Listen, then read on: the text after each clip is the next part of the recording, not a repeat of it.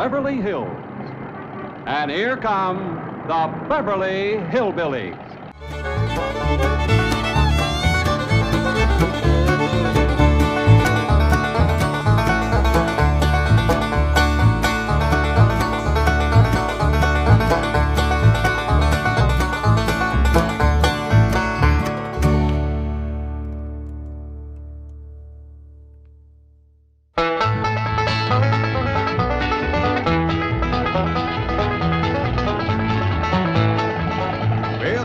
Let's find that house we bought.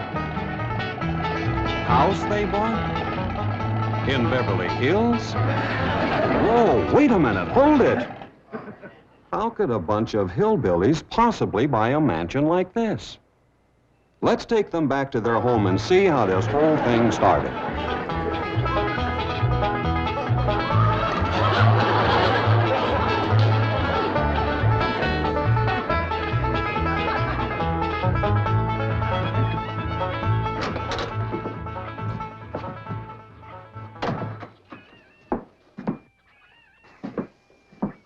Jed, you gotta do something about that young'un of yourn. How'd that happen? Fighting with a bobcat. Get hurt? I reckon so. It went limping off on 3 legs. I swear I don't know what I'm gonna do about that girl. Well, the first thing to do is to get her into a dress. She's getting too big to be wearing man's duds. Looky here. She's done popped the buttons off of her shirt again.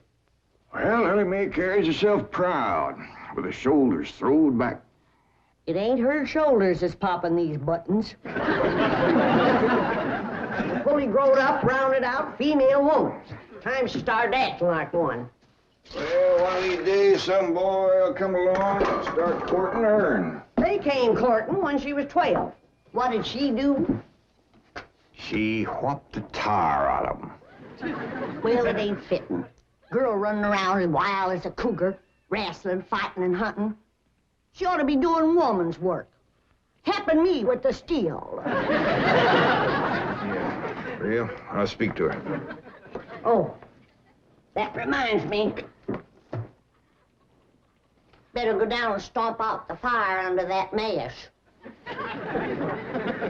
Hold on now, Granny. You ain't gonna stomp out no fire like that, are you? Huh? Oh, of course not. Don't want to burn my shoes. Paul? Granny! Somebody open the door! Howdy, Paul. What you got there? Stranger? Where'd you get him? I beat him with a rock. What for? He was skulking around down by the slough. Figured he might be a revenuer. He ain't no revenuer. Then can I keep him? Of course not. Well, I caught him. Don't matter. Well, he won't be no trouble. I could keep him out in the smokehouse. Elly May, you can't keep people like they were dogs and cats. Ooh! Ooh! Ooh! Ow! Ooh, that hurts!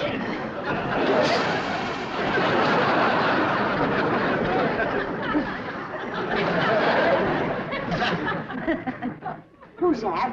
Some feller Elly found nosing around. Beating him with the rock so it'd be easier to tote. They're fellas from the petroleum company. What's a petroleum? I don't know. He asked me if he could do some wildcatting down by the slough. I said, help yourself. We're glad to get rid of the critters. What'd he say? Just kind of laughed. But the laugh's on him. There ain't no wildcats down there at that slough. No, it's too full of oil. Oh, what happened? Where am I?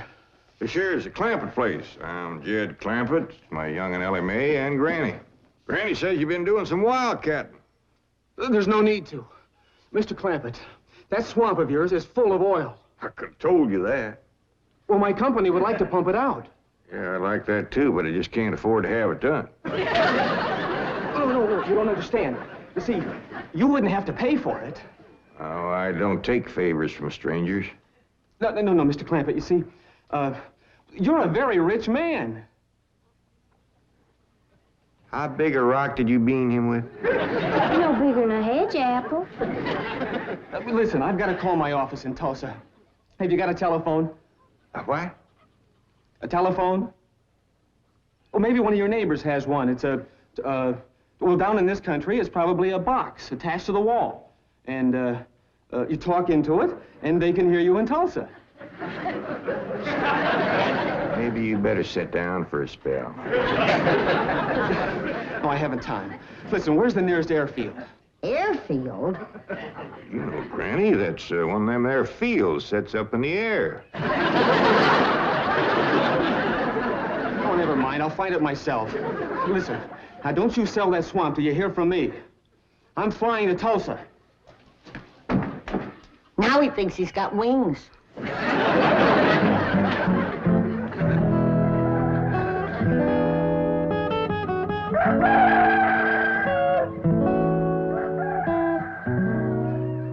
Morning, Granny. Watch them buttons, child. Granny! Them pigs of yours got into the corn. Did they drink much? I reckon they did. This here little fella was kicking blue blazes out of the mule. That's the trouble with razorbacks. They such a mean drunk.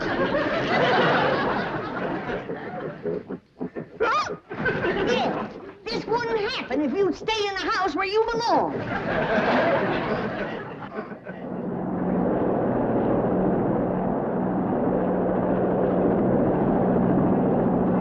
There it is, Mr. Brewster. On the tests and surveys, I'd say that's going to be one of the richest pools since East Texas. News like this is bound to get out. Let's go down and get Clampetts' name on a deal. Where's the gun? Where's the gun? Oh, there. What's the matter? You ought to see what just flew over Blueberry Ridge. What? The dad-blamedest biggest bird you ever laid eyes on. Probably just an overgrown chicken hawk. Chicken hawk, nothing. That thing could make off with a hog. Hurry up, put that gun together. No room to land near the cabin, Mr. Brewster. It's too rocky and hilly. Then let's get the sling ready to be lowered. Well, Mr. Brewster, that might be dangerous. Hang the danger. We're going to be the first oil company down there if it kills you. Me? Don't worry. If it's safe, I'll follow you. Granny, I see it. There it is. Land of mercy, look at that.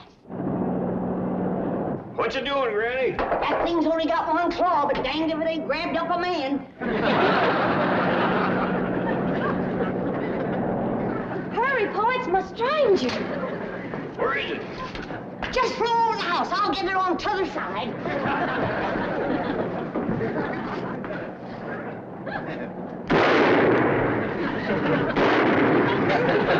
You kill it, Granny? No, but I made it drop that stranger.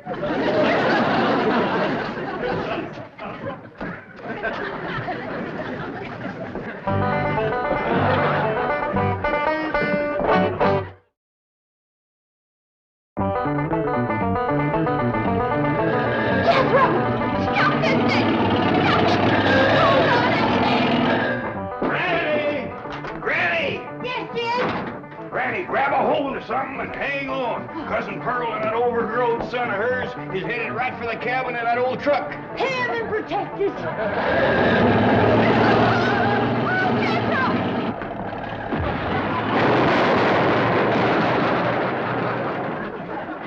Did they hit us, Jed? No, but I think they sure want the chicken house. Oh, Jed, I'm sure sorry about the chicken house, but nobody got hurt. Jethro, I told you to get rid of them worn-out brakes. I did, Ma. That's how come we ain't got none. Get on out and lift the chicken house back on its foundation. Jed? It's at gunpoint.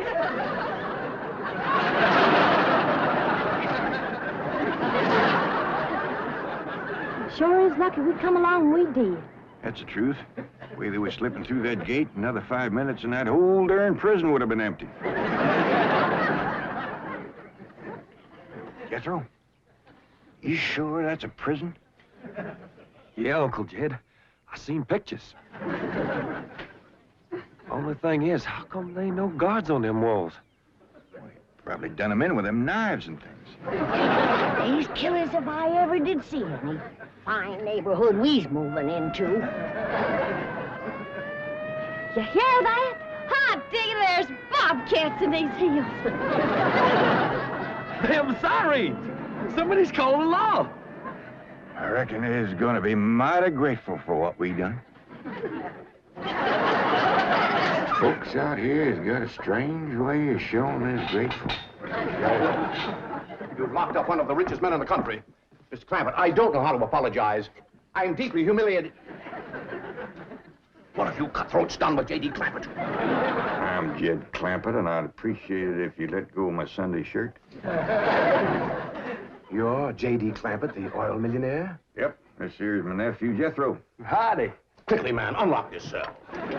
Mr. Clampett, on behalf of the entire city of Beverly Hills, I extend our deep and humble apologies for this unfortunate and embarrassing incident.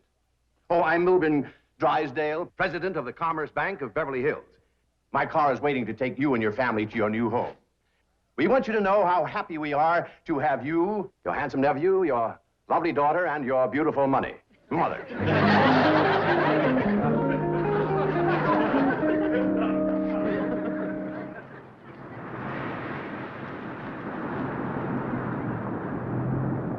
a minute! Stop this car!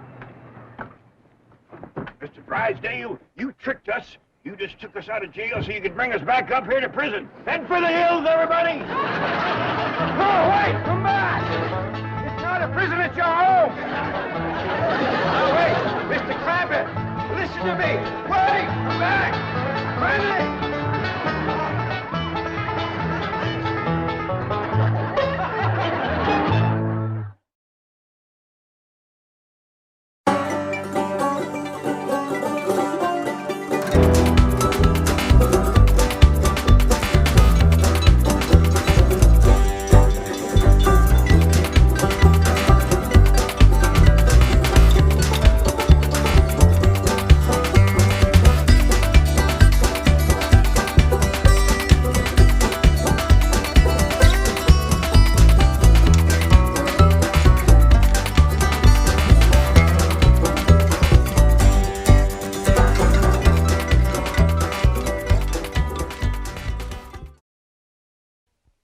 This has been a Filmways production.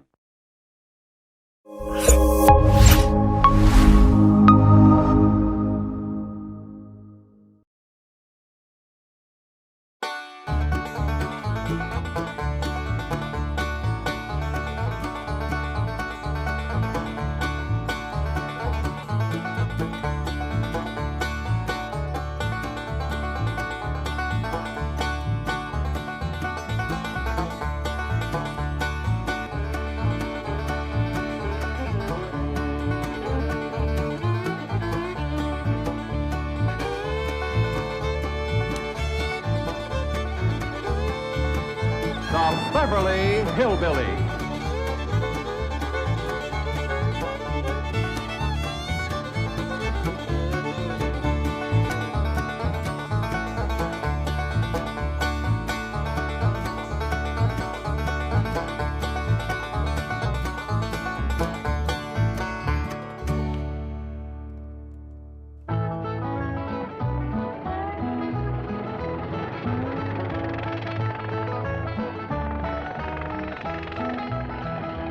Welcome.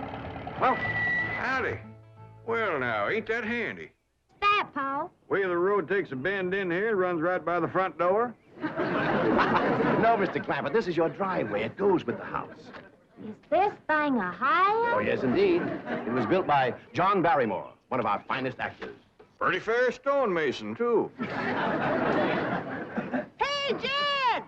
This here is dandy soil. Fine, Granny. We'll commence plowing tomorrow. But this is Beverly Hills. Dirt is dirt. Yes, I know, but why don't we look around inside, eh?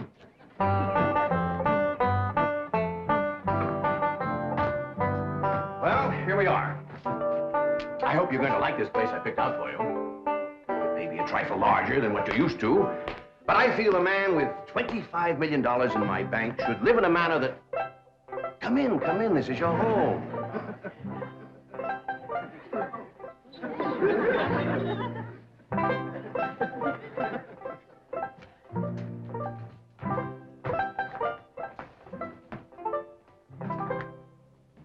As I say, it may be a bit more than you're used to, but I'm sure you'll be comfortable. Now, my secretary will be over right away to help you with the hiring of servants or whatever problems you may have. She's a very efficient girl, Miss Hathaway. Jed? Jed? Jed? You and Jethro fetching my stove so I can get some victuals to cooking? Oh, you have a beautiful stove. Thank you. Fetch it in, Jed. You scare up some wood, Elly. No, I mean you have a stove already installed in the kitchen. Where's that? I'll show you. Excuse us. Elly, you go with Granny. She'll still need you to fetch some wood. Sure, Pop. Uncle Jed, guess what? There's a whole nother house up here. Jethro, come down from there. Like as not that belonged to somebody else. Darn. This is your kitchen. Oh, and here's the stove. The last word in food preparation. And speaking of food, you'll find everything you could possibly want stored right in here. See?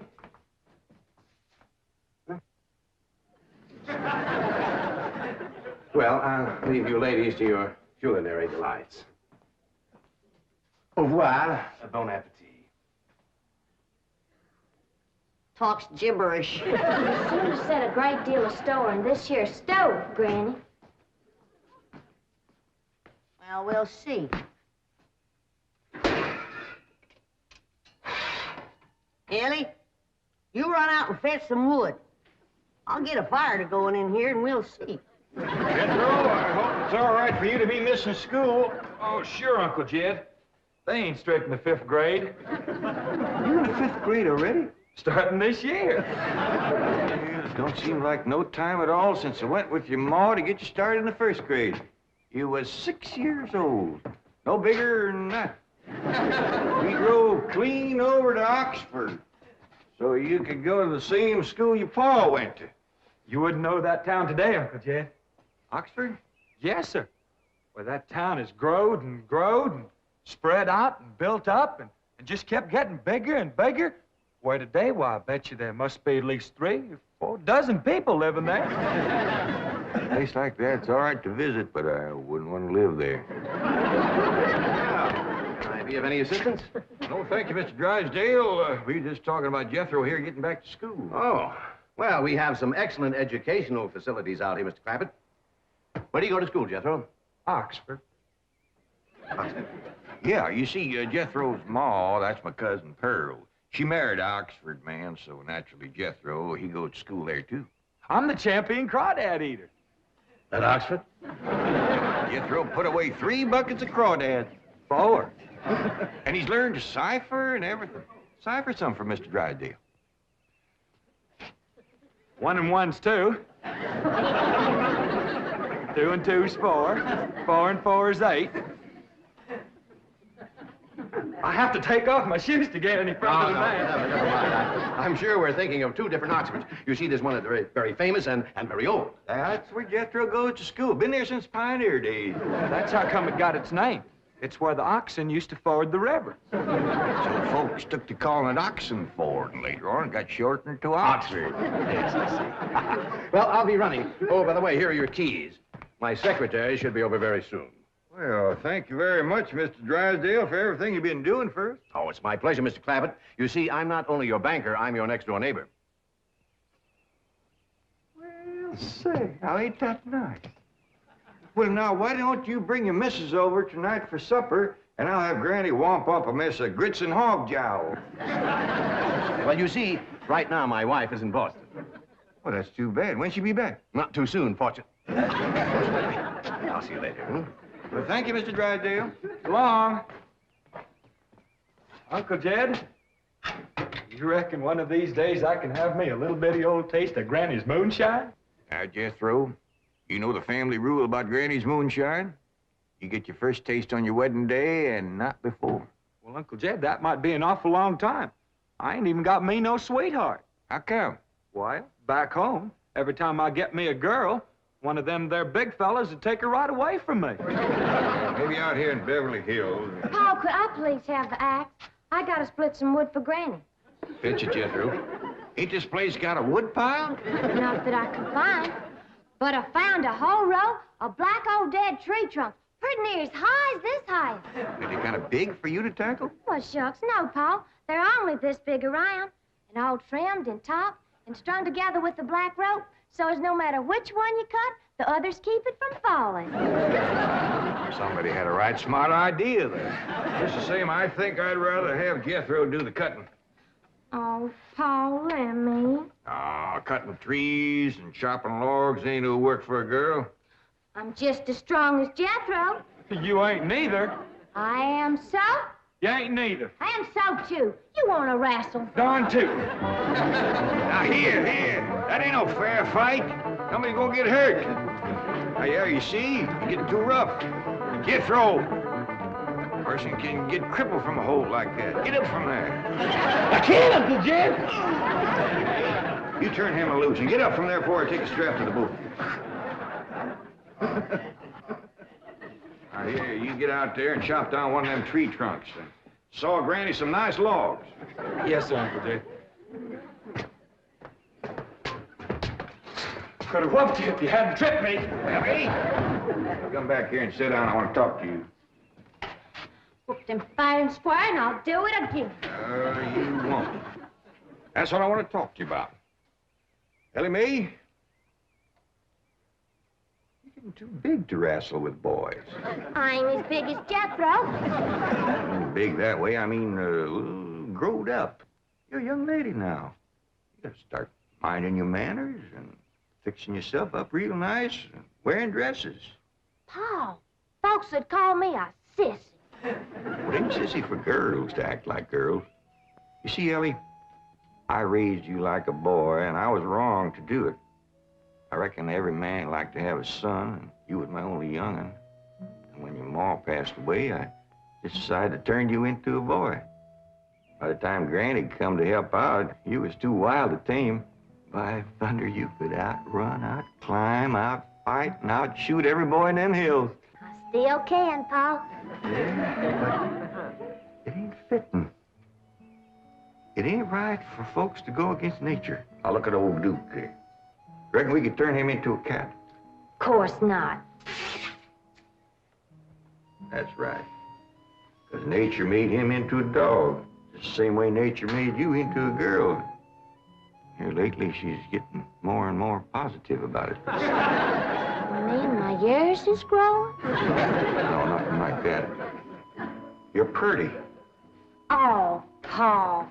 I know you don't like it when I say that, but you like it when the young fellas around here come in saying it, and they will. Only they'll probably be using words, fancy words I won't even understand. But Elly Mae, ain't nobody can ever tell you how pretty you really are except me. You're the living picture of your mom.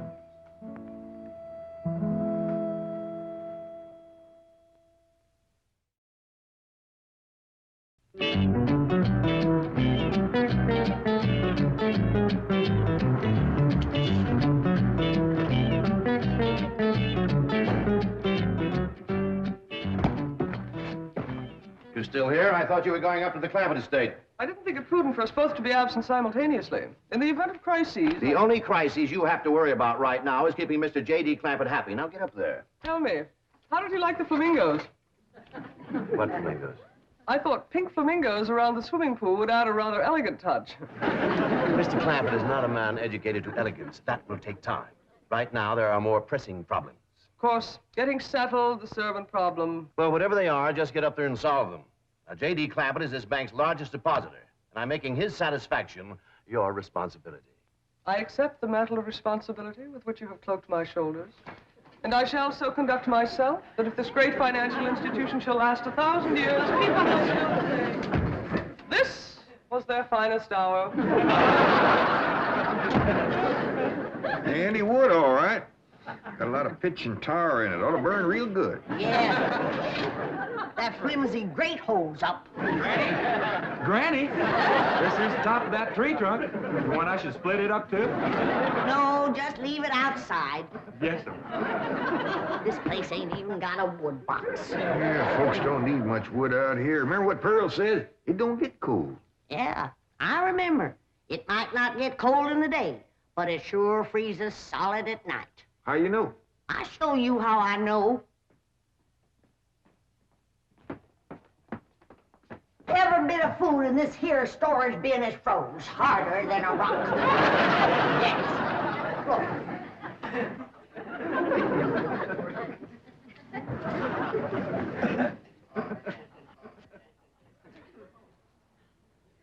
Mighty thin-skinned hog.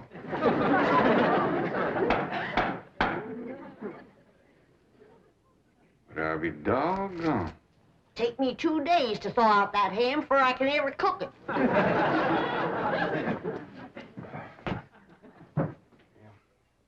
People ought to know better than store food up against the north wall. Tomorrow we'll dig us a root cellar and we put all this stuff in it. Jethro, go on out there and catch us a chicken. Okay, Uncle Jed. How you know we got chickens? Place this size is bound to have chickens. They ain't all froze today.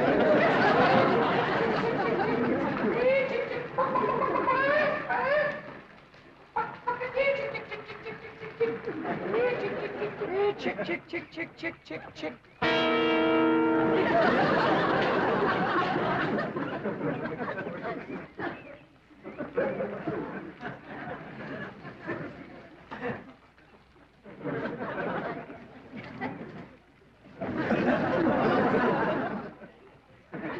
I keep a chicken. Here's that bucket. You want it? You take it, Ellie. See if you can find a creek. I gotta have some water. You know a pump on this place? It ain't even got a well. Uncle Jed. Yeah, boy. Did you find a chicken? I found something. I ain't sure if it's a chicken, a goose, a duck, or what. Where is it? I couldn't catch it. That thing can outrun a jackrabbit. There ain't no goose or duck. Must be a chicken. If it is, I was right about things growing bigger out here. That thing was this high. Chicken? Ah, Jethro. Honest, it's got legs this long. Dibby's on the drumstick. Drumstick ain't much. Whoever gets that neck is eating from now on. Commences here and runs plumb up to here. Jethro, you ain't forgot what I said about Granny's jug of liquor. I ain't been at Granny's jug. You have your in for it. Honest, cross my heart. Where'd you see this chicken? Down by the cement pond. Cement pond. Uncle Jed, that pond is the fanciest thing you ever did see. Why, they is steps, so's the cattle can walk right down into it and get a drink. And up at one end, there's a lady standing there made out of rock. And she's a-pouring water out of a jar right into that cement pond. Oh. Well, that's how come that big old pink chicken to get away from me. Flew right over the top of that there rock lady, landed in that pond, and swam like an otter. Just flapping them big old pink wings and hollering. What color did you say that chicken was? It's pink. Ain't I told you that stuff would stunt your growth? Miss Granny, I didn't touch a drop. You and me is going to the woodshed. Jethro, you swear to be telling the truth? So help me, Jefferson Davis. You take your hat off when you speak of the president. He ain't president no more. I'll have no Yankee talk in my kitchen. Now, Jethro, you and me's going back out there and corner that chicken. Granny, you get your fire to going. Ellie Mae, you sweep up out front and keep your eyes open for that Miss Hathaway. I'm counting on her to take you in hand and get you in the right kind of clothes. Come on.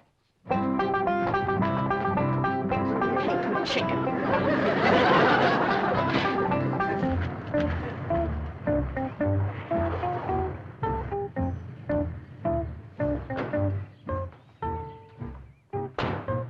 You there, young man. I ain't a young man, but I sure do thank you for thinking so. Good heavens, you're a girl. Yeah. I'm Jane Hathaway, executive secretary to Mr. Drysdale. And you, I take it, are a domestic of some sort? Cleaning girl, housemaid? Just what are your duties with Mr. Clampett? Well, he sent me out here to sweep up, but he said you'd take me in hand and get me in the right kind of clothes and everything. Indeed, I shall. We have a complete servant's wardrobe from chef to chauffeur. Come with me. What in the name of Thomas Chippendale is this? Has Mr. Clampett seen this disgraceful and unsightly mound of debris? Oh, yes, ma'am. This is all his. Oh, what charming antiques. Just like you said, Jethro, a rock lady pouring water into a cement pond. Yes, sir. And over there's where I seen that great big pink chicken. Only thing is, it don't sound like a chicken. It makes a kind of hollering noise.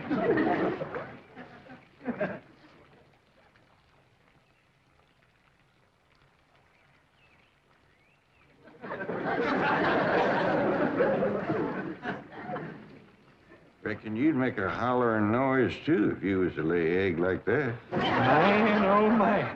That's what I call an egg. Well, you won't have to worry about food now. Wait till she cooks this.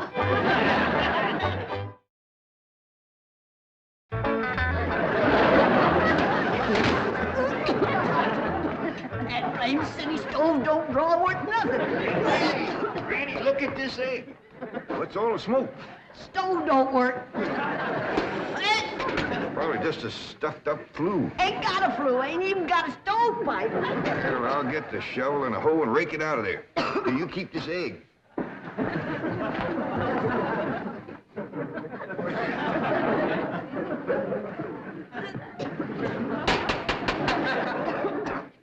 Just like everything else out here. Froze solid.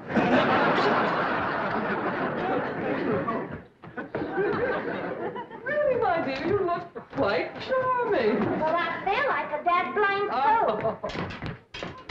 Just a moment. Yes, sir. Now I'll be right back. Oh, that was my Paul. I take it he's a gardener. Oh, yes, ma'am. Paul just can't wait to commence gardening. Apparently. However, as though I admire his enthusiasm, I must forbid him access through the main entrance. Now, tell me about the rest of the staff. Is there a chauffeur? A what? Someone who does the driving. Oh, yes, ma'am. That's Jethro. Of course, I don't reckon he can stay around very long. He's got to get back to Oxford and go to school. Oxford?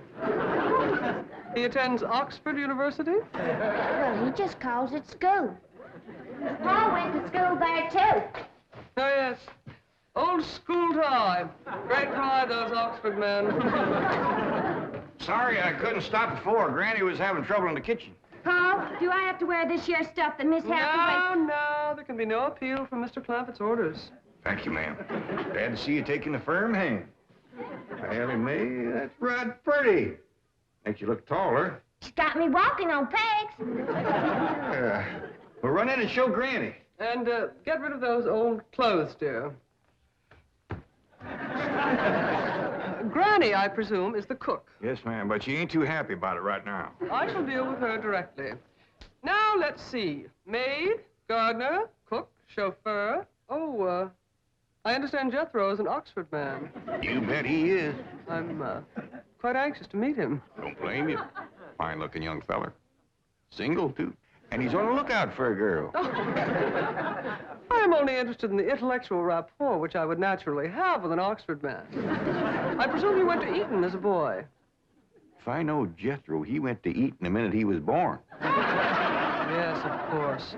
I suppose his father matriculated him. I kind of think maybe it was his ma. Oh, well, no matter. At any rate, he's an Eton man. That he is. Matter of fact, Jethro won the Eton championship. How marvelous. What was he champion of? Eton. Yes, I know, but what was it? Cricket? Oh, no, it was crawdad. I don't think even Jethro'd eat crickets. I was referring to the game of cricket. Jed, where's the axe? I'll bet you, Granny. You talk to Miss Hathaway. And just why does Cook need an axe? I've hit this with everything I could lay a hand to. I even whopped it with an iron skillet. You are supposed to hit it with a croquet mallet. All right, where is it? I don't think I'll tell you. There is a time for work and a time for play. Now then, what are we cooking for Mr. Clampett? Well, I don't know what you're cooking him, But if he wants any victuals from me, somebody better shoot a possum. Possum? You got a better idea? But of course, a nice big fluffy souffle. All right. You shoot it and you skin it. You don't even know what a souffle is. What kind of a cook are you? I'm a cook with a stove that don't draw, food that's froze solid, chickens that can't be caught, eggs that can't be broke, and a smart alecky city woman telling me my business. That's what kind of a cook I am. Mind your tongue, little woman. I can have your job. You sure can, and the sooner the better. Jethro's coming, and just wait till you see what he's got. Thank heaven. Now I can have an intelligent conversation. Granny, I got that big chicken. I hope it ain't as tough as its egg. That is a flamingo. Oh, no, ma'am. That's my nephew, Jethro. Jethro, say hello to Miss Hathaway. Howdy, ma'am. This the big dangest chicken you ever did see. You go to school at Oxford? Yes, ma'am. I'm in the 5th grade. Stop bragging and wring that chicken's neck. Ellie Mae! Oh, stop, you barbarians! Don't harm one feather of that beautiful bird. I've taken just about as much as I'm going to take from you. Yeah, Granny. Ellie, you get the fire going under the big kettle outdoors. Young lady, where is your maid's uniform? I ain't going to work. Oh, yes, you are. No, I ain't. Oh, yes, you are, if I must subdue you forcefully. I wouldn't try that. Tried to tell you. I'll set on her, Ellie. You get the fire to go. Now, here, Granny. Come on, let her up. Get off of her. You are discharged. All of you. Sacked. Fired. You are the most incompetent, insubordinate, belligerent group of domestics it has ever been my misfortune. Hathaway! Ah, Chief. You're just in time to help me take disciplinary action. You're fired. I've already told them. Not them, you. These people are the Clampetts. Clampett? Yes, that's right. Now go back to the office and pick up your severance pay. You're through. Now, Mr. Drysdale, hold on a spell. I reckon there's been a kind of a misunderstanding. But this little lady's been a right big help to us. Why, she fit in just like one of the family. Matter of fact, her and me is going out hunting. Ain't that right, Miss Hathaway? Yes, and... Yeah. Jethro, you can take that pink chicken back out to the cement pond. We're going out and shoot us a nice big fluffy souffle.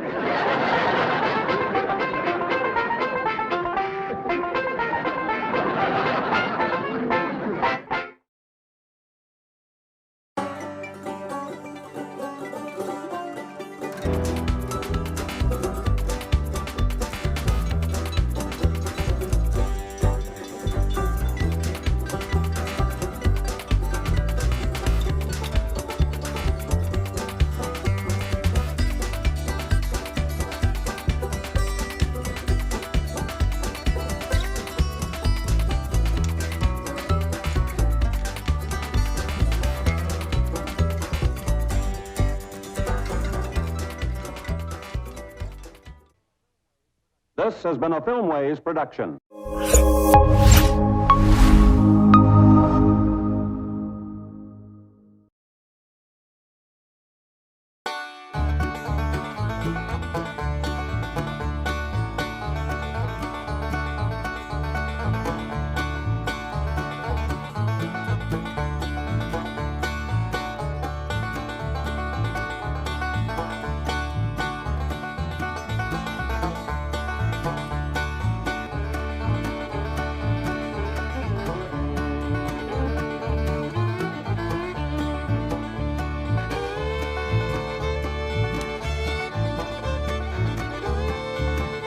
The Beverly Hillbillies.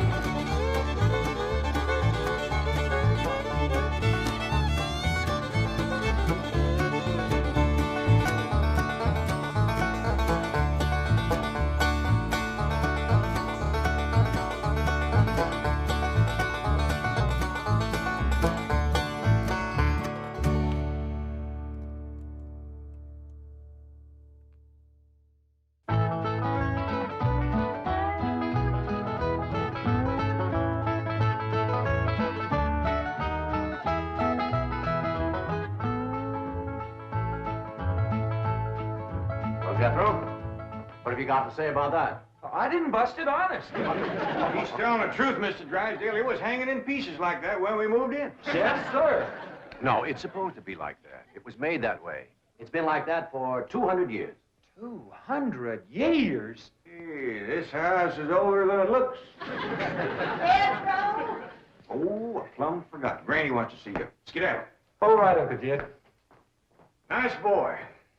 His ma, my cousin Pearl, gave me the notion to move out here. Well, I'm most grateful to her. Oh, but first, I wanted to explain about this priceless crystal chandelier. It was designed and made for Louis XV, hung in the Hall of Mirrors at Versailles. Napoleon Bonaparte planned campaigns with the light of that chandelier. Talleyrand used it. Wellington, Disraeli, Bismarck, Wilson. Mr. Drysdale, we're just plain folk. We don't mind a few things being secondhand. Getting back to my cousin Pearl, she's looking after the old home place for me. You ain't never seen my family home, have you? No, I haven't, Mr. Clampett. It's a dandy. Yes, those southern mansions are beautiful. I suppose it has the large white pillars. It did, but we bring them along and put them on the beds out here.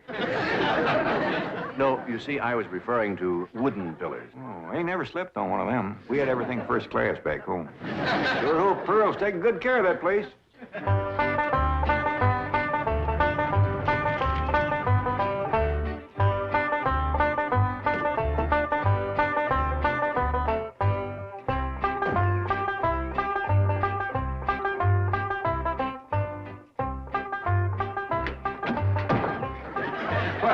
Hello there. Oh, why, you're Mr. Brewster from the oil company that paid Cousin Jed all that money for his swamp. 25 million to be exact. You ain't here to back out, are you?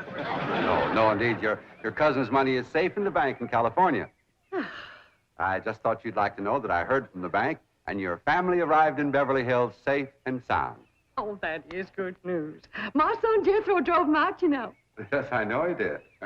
Oh, I have something here from the bank. I think you'll enjoy it. For me? They told me at your house I'd find you here. Yeah, well, I promised Cousin Jed I'd keep an eye on the old home place for him. It's a long trip from my house, but I'm glad to do it for Jed. That's nice of you. Yeah, well, you know, can I help you look for that money? What is the money? It's pictures of the estate that Mr. Drysdale, the president of the bank, purchased for him in Beverly Hills. Oh. This is now the Jed Clampett estate. Land to mercy, look at that. Why, it's bigger than the state capitol. Quite a change from this place, all right. What in the world is that? Oh, that's the swimming pool. Swimming pool? Yes, quite ornate. Oh, my son Jethro's gonna like that.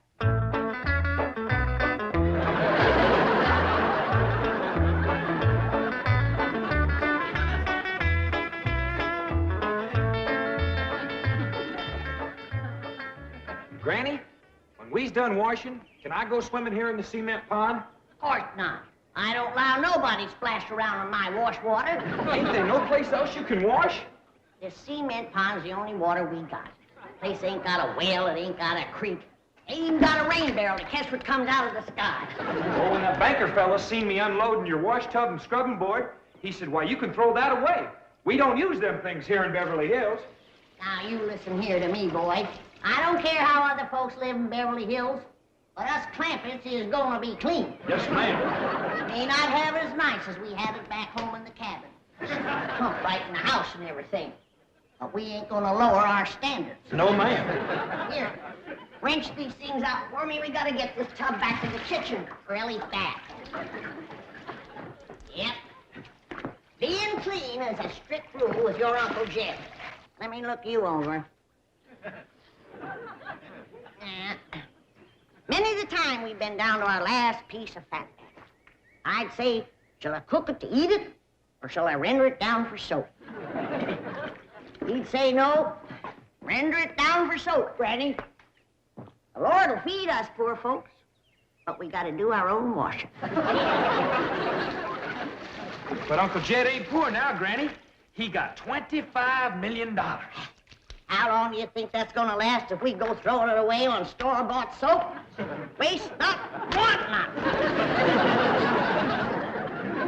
Now, here's a view of the entrance hall. My stars and garters. Why, it's a palace. Whoever would have thought that my cousin Jed would be living in an estate like this? Well, the credit is yours. You're the one who talked him into moving. Oh, well, I put the notion in his head. But it was really kind of Elly Mae he went.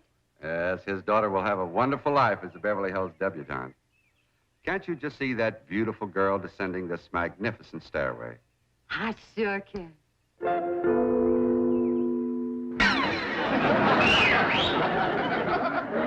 Elly Mae, I don't reckon that's the way a young lady comes down the steps in Beverly Hills, is it, Mr. Drysdale? Oh, not as a rule, no. Oh, I can come down the other way. Watch this.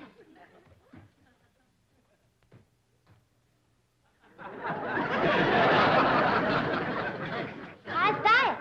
Well, that's not exactly what I had in mind. Well, show me. No, my secretary will show you. Oh, she's in town doing some shopping for you. Oh, what's she getting me? Now, that's going to be a surprise, Ellie, but it's some things you've been in needing, and they're going to be pretty, and you're going to like them. Things I've been a-needing? A set of muskrat traps. A three-blade frog sticker? Nope. A ready-made slingshot. Now, Ellie, you way off the track. Now, you wait till Miss Hathaway gets here, and you'll see. Yes. Well, I'll be pushing along to the bank.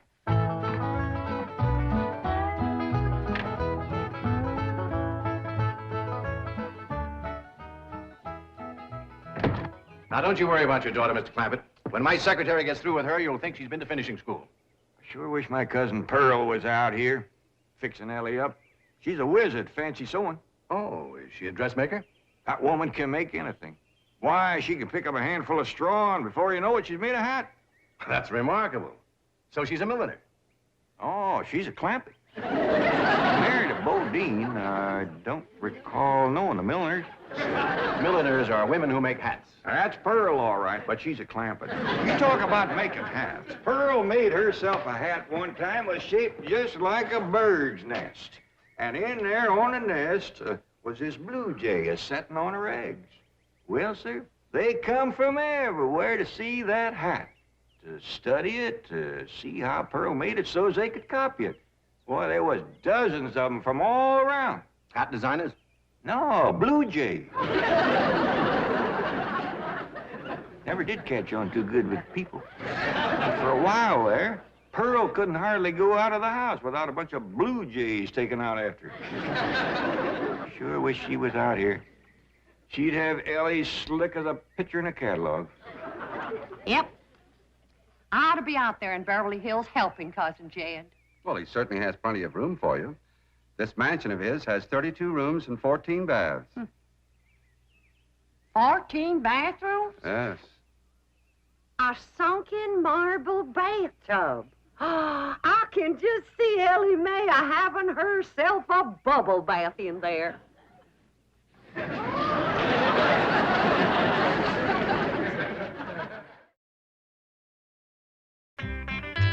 tell you, Mr. Brewster, the more I see of these pictures, the more I want to get out there and help Cousin Jed. Of course, I wouldn't go without being asked.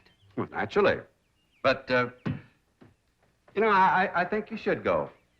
I've been asked. Well, now, it's not exactly my province. Well, why don't you telephone your cousin and talk to him? Oh, why, they ain't a telephone within 40 miles of this place. Nearest one, I guess, is at the International Emporium, clean over to Oxford. Well, I'll be happy to drive you over there. Oh, I couldn't let you drive me all that way just to use telephone. Busy oil company man like you. That's 40 miles. There's no trip at all in this car. No, I couldn't do it. Why, folks would see me riding in this big, shiny car with a tall, good-looking city fella. Why, sure as the world, they'd think that... Let's go. Well, what about your horse and buggy? Oh, just untie Betsy. You go on home.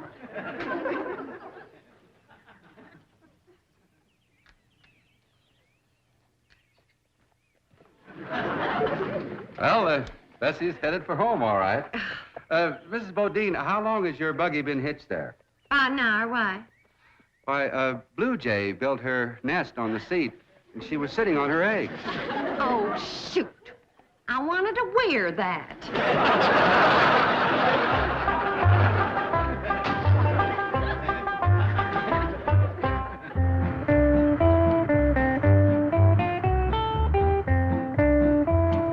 And here's Miss Hathaway.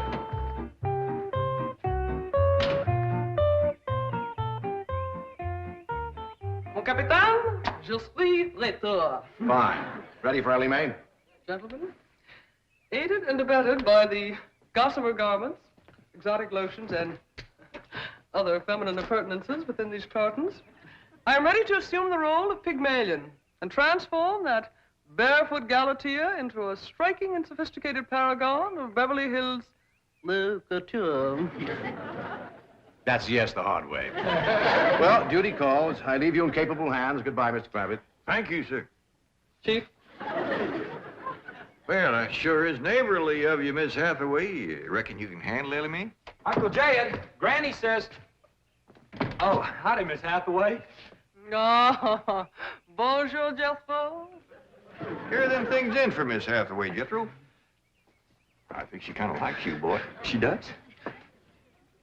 Well, I can't take 'em into the house. That's what I come out here to tell you. Granny says that all the men folks got to stay out of the house while Ella Mae's taking her bath. Oh. But isn't Ellie Mae bathing in the privacy of her own bedroom suite? Hear what she called you? Sweet.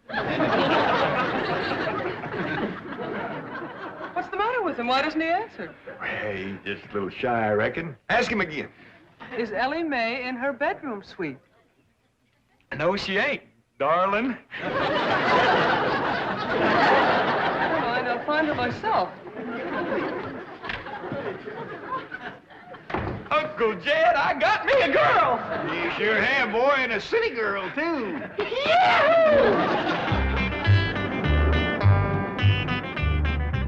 Some city girls I were about. Jethro's such a good-looking boy. Every girl in the 5th grade was after him. I hardly think anything serious can develop between boys and girls in the 5th grade. Oh, I don't know. So far this year, there's been 3 couples out of Jethro's class get married. Married? 5th grader? Parson's nearly as busy in that school as the teacher. That's amazing.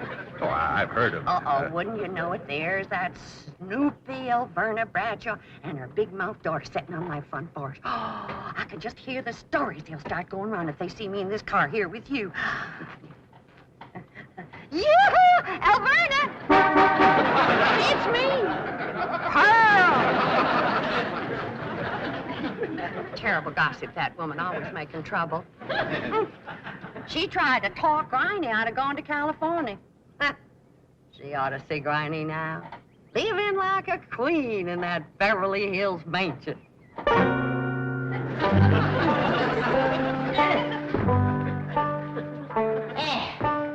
I should have listened to Alverna Bradshaw and stayed home. And had a pump right in the house. Didn't have to tote water a quarter of a mile. Oh, you ready to get rinsed off, Ellie? Well, not yet, Granny. Should have washed my hair. No. You better wait till I can catch some rainwater. That pond water smells like it's got medicine in it. I wondered why there's no fish in that pond. Yeah, I reckon that water killed them fish. Don't you worry. My lye soap will kill anything that killed them fish. Have you seen... What in the world's going on here? Well, there's a bath going on. That's what's going on. Howdy. But I don't understand.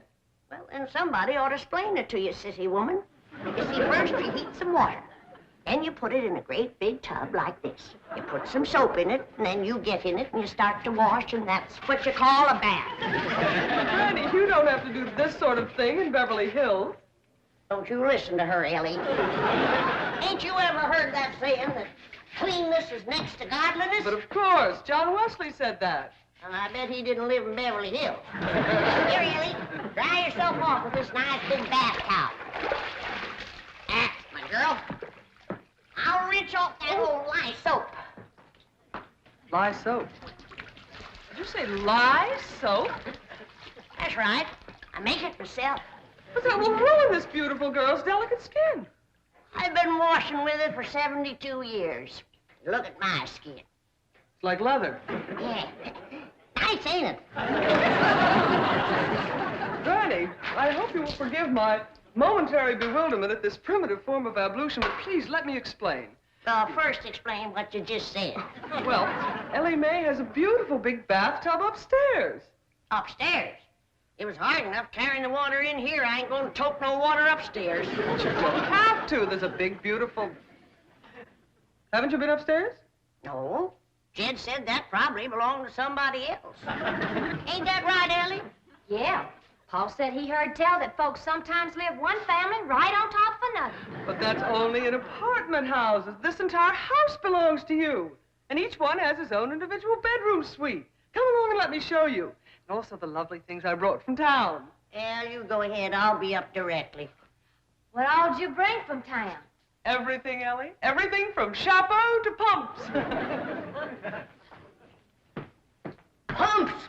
Praise the Lord. Now I won't have to tote water. Jethro? Yeah, Uncle Jed? Now, as you're going to be keeping company with a girl, is there any questions you like to ask me? What kind of question? About girls. How much you know about girls? They softer than boys. Yeah, I reckon. Generally speaking. And they shorter and rounder. Yeah? And the hair's longer and it smells sweet when you snuggles up to 'em. Oh, so you've been doing some snuggling, have you? I done more than that. Yeah, I reckon you better tell me about it. Who was she? Prettiest girl in the hills. Big Mouth Bradshaw. Old Verna's girl. I hear tell she's kind of fast. Is she ever? Uncle Jed, I was walking past the cabin, and Big Mouth, she calls out the window to me. She says, "Howdy, Jethro." She says, "My ma's just made a big batch of cookies. Come on in and have some." And I says, "Sure your ma won't mind?" And she says, "Ma's gone, and so's Pa. I'm here all alone." Well, Uncle Jed, I was in that house before you could wink an eye. Can't say as I blame you. No sooner was I inside, the Big Mouth, she puts a music record on the phonograph machine and commences to sashaying around, a twisting and a turning. Dancing. Yeah, I reckon so. Anyway, she says, "Put your arms around me, Jethro, and I'll teach you the two-step." What'd you say? I says, "Listen, Big Mouth," I says, "here we are all alone. Your ma and your pa gone, and you think that I'm going to waste my time dancing?" I says, "Not me, sister. Bring on them cookies."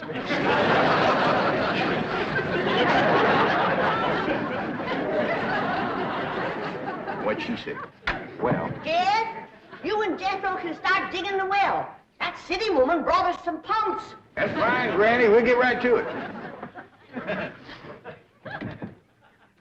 What'd that Bradshaw girl say when you said bring on them cookies? well, she just held up them cookies like this here, kind of blinked her eyes at me, and said, "Jethro, which do you think it tastes sweeter, these here cookies or my lips?" Well, Uncle Jed, right then and there's when I found out she was fast. I grabbed them two cookies, and it took me 2 miles to outrun that gal.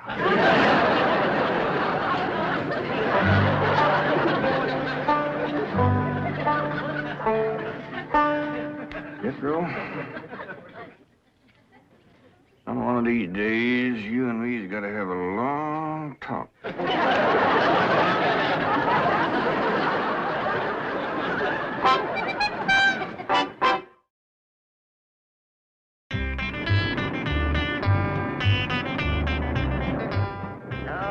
Yes. He's a lady killer, that bar of mine. While Verna Bradshaw's daughter traced him all the way home one day. Sounds like Jethro has a lot of charm and sex appeal. Oh, he has. It's funny how a daughter can take after her father and a boy can favor his mother. Yeah. I ought to be out there looking after Jethro. You know Jed's gonna need him to help garden a place this big. Well, most Beverly Hills mansions have regular gardeners. And, of course, a complete sprinkling system. Sprinkling system? Oh, yes, indeed.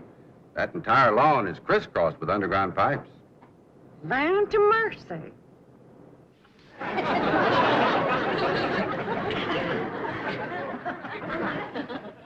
500, Jethro, there's water all over this property. Ain't too deep, neither. I know. Should I commence to digging? Well, now, let's get as close to the house as we can. That way the pump won't have so far to pull. Robin? Jethro? Oh, here comes your sweetheart. It's Clampett. I cannot handle that daughter of yours. What happened?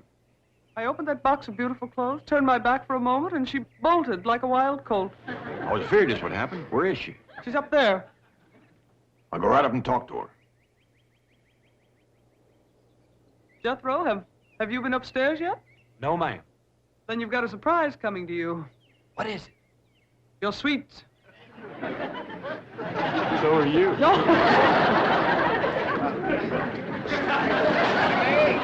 Oh, howdy, Pop. Elly, I'm ashamed of you. Running off from Miss Hathaway. You run away from Miss Hathaway What'd you climb up here for? to cut a fork for that new store-bought slingshot she brought me. Did she bring you a slingshot? Fanciest thing you ever did see.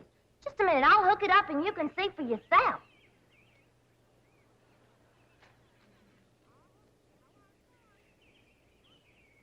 Look at that. Doggone. A store-bought, lace-trimmed, double-barrel slingshot. Ain't it a doozy? I don't know how good I can aim it, but it'll sure throw a heap of rocks. Yeah. They really need me out there. Why, I could work wonders for Elly Mae with my fancy sewing and beauty secrets and hairstyling and everything. Of course, I had to learn all those things, not having a husband to support me. Didn't you say it was 40 miles to the town of Oxford? That's right. Well, we've already driven 110 miles. Land to mercy, I forgot to tell you the turn-off. Well, as long as we come this far, maybe we ought to go right on to California.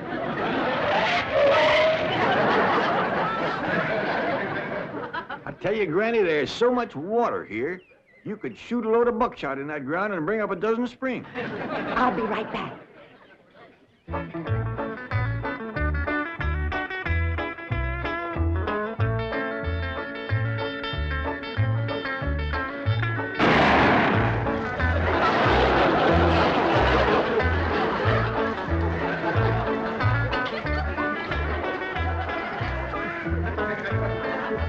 I ain't never missed yet.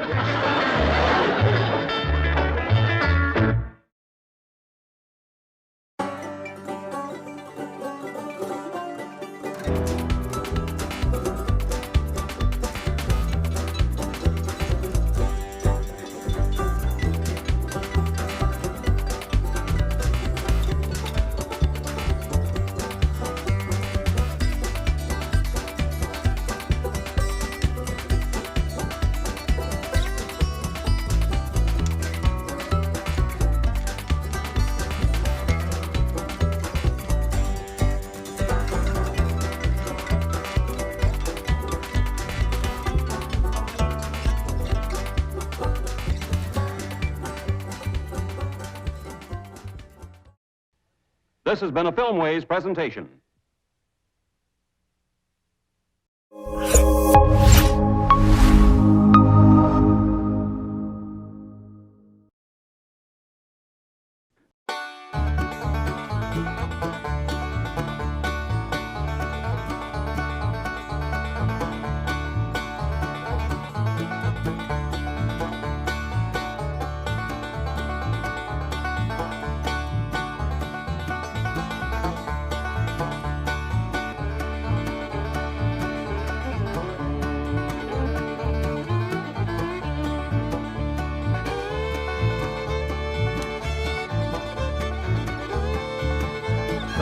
Beverly Hillbillies.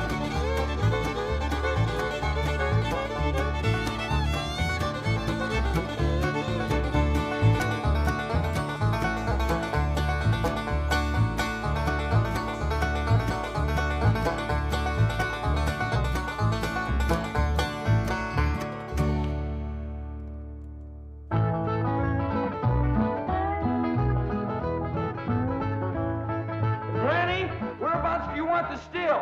Over here on this side of the cement pond, Jethro. Okay, Granny.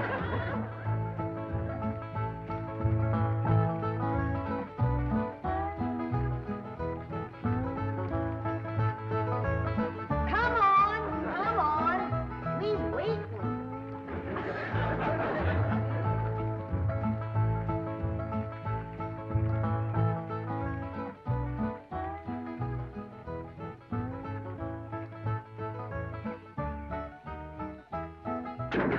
Turn it a mite that way, Jethro.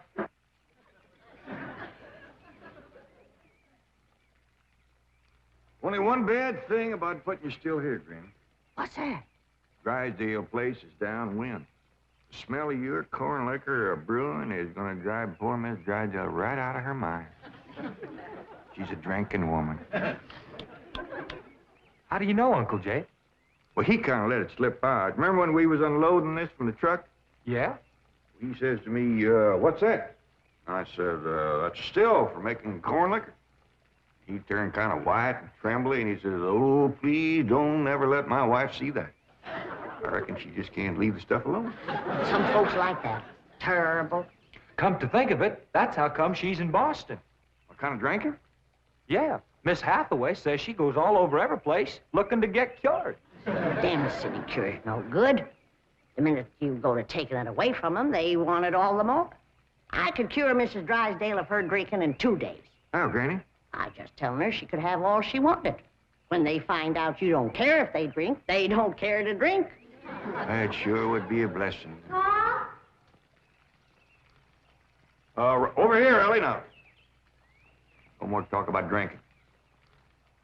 Hey, look, everybody. Ella Mae's wearing a dress.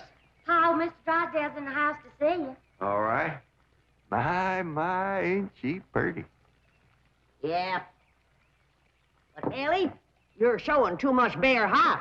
Well, that ain't her fault, Granny. She just got the dress on backwards. Ellie, honey, put it on the other way around. All right. Hold it. Hold on. What in the world kind of a dress is that?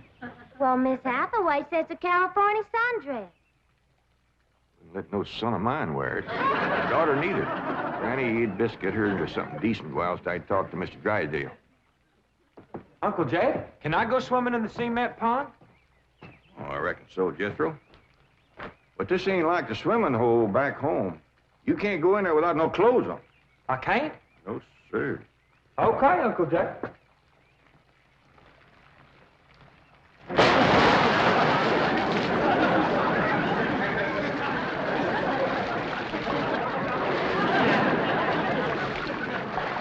Someday I gotta have a long talk with that boy.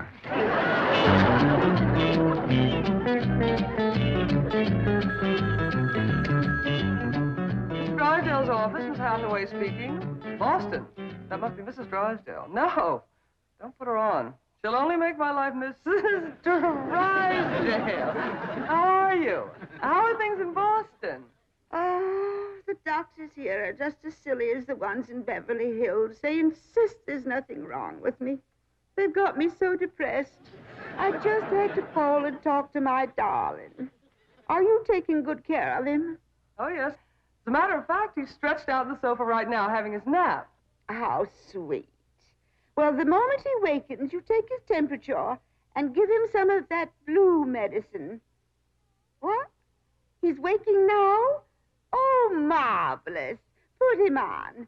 Tell him Mumsy wants to hear his sweet voice. Speak to your mumsy. He whined. Oh, he probably has a migraine. Oh, poor Patricia, my lord. Even made a hypochondriac out of you. Any message for Mr. Drysdale? Who? Oh, Milburn, my husband. Yes, well, isn't he there? No, he's up at the Clampett estate. Clampett. They bought the place next to yours just about the time you left for Boston. I don't find them listed in the first families. You tell Milburn not to mingle with them socially until I've had a genealogical check run on them. We don't want riffraff living under our very noses. For pain, one swaller. Don't open near fire. I'll be right in, Mr. Drysdale. Thank you, Ellie Mae. Granny, this is quite an array of medicines you have here. Yep, them's all the remedies I made myself. I wish you'd make something to help my wife. She's a terrible hypochondriac. Oh, what's the hypochondriac? Ellie, you run along now. I'll join you directly. Yeah, she goes from doctor to doctor to doctor. Well, I reckon the doctor can't help what's ailing her. Of course they can. It's psychosomatic. But she insists on prescriptions. Oh, I wish you could see our bedroom. Bottles all over the place. I plead with her. I hide the stuff. She always finds it or gets more. You think that's a lot of bottles? You should see my wife after a trip to the pharmacy. Why, she's so loaded she can hardly stagger up the stairs. Sit down, Mr. Drysdale. Set yourself. And she has a dog. A perfectly healthy poodle. Now, would you believe that she Don't tell me. laps it up just like she does? Lord, look. You're sure toting a heavy burden. Now, maybe I can help you. Now, if she was to think that every time that she was to... You can just wear that barrel till your clothes get dry. What happened to Jethro? Get too close to a skunk? He jumped in the pond with his clothes on. Mr. Drysdale, I'm sorry to kept you waiting. Did Granny tell you about her complaints about the kitchen? Jed, I'm ashamed to mention my piddling troubles to a man bowed down with the misery he's got. You know his wife.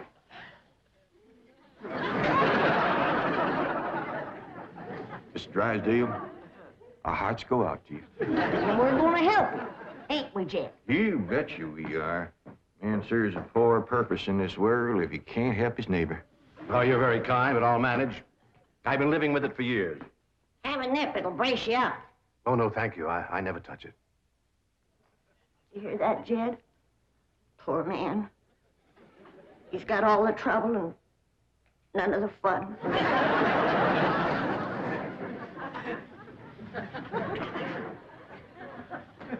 There goes a soft-hearted woman. Yeah. Now, about her complaints. Oh, yeah.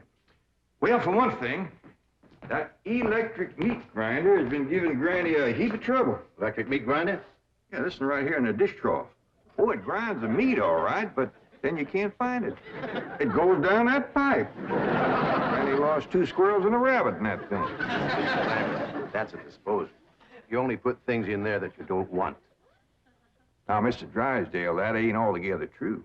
Granny sure wanted them squirrels and that rabbit. And another thing, this here sideways pump don't work at all. We must have carried in a barrel of water to prime that thing, but it didn't work.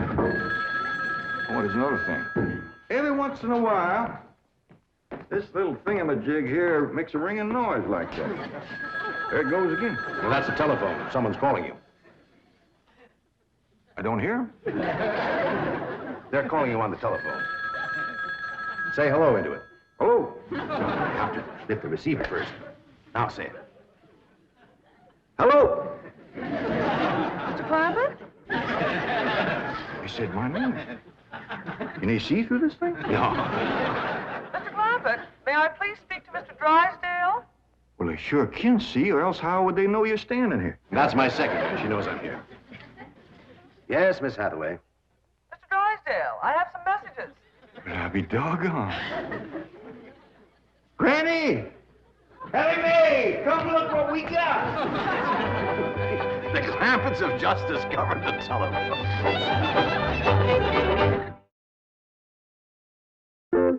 Yes, indeed. This is a marvelous invention.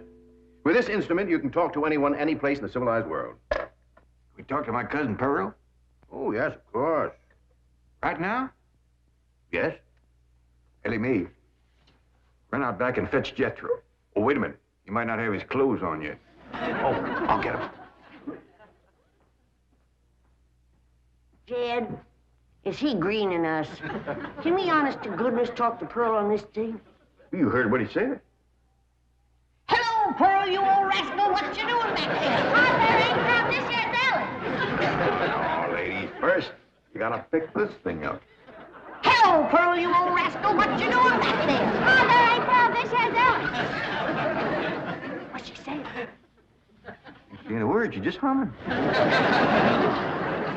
She ain't even humming a tune. Shut up, humming, and say something. Jethro will be right in. You ready to call Pearl? You've been a calling, but you just hummed. That's dial tone. First, you've got to dial long distance like this. Okay. Howdy, Pearl. Hello, Pearl, you old rascal. What you doing back there? Oh, there ain't Pearl. This here's Elly. This is long distance. We know that, Pearl. Oh, I believe you have the operator. What's Pearl's number? Number? Operator. Just a moment. Hey, folks, Mr. Drysdale told me what y'all was up to. You can't talk to Ma on that thing. Well, look who's getting too smart for his britches. Too big for him, too. Mr. Drysdale says we can talk to her. Yeah, you think you know more than Mr. Drysdale? Well, I know Ma ain't got no telephone. Excuse me, Paul, operator. You sure spoil things. And who asked you to butt in? I'll get it. I know what to do when it does that. Hello? Yeah, he's here. Well, for goodness sake. Well, sure. Well, howdy there, Miss Drysdale. This here is... Margaret! Oh, how wonderful. What? Man? Oh, yes, the telephone man. Well, how are you? I'm worried, that's how I am. I'm afraid, Milburn, that you've let the wrong kind of people move in next door to us, and I'm dreadfully upset. Now, dear, you mustn't let yourself get into this condition. Control yourself. No, dear, you mustn't come home yet. No, not until we get them in shape. I mean, get you in shape. I'll let you know. Now, we'll wait until you're cute. Milburn, I want to meet the Clampetts as soon as possible. Now, when will that be? What about Christmas? Next year.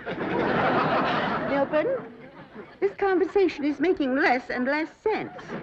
Now, I want the truth about the Clampetts, or I'm flying home immediately.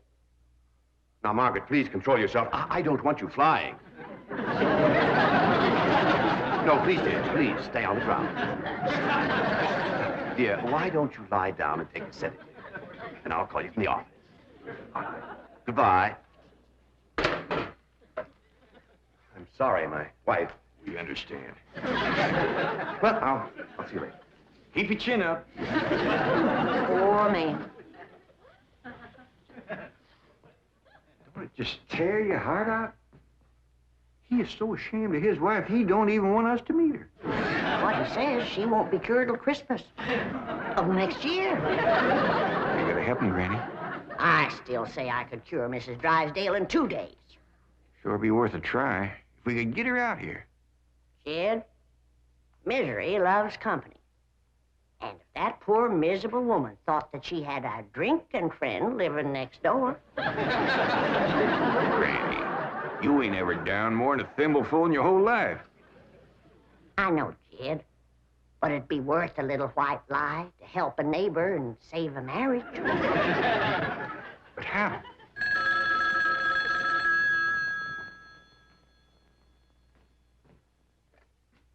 Hello? Yes, ma'am. Ain't that a stroke of luck, Granny? It's Mrs. Drysdale again. Well, no, ma'am, he ain't here, Miss Drysdale, but Granny and me'd like to talk to you. We your next-door neighbors, the Clampetts. Listen, honey, I got my still set up not 50 feet from your back door. Now, you come on home, and you and me will get glassy-eyed, falling down crocked. We'll get juiced at eyeballs. How does that sound to you, honey? I don't hear nothing. Me neither.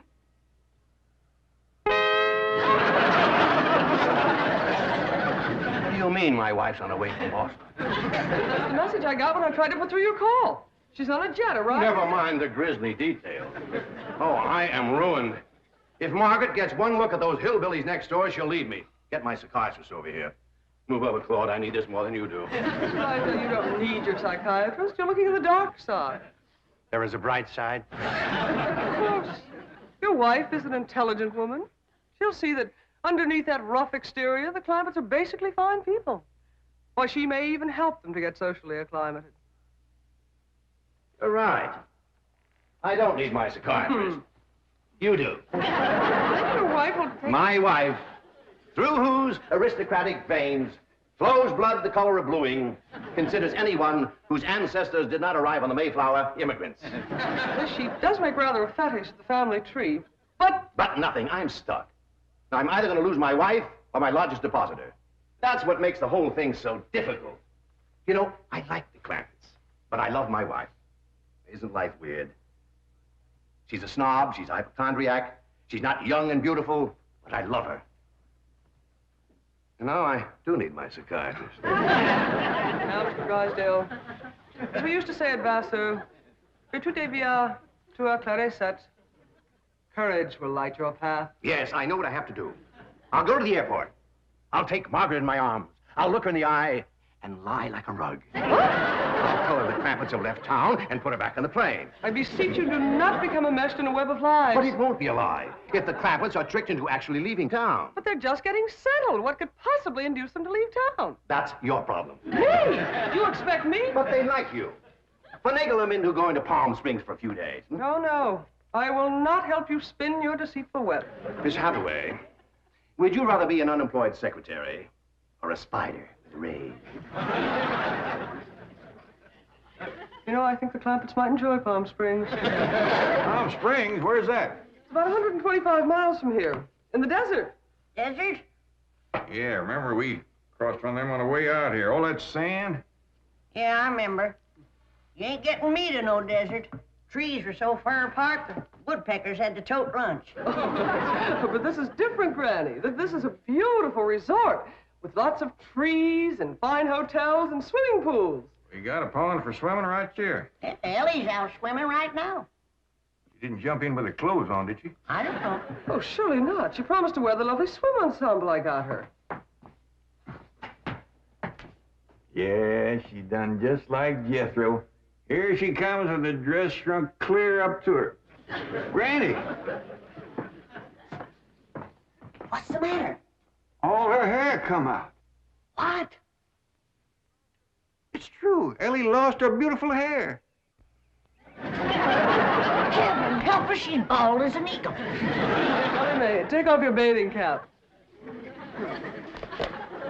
Oh, praise be. All right, but Ellie, you hadn't ought to went swimming with your clothes on and shrunk up that nice dress. This ain't a dress, is it, Miss Jane? No, dear, it's a beach jacket to wear over a bathing suit. Ellie Mae Clampett. Cover up your nakedness, child. That's the way everyone goes swimming out here. It's perfectly proper. Well, you wouldn't catch me in nothing like that. Me neither. Mr. Clampett,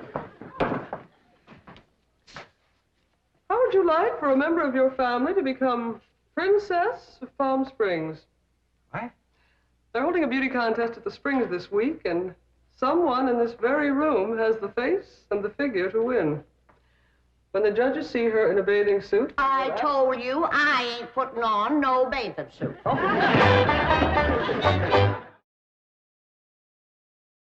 Believe me, Mr. Clampett, this beautiful daughter of yours can win that Palm Springs beauty contest without even trying. Can we go, Pa? I'm sorry, Ellie Mae, but I just don't cotton to the notion of a bunch of strangers gawking at your bare limbs. Besides, we already know you're the prettiest. Why shame all them other girls? Run along and get some clothes on. Yes, sir, Pa. Mr. Clampett, I do wish you would reconsider about going to Palm Springs, even if Ellie Uncle doesn't... Jed, Duke, and... Howdy, Miss Hathaway. Jane to you, Jethro. Well, Jane to you, too. Duke and me's all set to go hunting, ain't we, Duke? Jethro, have you ever hunted in the desert? No, ma'am. No, it's a fascinating place. You might even see a mirage. If there's one there, old Duke will tree it. He's the best hunting dog there is. Well, I love hunting around Palm Springs. You'll all love Palm Springs. They have wonderful hotels. Have you ever stayed in a beautiful hotel suite? No, I ain't, darling. Granny, let's you and me go and leave these two lovebirds alone. No, wait, please, let me take you all to Palm Springs. I'll tell you what. Why don't you take Jethro and Ellie Mae, and me and Granny will stay here. But then Mrs. Drysdale would see. I mean... Is Drysdale coming home? Is that why you was trying to get us out of town, so we wouldn't meet her? Yes, that is the reason. I'm so ashamed I could die. Well, now, don't go to crying about it. The way I look at it, ain't nobody got a right to be ashamed of nobody else. Good Lord made us all, and if we's good enough for him, we sure ought to be good enough for each other. I hold back on them tears. You was among friends. Well, I remember a long time ago hearing a fella say it. He said it just about right. He said, there is so much good in the worst of us and so much bad in the best of us that it don't hardly... Boo! Well, go ahead and bawl. It'll make you feel better. I'll tell you what. If this means so much to you, we'll all pick up and go to them Palm Springs with you. Oh, bless you. Mr. Drysdale will be so happy. I'll go help Ellie Mae pack. I'm telling you, that Miss Drysdale must be a mess. She's gonna need our help, Jed. This is a poor time for us to be a-leaving. Yeah, we gotta help her once we get back. Right now, we gotta respect Mr. Drysdale's feelings. Jethro, you go get the truck ready. Okay, Uncle Jed.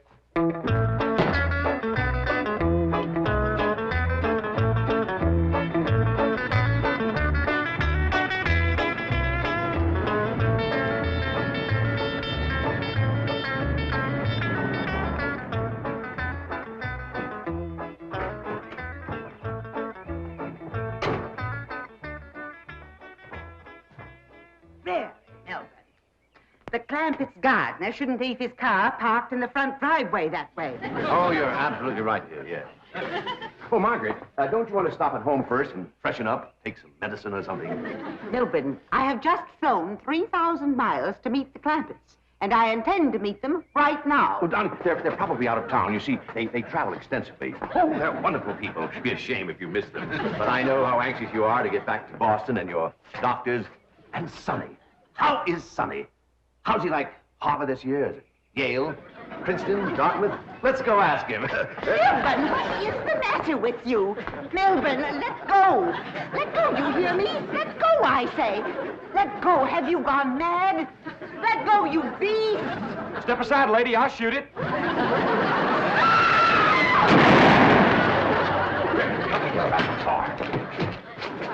What'd you shoot, Jethro? I think it was a fox. Who's that? My wife. And why aren't you in Palm Springs? Let's get her home as quickly as possible. What's going on? Jethro shot a fox.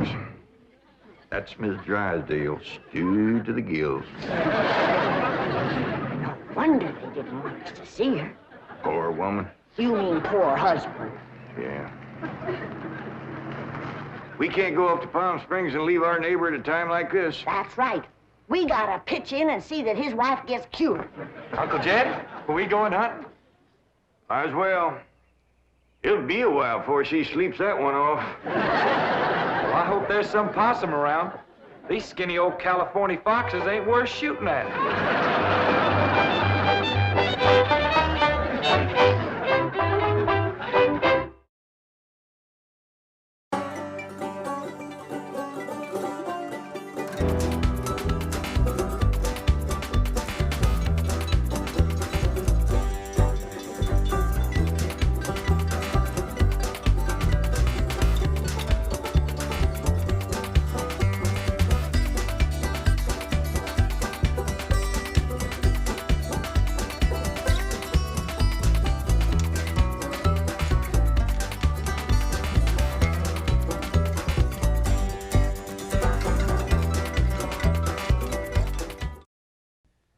This has been a Filmways presentation.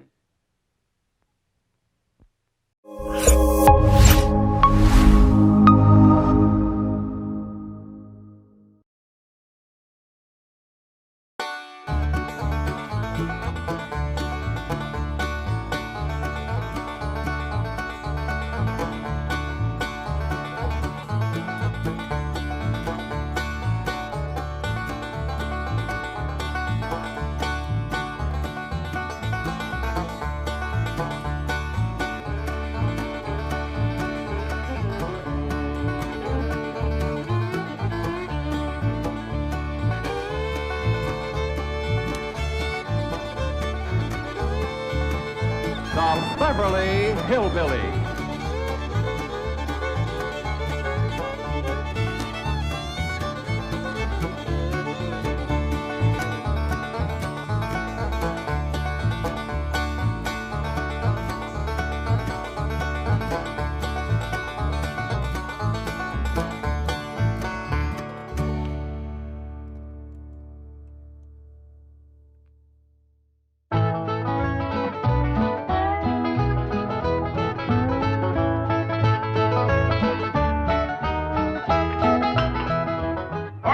Jethro, tell us exactly what happened with Miss Drysdale. Well, I come around the side of the house, and I see this here lady fighting with a furry-looking varmint. Turned out it was Miss Drysdale. No, Uncle Jed. It was a fox. Lady was Miss Drysdale. Oh, yeah. So I grabs up the shotgun, and I says, "Step aside, lady, and I'll shoot it." Well, instead of that, she whipped around and throwed that thing in the air. Well, I shot it on the fly. With both barrels. Blew my wife's fox fur to shreds. I wonder if she fainted dead away. I caught her just in time. The chauffeur had to help me get her into the car. She was out like a light. She was stewed to the gills. You said it took 2 men to get her back in the car. You know, Jethro, could be that there fox was Miss Drysdale's pet. Why in tarnation would she want a sneaky old fox for a pet? 'Cause them kind of people are liable to do anything. What kind of people? Ask your pa. Well, I reckon I can't protect you from the ugly side of life forever. You see, Miss Drysdale is what city folks calls what was her husband called it, Granny? Hypochondriac. Yeah, that means she drinks a little. Little? Her own husband said her bedroom was full of bottles.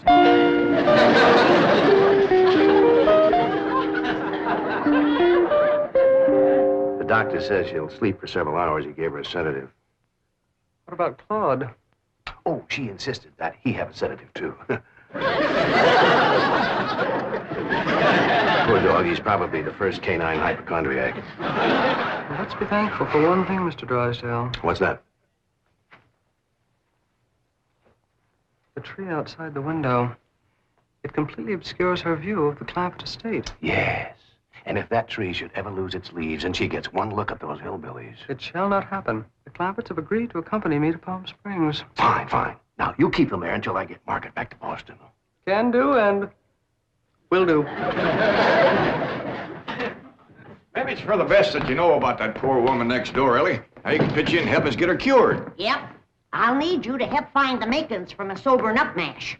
That's what I'll give her first. But Miss Jane said she was taking us to Palm Springs.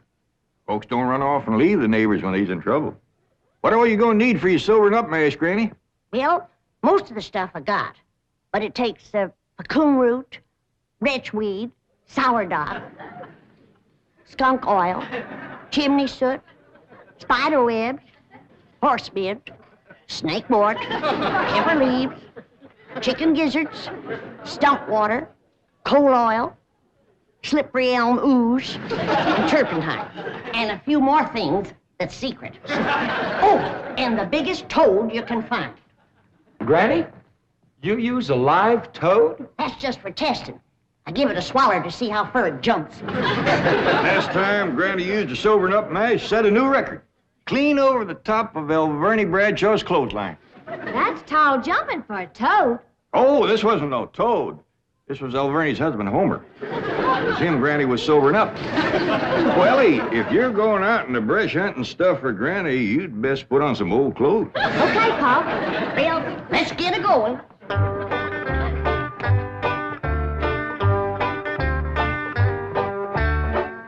Oh, I pert near forgot. I have to have some goat's milk. After Mrs. Drysdale takes my sobering up mash, she has to have fresh goat's milk every half hour to stop the burning. Well, I reckon Jethro can borrow some. Well-to-do neighborhood like this, folks is bound to keep goats. Everybody except us. We ain't even got a cow. Nor pigs neither. Nor chickens. We ain't even got nothing to pull a plow. You're supposed to be so dad-blame rich. I'll bet we're the only family in Beverly Hills that ain't got a mule. I reckon it is high time I was stocking this place. Even Mr. Drysdale's been after me to buy some cattle. Well, good for him. Yeah, just the other day he says to me, Mr. Clampett, you got $25 million in cash. You ought to put some of that money into stock. Well,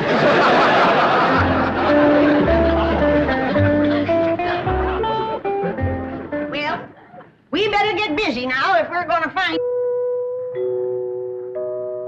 There goes that music again. Jethro, did you ever find out where that's coming from? No, sir, I didn't. Every time I went to looking for it, somebody always come to the door. This time I'm gonna find it for sure. Yeah, good hunting. Me and Granny will be figuring out what stock to buy.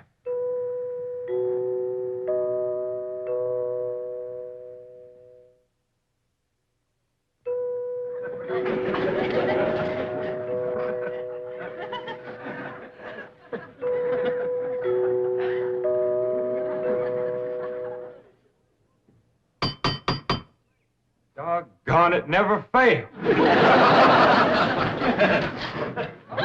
Howdy, Miss Hathaway. Oh, please stop calling me Miss Hathaway.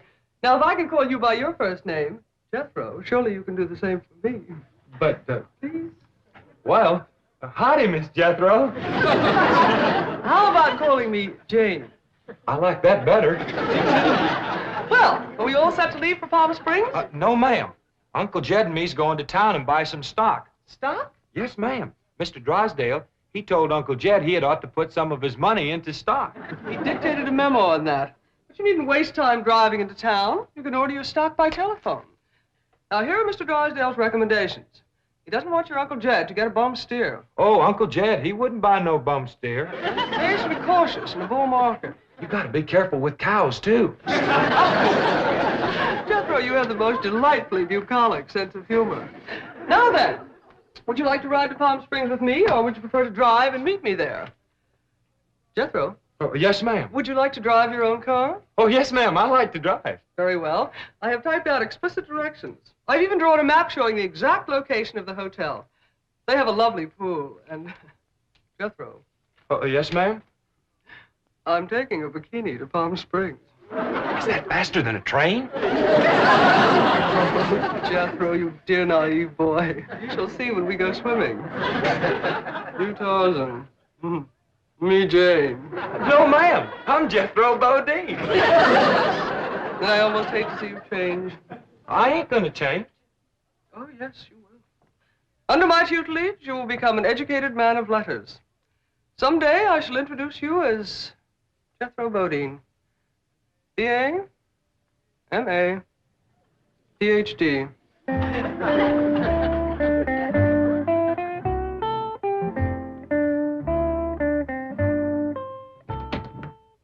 Awful smart woman, but that ain't the way you spell Bodine. All I know is this is the kind of stock Mr. Drysdale thinks is good.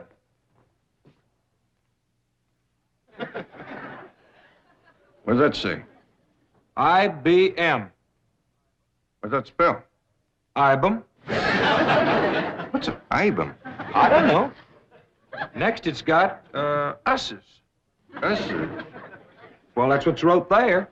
U-S-S. That makes sense. Maybe it ain't Mr. Drysdale's fault. Just between you and me, that Miss Hathaway can't spell for sour grapes. I don't need this list nohow. Me and Granny's already figured out what we want. That's right. pair of goats, 3 pigs, 4 cows, a bull, a mule, and a dozen chickens. Reckon we can get all that on a truck? Don't have to. Miss Hathaway says just call on the telephone and they bring 'em out. Oh, now, ain't that nice? Hello? Jed, I watched that banker feller. You have to stick your finger in them holes and spin her a while. All right.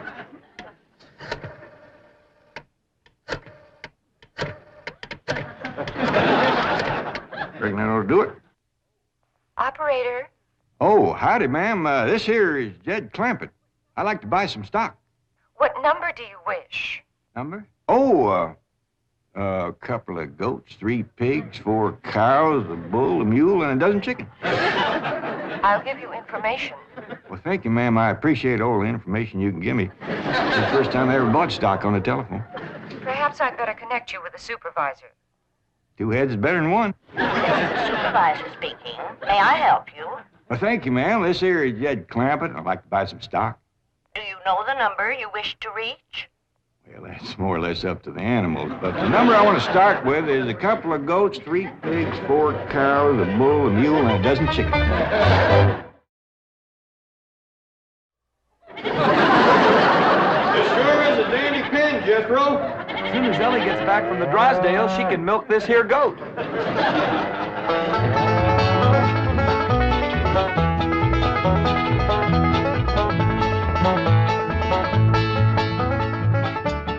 Mr. Drysdale sure has got a nice house, ain't he, Granny? Yep. Nice house, nice car, nice job. But the evil of drink has sure laid a heavy hand on his heart. Never forget, Elly, drinking is a curse. But you take a drink now and then, Granny. Never more than a thimbleful.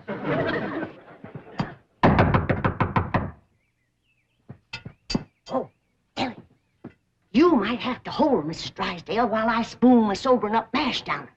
I'll throw a double scissors and an arm lock on her. Just so you don't cut off her wind, if she can't breathe. Yes? Howdy. We've come to see Miss Drysdale. I'm sorry, madam, but Mrs. Drysdale cannot be disturbed. Are you her kin? I'm a butler. Oh, that must have been her maiden name. You were taking care of her, are you? I am a butler, madam. Well, I'm glad to see that her family ain't ashamed to help her. Whom shall I say called? Well, this here's Granny, and I'm Elly Mae. Paul and Jethro would have come too, but they're busy with the cattle. Very good. Hold on now. We've come to see Miss Drysdale.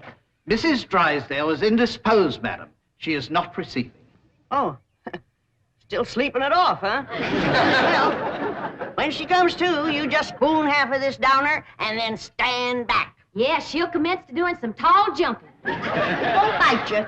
We'll be back later with the goat's milk. Want me to stay and help you do for Miss Drysdale? We are managing, thank you. Are you doing the washing and the cleaning and the cooking for her? Certainly not. Oh, just letting it pile up on her, huh? Madam, I am a butler. Oh. Want me to haul him out of there and wrestle him down? Kin folks have certain rights. Family comes first. He sure is proud of that family name, ain't he? Yeah. You hear him talk, the butlers don't get wet when it rains. Did you say something, dear? Well, speak up, dear. Can I get you something? Come in. I beg your pardon, sir. The butler said some people from a ranch brought this for Madame. From a ranch? Well, he said they mentioned cattle. They call themselves Granny and Elly Mae. The Clampetts, they haven't gone to Palm Springs. Get him in through that gate. That's the way. Suey, pig, pig. Ah! Get in there. Get in there, pig. Get in, pig. Come on. Get pig. That's the way. Suey. No, surely not. Marie, tell me I'm hearing things. You're hearing things, sir.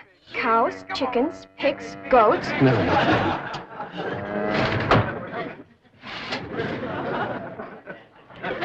Anything I can do, sir? Pray, Marie. Pray.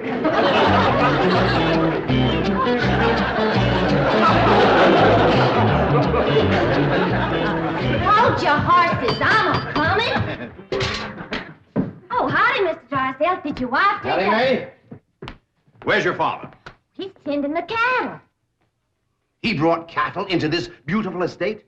No, he called on the telephone, and some men brought him in a truck. Yes, sir. I'm just fixing to go milk the goat. Come on out to stock pen. Stock pen?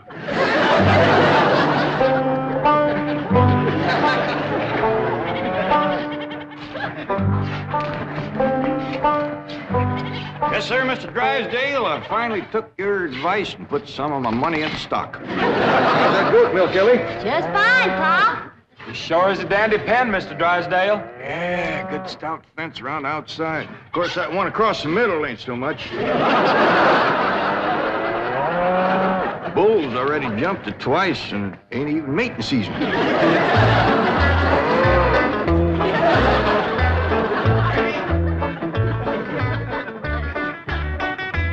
Got ourselves some mighty fine-looking stock. Of course, they need a little fattening up. Mr. Drysdale happy to see him? Granny, he was so happy he couldn't talk. He just kind of hung on a fence and made little gurgling noises in his throat. Well, that poor man has some joy coming to him. I'm glad to be able to help him to forget his trouble for a spell. Here's the goat's milk, Granny. Oh, good, Ellie. Now, you run that right over to Mr. Drysdale. That sobering up mash smarts considerable unless you follow it up with fresh goat's milk. Ellie, Mr. Drysdale ever find his tongue? Yeah, Pa. Whilst I was milking the goat, I heard him kind of mumbling like he was giving thanks. He says, "Oh, what have I done to deserve this?" Lord love him. Ain't that pitiful? Hurry, child, now hurry. You know, Granny, it gives a person a mighty good feeling to help a neighbor. You betcha. And he needs us, because his wife's kin ain't no help. Who's that? That high and mighty Mr. Butler. That's who came to the door when Ellie and me took the mash over. Wouldn't let us see Miss Drysdale. Now, you can't hardly blame him for not wanting folks to see it. Uncle Jed, the bull jumped that little fence again, so I tied him back over on his side. Where's Mr. Drysdale? I asked him to come in for some coffee. It was the funniest thing what happened to him. You know how he was hanging on the fence of the stock pen, kind of gurgling and mumbling, happy-like? Yeah. Well, all of a sudden, he points up towards his house and says, "My wife. That's her window." Then he goes tearing off into the bushes like a bear was after him. She took some mash and he seen her jumping. Right, Ellie, he's going to get there with the goat's milk just in time. Oh, Sonny. Sonny, your mumsy just had the most ghastly dream. I was going to see our new neighbors, the Clampetts, and suddenly this dreadful giant appeared with a huge gun and shot my beautiful fox fur. Isn't that the most dreadful... Claude, what are you eating? Oh, did Ravenswood bring my darling boy some nice fishy scraps? Claude. Claude! Marie,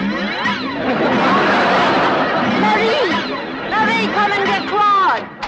What's the matter, dear? Claude, he's having a seizure or something. Is something wrong? Yes, Marie. Open the window. Yes, let's have some fresh air. No. You take Claude to the doctor. I'll get the window.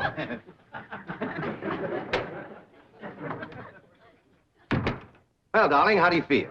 Dreadful. My nerves are shattered. Open the window, dear. Well, it might not be good for you, Margaret. Oh, don't be silly, Milburn. I need oxygen. Besides, I adore the fragrance of that jasmine that grows on the fence of that tennis court next door. Now, open the window. All right, dear, but first I have a surprise. Surprise? Don't move. I'll be right back. Granny, that there butler fella wouldn't let me through that door again. And he wouldn't take this milk, neither. Why not? He said he wouldn't touch nothing more from us without it was sterilized. What's sterilized? Oh, we had that in school once. That means soaked in alcohol. Alcohol? Appears to me like Mr. Drysdale's got two drinkers on his hands. Mrs. Drysdale must be in terrible shape. Fighting mean. Scratching and clawing people and everything. How do you know? I heard her yelling and screaming clean from upstairs. She says, Marie, Marie, come and get Claude. Sure enough, pretty soon, this poor girl come a-running down yelling. Take me to the doctor. I got Claude. Family or no family, that woman needs help, and by thunder, she's gonna get it.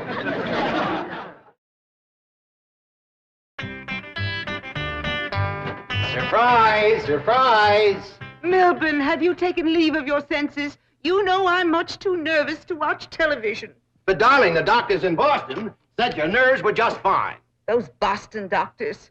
They had the audacity to tell me that I was perfectly healthy. I said, I'm not paying you all that money to tell me I'm healthy. Milburn, I do not want to watch television. Well, you don't have to watch it, dear. Just listen. There's an exciting Western on. Weston, Milburn, shut that off and open the window. I will. Oh, there we are. Milburn, are you going to open the window or am I? I am, dear.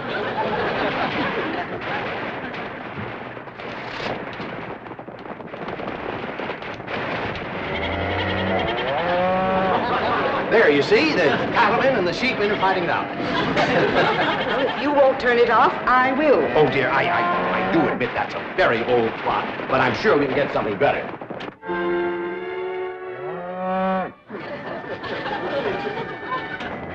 That medical program, go back to that. Well, don't you think that's a bit depressing? I want the medical program. All right.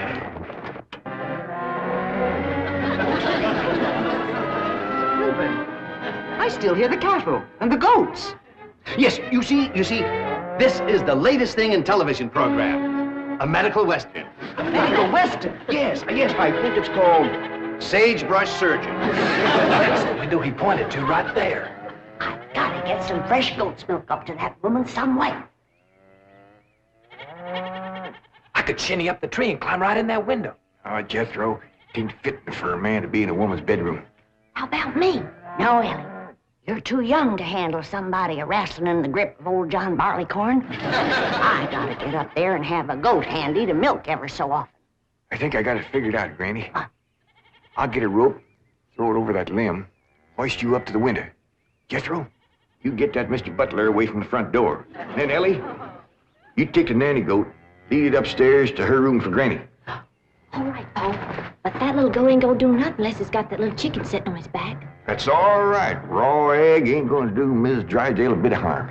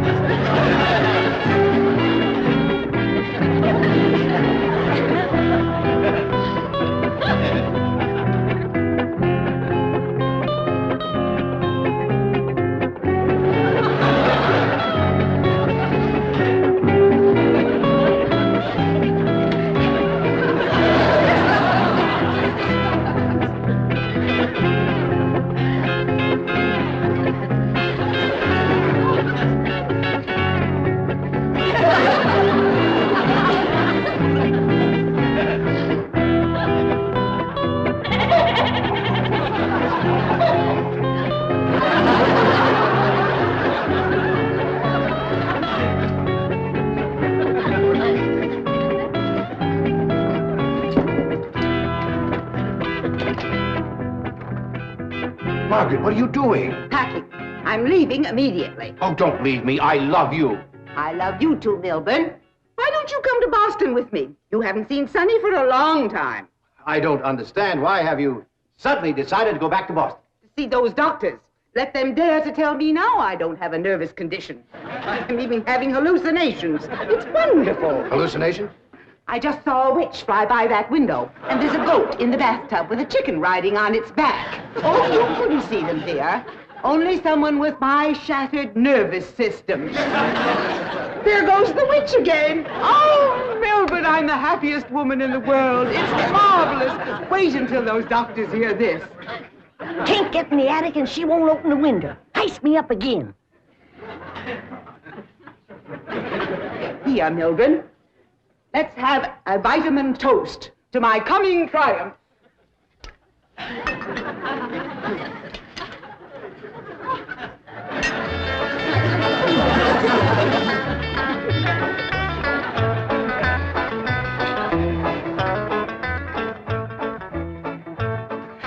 late, Jed. What do you mean, Granny? We didn't get to her in time. Now she's got her husband on the stuff.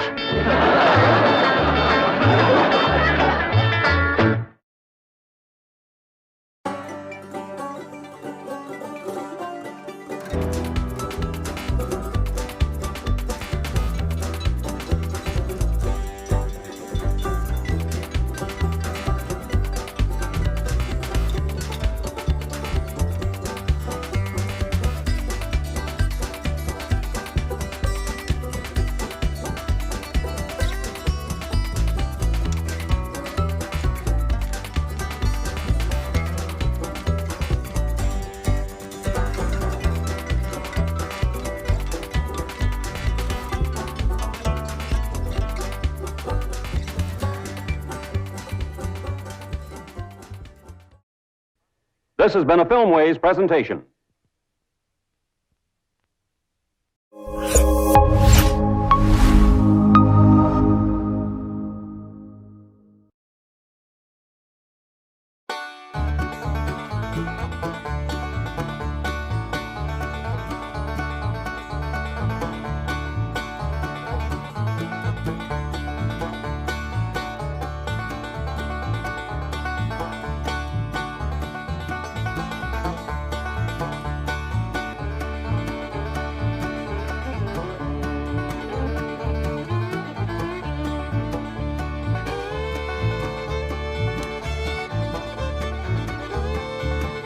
The Beverly Hillbillies.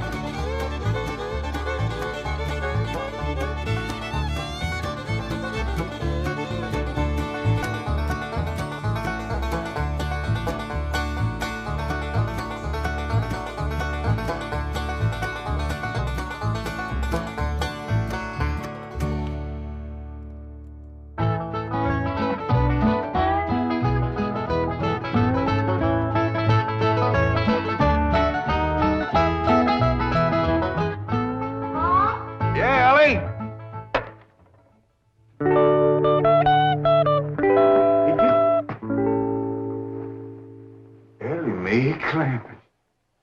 Why, you the prettiest thing I ain't never in all my born days. How'd an old mountain goat like me ever get a young'un like you? You're a queen. That's what you are in that shiny dress standing there. You're a queen. Feel it, Paul. It's slicker than a toad's belly. I'll get if it ain't. What kind of dress they call that? This is what you call a ball gown. A ball gown? Well, you's even catching on to what they're named. Well, Miss Hathaway, she pinned a piece of paper onto every dress she got me, telling what it was for. You better tote along the shotgun, keep fellas away. Oh, no, Paul. That's what I'm going out for, to meet some fellas. Hallelujah. You know, you're going to find out something I've been saying is the truth. You don't have to dress up in boys' clothes to have fun with boys. I'm going to keep my promise, Paul. I ain't going to wear nothing but dresses for 3 whole days. And I'm going to keep my promise, too. If you don't have just as much fun as you did climbing trees and wrestling, you can go back to wearing your pants and shirt. Goodbye, Paul.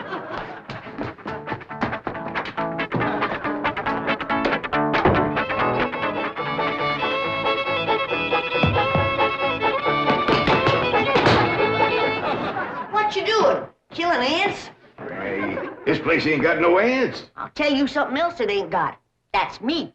I'm gonna pack up and go home. Wait a minute. Hold on there. This is home. Not to me it ain't. And for my part, they can give Beverly Hills back to the Indians. Or whoever else was fool enough to come here in the first place. Come on, let's go in here and sit down and we'll talk this whole thing over. You just got your back up because the police made us get rid of all our cows and pigs and chickens and stuff. Well, that didn't help, hon. But if they don't allow folks to have stock, why have they got that all-fired fancy stock pen down there? Well, Granny, it turned out that there was something called a tennis court. What in tarnation is a tennis? I don't know, but one of these days we'll get us a pair of them and go to raise them out there. Well, you go to raising them. I'm going back home, where I can get some good things in life, like hog jowls and possum shanks. Now, hold on, Granny. Jethro's out hunting possums right now. He won't find none. I've been all over these Beverly Hills, and I tell you it ain't easy. Climbing fences and walls and jumping over hedges to get around those cement ponds where there are a lot of half-naked women laying there smearing themselves with oil and yelling at you to get out, get out. I tell you, Jed, this place is full of the laziest, greasiest, unfriendliest mess of people I ever did lay my eyes on. Here's Jethro. Hi, boy. What'd you get? I got chased by a fellow with a club. Now, you hear that, Jed? It says Beverly Hillbillies picking on a little boy like Jed. Come on, Jethro, load up the truck and let's head for home. Hold on. I think I know what's ailing you two. You're just plain old homesick. Well, I'm sick of this home, I can tell you that. Yeah, now, I got a surprise. I've been kind of saving. I reckon now is good time as any to let the cat out of the bag. We need pigs and chickens, and he gets us a cat. Now, that ain't the surprise, Granny. The surprise is Pearl's coming out here. Ma's coming out here? Yeah, and she's bringing your sister Jethrine. Hot diggity dog. Yeah, I wrote her a letter. I said, Pearl, I says, why don't you come out here and bring Jethrine? We got lots of room and plenty to eat, and we sure is a hanker to see you. Oh, boy. I gotta get us some possum now, because if there's one thing Ma and Jethrine likes, it's grits and possum shanks. You don't look particular cheered up, Granny. Jed, you might fool that boy with a story like that, but not me. What do you mean? Since when can you write letters? Granny, now wait a minute. Wait a minute. Granny, I didn't write that letter by hand. Held the pencil twixt your toes, did you? No, I wrote it by a new way. The banker's secretary showed me. It's called dictation. What's dictation? Well, it's wonderful, Granny. You just talk and she writes it down. She sure must write fast. Yeah, and with a bad hand, too. She got a bad hand? This one, she calls it her shorthand. I don't care how many letters you dictate, Jed. Pearl ain't a-coming out here. Leastwise, not right now. Well, sure she is, Granny. She's looking to find a husband for Jethrine. I'll tell you who Pearl is looking to get a husband for. Pearl. And I think she's got her cap set for that oil man that bought your swamp. Mr. Brewster?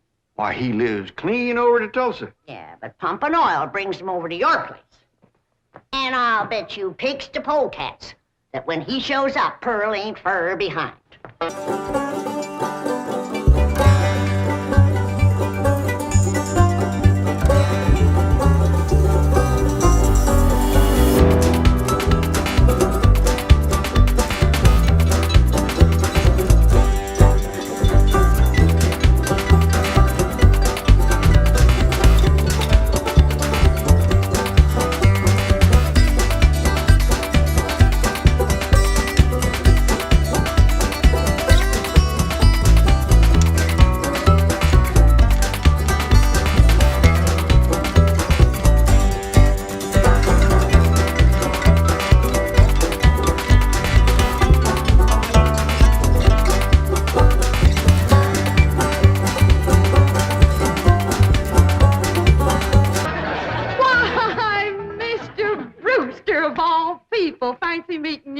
Small world, ain't it? Yes, it certainly is. Oh, this here's my daughter, Jethrine.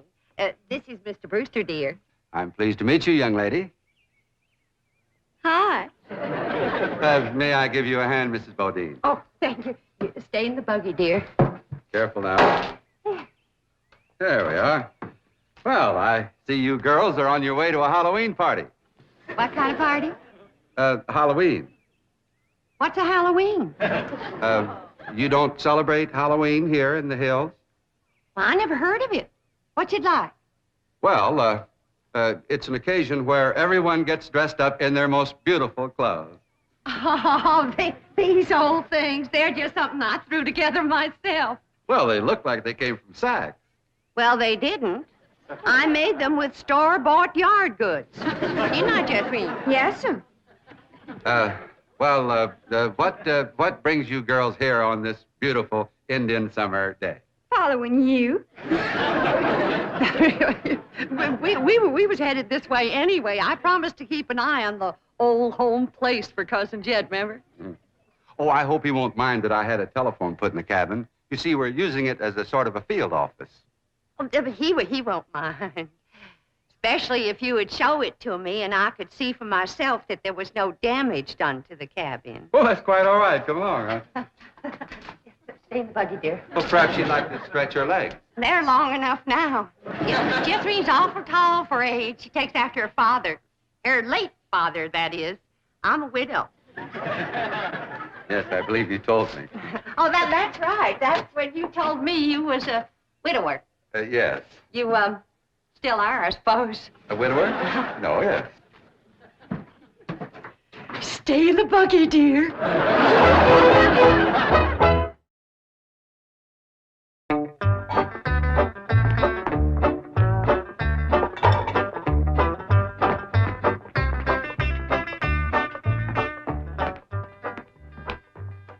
I'm going back where I should have stayed in the first place.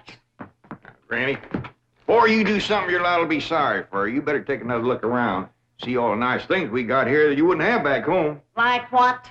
Like this great big cooking room, for one thing. Why, you could take our whole cabinet and put it right in this one room. Well, if you did that, I might stay. What about them big ice boxes? You got nothing like them back home? Didn't need 'em. Got nippy in the fall like the good Lord intended it to. This crazy California stays warm all year round. That's awful good for growing things. Look at that fruit there. Did you ever in your whole born days ever see anything as pretty as that fruit? Don't spoil neither. Don't taste neither. Oh, now. Jethro ate a whole bunch of them grapes. 2 apples, a pear, and a whole handful of strawberries. And he said there wasn't one bit of juice in the whole kit and caboodle of them. He said it was dry as wax.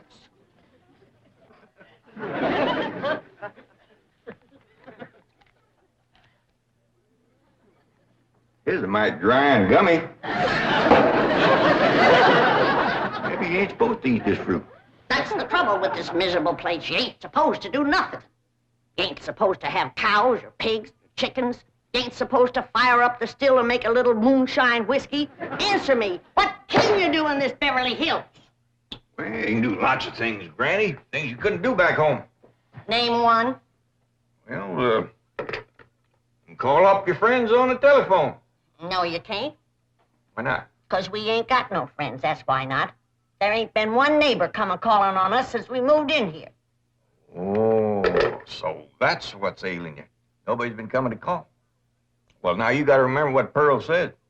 This here is Beverly Hills where the movie stars live. What's that got to do with it?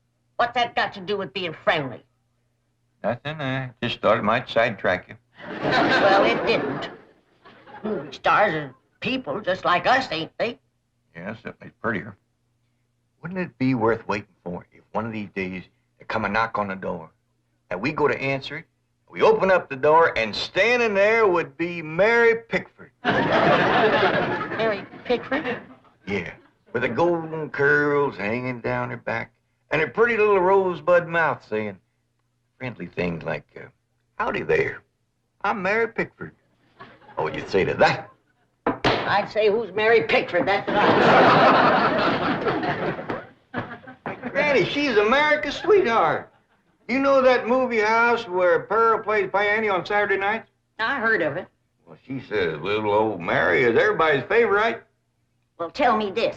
If Mary Pickford moved in that little cabin down the creek from us back home, what would we do? Oh, we'd have gone calling and brought her over a mess of pone and skinned possum. Yeah.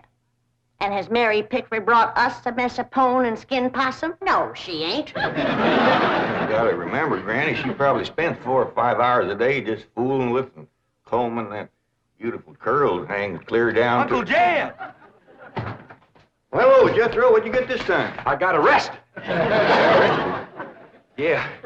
Policeman, he took my gun away. He said they don't allow hunting in Beverly Hills. That does it. That does it. Then he pointed to old Duke here. He said, that dog had his rabies shot? And I said, no, sir, that dog ain't had nothing shot. I'm careful with a gun. What'd he say? He said, oh, wise guy, huh? So he put Duke and me in his police car. But we jumped out and run. Oh, is Ma and Jethrine here yet? No, and they ain't a-coming. Now, if you want to see your ma and your sis, you pack up that truck, and you and me will skedaddle back home where folks is friendly. Now, Granny. if she ain't the muleyest little woman. Granny, now just a minute. Now, Granny, will you just let me say one thing? Well, you be quick, 'cause I got a long trip ahead of me. Granny, I know it ain't been easy for you out here. New things is always vexing, especially at your age, but I'm bound and determined to keep this family together. And if you go back to the hills, we's all going with you. I'm asking you please to stay. Not for my sake, but for Elly May. Granny, what this place has done for her is a plain miracle. Why, that wild engine has become a grand lady. I wish you could have seen her go out that door looking like a queen in a picture book. I tell you, I just wanted to sit down and bawl, the way you done when I married her ma. Now, she's just... She's out there now. Not just wait, Granny. Wait till you see. In here, Elly May. Huh? You sure was right. Oh, Huggin, you don't have to wear boys' clothes to have fun with boys. May, you promised me you wouldn't wrestle. I ain't been wrestling. Then what have you been doing in your ball gown? Doing what I'm supposed to do, playing ball. Oh, I made 2 touchdowns and kicked 3 field goals.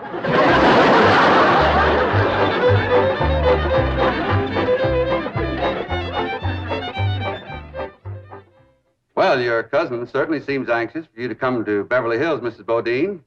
Will you? Mrs. Bodine? Yeah. Will you? Yeah. Will I what? Go to Beverly Hills to visit your cousin, Mr. Clampett. Oh, well, not right now. I'm awful busy. You see, I do fancy sewing and hat making and give beauty courses and personality building and music lessons. Then on Saturday, I play the piano over the movie show to Oxford. And then, of course, there are my young ones, Jethro and Jethrine. Of course, they're no trouble. Jethro's in California, and Jethrine, she's fixing to get married. Well, congratulations. When's the wedding? Soon as she finds a fella.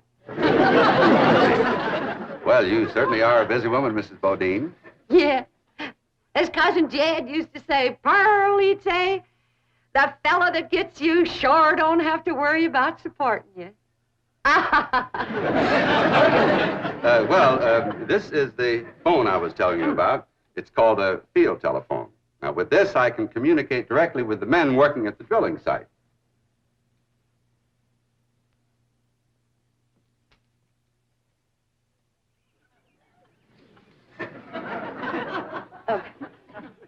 Any young men down there? Oh, yes. Any unmarried young men? I'm sure there are.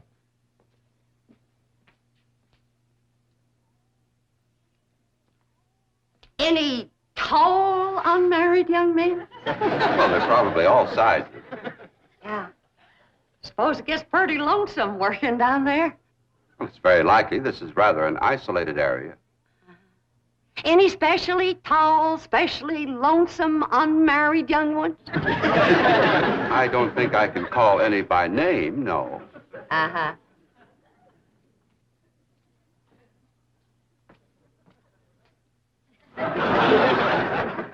Well, I was just wondering.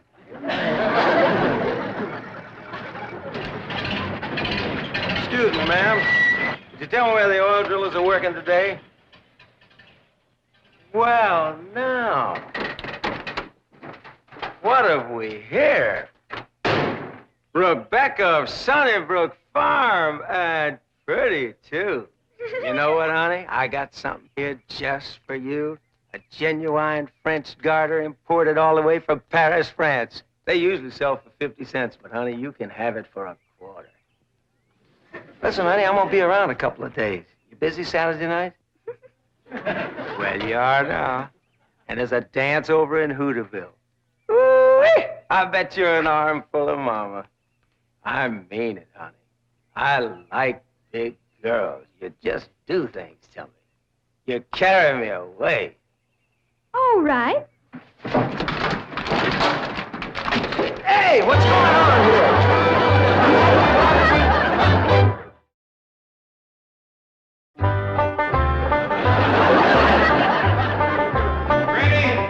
Ready? What are you doing? I'm figuring.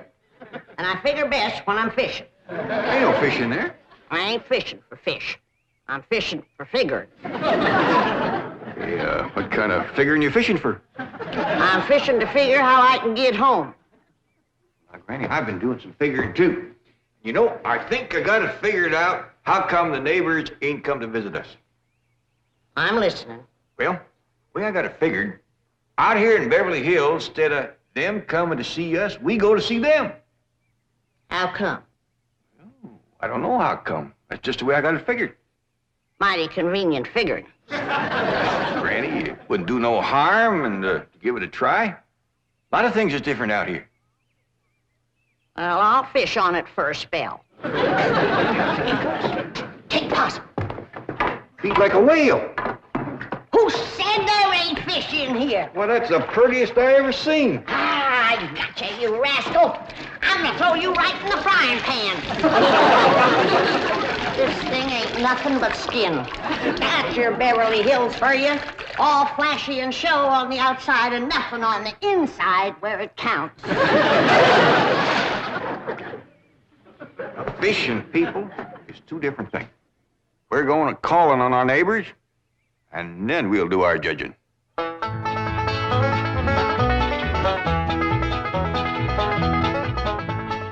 Well, let's see now. Which neighbor shall we call on first? Mr. Drysdale's off in Boston with his missus, so let's go this way. If you ask me, let's go back that way. Now, Granny, you promise. Come on, everybody, let's go. You reckon they'll give us a mess of pone or something, Paul? Or maybe some salted down possum. Probably so lie on us.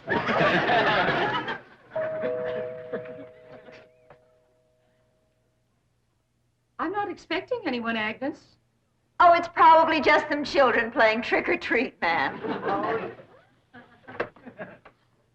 Hi, ma'am. We's the Clampetts. You got something for us? Jethro. Aren't you rather big for this? Yes, ma'am, we are. In fact, I don't see how anybody gets through that little door. Just a minute. Come in. Come in and set a spell, as you folks stay up in the hill. Well, thank you. We got a lot of calls to make. But, this here is Granny. Howdy. Hello? I'm my daughter, Elly.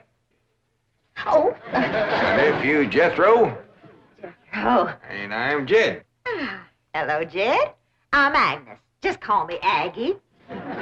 Mighty nice place you got here, Aggie. Oh, shucks, 'tain't nothing but a heap of bricks, but we call it home. Well, sure is nice to meet up with you. Oh, well, now, wait just a minute. I got something for you. Wait a second. Here you go, Granny, and Elly, that's you, and Jethro, you and Jed. Here. Yeah, thank you. That's mighty neighborly of you. And you must come and see us sometime. Yeah, we'll go hunting together. Hey, Aggie, you like to play football? Love it. Well, there's a whole bunch of fellas that plays in the pasture down the way a piece. And they'd like it just fine if I could bring some more girls along. Now, don't forget.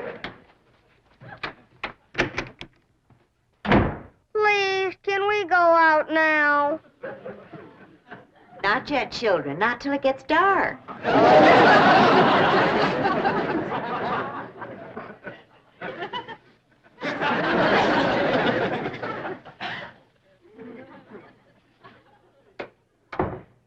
Ain't that the most pitiful thing? Heart-rendering. Just heart-rendering. Nice-looking woman. Friendly as you please. But them young'uns is the homeliest I ever see. Wonder she didn't want to come a-calling on us. Yeah. Reckon I'd stay home, too, if my kids looked like that. Kid, I ain't never gonna say a bad word about nobody. I know what you mean. Diggies, every house we went to, they was nice to us, wasn't they? Sure was, Jed. Hey, listen, everybody. I got an idea.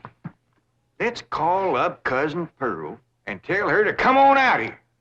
Uncle Jed, you can't call Ma on the telephone. Drysdale said we could call anybody we had a mind to. Well, Ma, she ain't got no telephone at home. Don't matter. She ain't never home nohow. The way I look at it, you can't never tell what you can do until you try.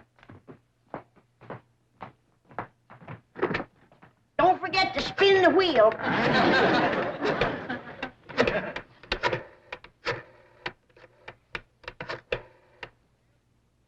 Howdy, ma'am. I want to talk to Pearl Bodine back in Oxford. That's right, operator. J.D. Clampett in Beverly Hills. Jed's sure gonna be surprised to hear me talking at him on this thing. Oh, they're ready to make the connection.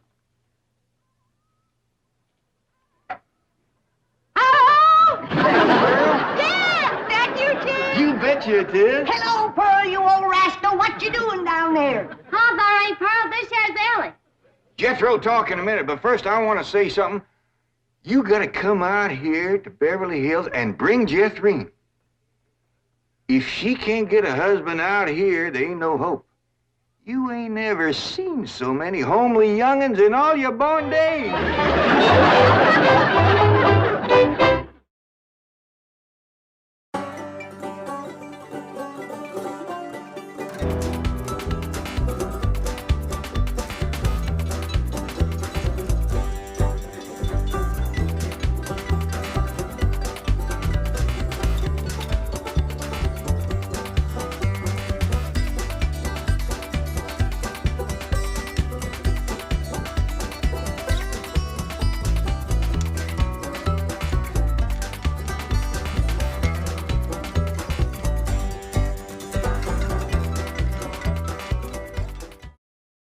This has been a Filmways presentation.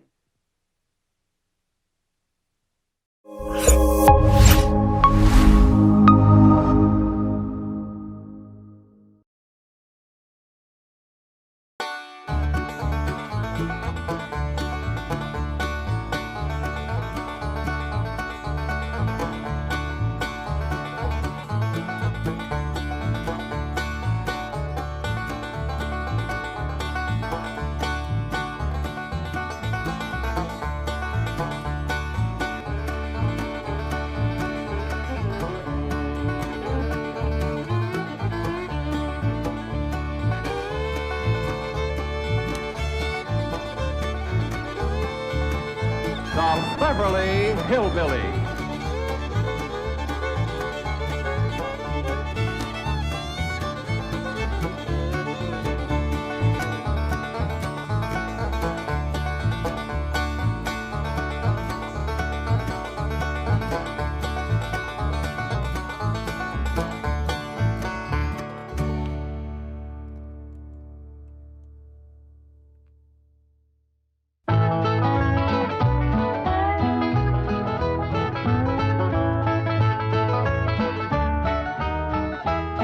Can she bake a cherry pie, Billy boy, Billy boy? Can she bake a cherry pie, Charming Billy? She can bake a cherry pie, quick as a cat can wink her eye. She's a young thing and cannot leave her mother. Well, Granny, did you pick out your spot yet for the garden? Yep. I kind of favor a patch right close here to the house. I'll plow you up something there directly. Yeah, just enough for some onions and taters and some Rudy Bakers. And a few rows of corn. Paul? Morning, Granny. Paul, can I help you with the plowing and the spading? Well, Elly, I'd rather you put on one of them pretty dresses that Miss Hathaway got you. But, Paul, I can plow better in these clothes. Means for plowing. You know, Elly, I'd like you to wear one of them dresses kind of regular. Wouldn't you, Granny? You're mighty fetching in a dress, Elly. Prettier than a tub of fresh churned butter. Paul, if I go to wearing them dresses, Jethro will make fun of me. I reckon he hadn't better. Now, you run along and put on something with skirts. All right, but he hadn't better make fun. He won't, he won't. You know, speaking of Jethro, I think he's got himself a sweetheart. The banker's secretary? That's right. They was out together last night. What'd they do? Well, I don't rightly know for sure, but it was something to do with bowls. All you do with bowls is eat. Yeah, I reckon that's what it was then. She said she was going to take him bowling. You know, Jed, I kind of like that Miss Hathaway. Yeah, I think she kind of likes us, too. Oh, those marvelous Clampetts. Those simple, rugged mountain people. The more I see of them, the more I am impressed. Yes, now Never have I observed such strength of body, mind, and character. Yes, now They stand like boulders on the pebble-strewn landscape of Beverly Hills. Like mighty oaks among bushes. Like quiet. Now, like I admire them, too. But those boulders need polishing, and we've got to put some city leaves on those oaks before my wife gets back from Boston. Incidentally, in any endeavor requiring physical strength, they are most exceptional. I took Jethro bowling last night. Here's the bill. $3,000. How many games did you bowl? Well, you see, what happened was this. I said to Jethro, Pick up that bowling ball, she says, and see can you knock over them pins down yonder. They's just sticks. Anyway, I snatches up that rascal, draws back, and lets her fly. Did you knock down them pins? Yeah, the pins, the pin boy, the end of the building, a brick wall, and a signboard down on Sunset Boulevard. I bet you Miss Jane didn't do that good. Well, she didn't even try. But she just looks at me and says, Jethro, you're strong as an ox and twice as handsome. Ain't no two ways about it, Granny. That city girl is sweet on this boy. I reckon so, the way she's bragging on his looks. You are handsomer than an ox. Thank you, Granny. Cousin Elly, you're a city girl now. Do you You think... see there, Paul? I told you this would happen if I took to wearing these dresses. You call me that again, and I'll turn you every way but loose. Say nothing but city gal.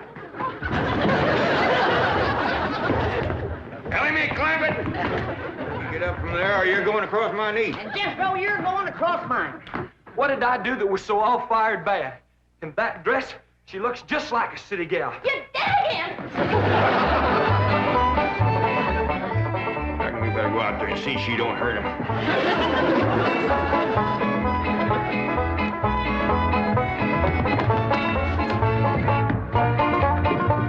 Elly Mae!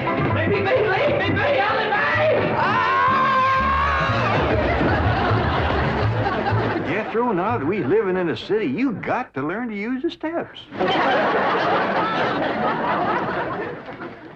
You'll be happy to know that I'm making splendid progress with Ellie Mae. She's turning into quite a lady. Fine. But it's Jed, Granny, and Jethro we've got to work on. Clothes, manners, the works. What have you done about servants? That's a problem, Chief. They're basically opposed to the whole idea of able-bodied people letting others do their work for them. Well, that's a refreshing attitude. But we've got to get a skeleton staff in there somehow. A combination butler and valet for Jed and Jethro. Who help them assemble a wardrobe, teach them how to... Ravenswood. Your butler? Oh, he's never been my butler. Came with my wife like an overweight dowry. Been in her family for years. And with Margaret in Boston, I can certainly spare him, plus her upstairs girl, Marie. I doubt if you can sell Mr. Clampett on the idea of servants. Get him on the phone. I'll make him think he's doing me a favor by taking him off my hands for a while. Right, Chief? She hadn't ought to thrown me down on my head like that. What if I'd have been carrying a frog in my hat? You ain't supposed to be wearing your hat in the house. Well, Granny, where's a fella gonna carry a frog? They jump out of your pockets. Hello? Oh, howdy there, Mr. Drysdale. Glad to have you back from Boston. Your missus come with you? Oh, that's too bad. I know her and Granny had hit it off like two sows in a mud waller. Yes, I'm sure they would. No recipes?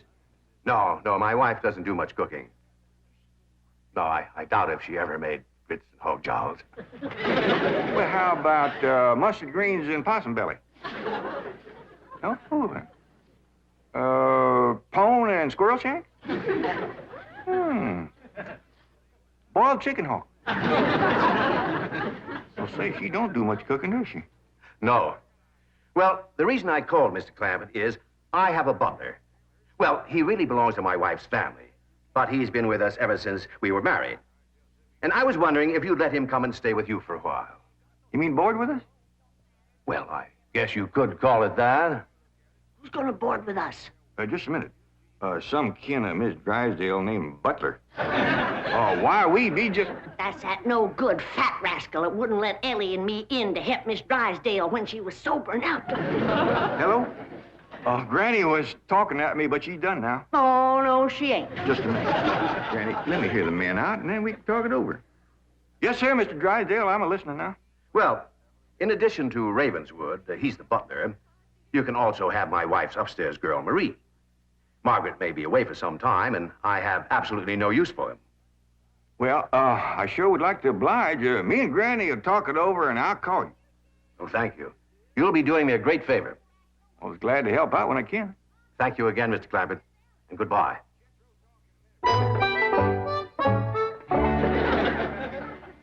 Is somebody coming to live with us, Uncle Jed? Maybe, Jethro, maybe. Why don't you go out and make up with your cousin Elly? Okay, Uncle Jed. All right, Jed, let's have it. We gonna board that butler fella? Well, Mr. Drysdale will take it mighty kindly if we did. He says he ain't got no use for him. I don't like him myself. Granny, you only met him once? Once was enough. I asked him real nice. I said, are you a-doing for Miss Drysdale that she's feeling poorly? Are you doing the washing and the scrubbing and the cleaning for her? And he looks right down his nose at me and says, Madam, I am a butler.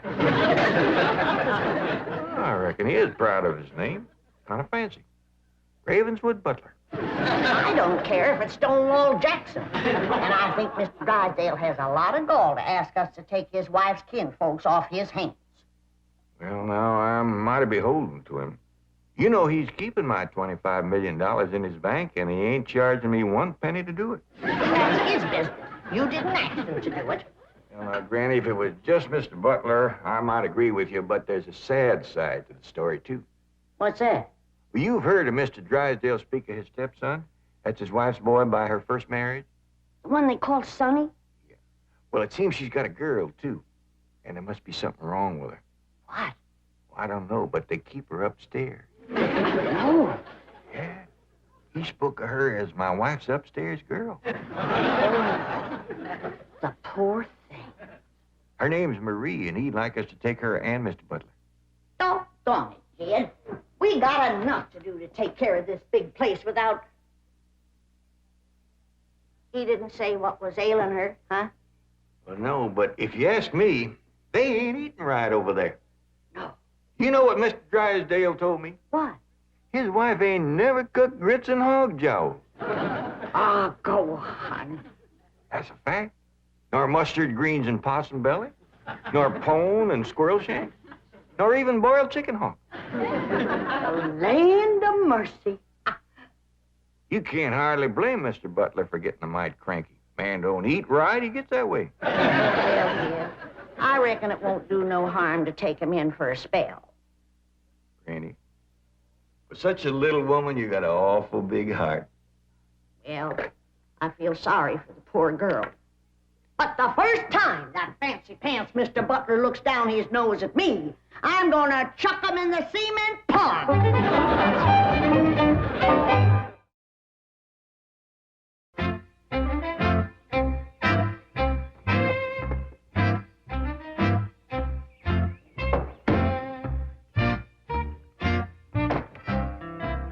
Now, I'm doubling your salaries for the length of time you stay at the Clampett home.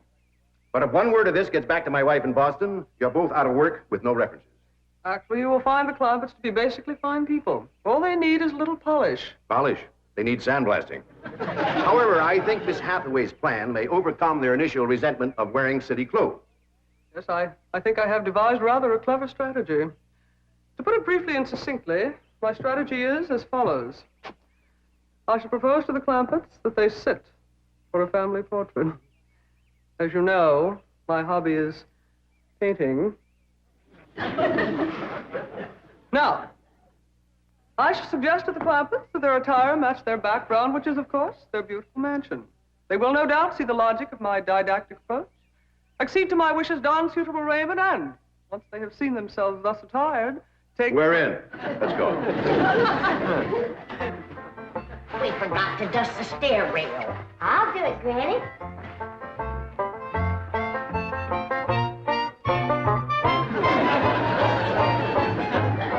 Say, wearing boys' clothes does come in handy sometimes. Hi, Ginger Granny. I think we got her all spick and span for the company.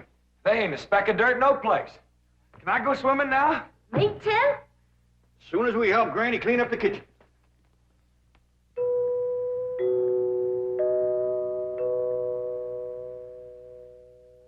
Was that music again? Sure is pretty. Jethro, you ever find out where that comes from? Know 'em, Granny. Every single time I commence to looking for it, somebody comes to the door. Nobody to the door now? There will be. You'll see.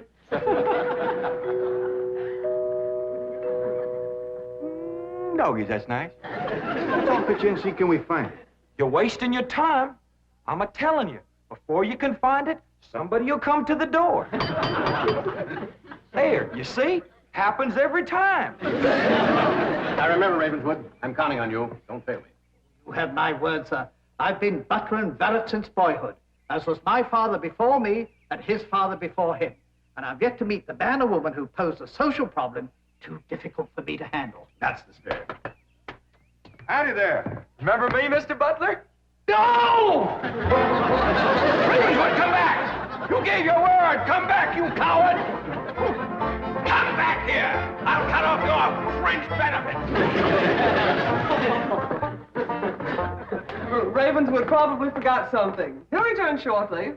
Meanwhile, this is Marie. This is Drysdale's upstairs girl. Marie, J.D. Clampett. Howdy. Jethro Bodine. Elly Mae Clampett. And Grandma Clampett. No, ma'am. I am a Moses. Pardon? Granny's related on my wife's side. They's the Moses family from Tennessee. Then your name is Granny Moses? Grandma Moses. That's right. There was a very famous Grandma Moses who painted primitives. I've whitewashed a few myself. I'll show Marie to her room. Listen, Marie, honey. Over here, you've got the run of the house. You don't have to hide upstairs. Ain't nothing wrong with that girl, but want some good cooking will cure her. She's half starved. Poor thing is so weak her knees keeps a buckling on her. She's kind of pretty, though, for a skinny girl. Just wait till she gets a mess of Granny's grits and hog gels. That'll fill her out. Till I'll get some of cooking. Guess that butler fellow will be coming back directly. Oh, and Granny, can we have some of that salted down possum belly that Ma sent us? Well, I reckon it is kind of a company meal. Granny, open up a jar of them pickled crow gizzards. Now, Jed, we don't want to spoil these folks. They might get to thinking we eat like that every day. Baby, will you do something nice for me? Sure, Paul. Will you go get into that pretty dress again?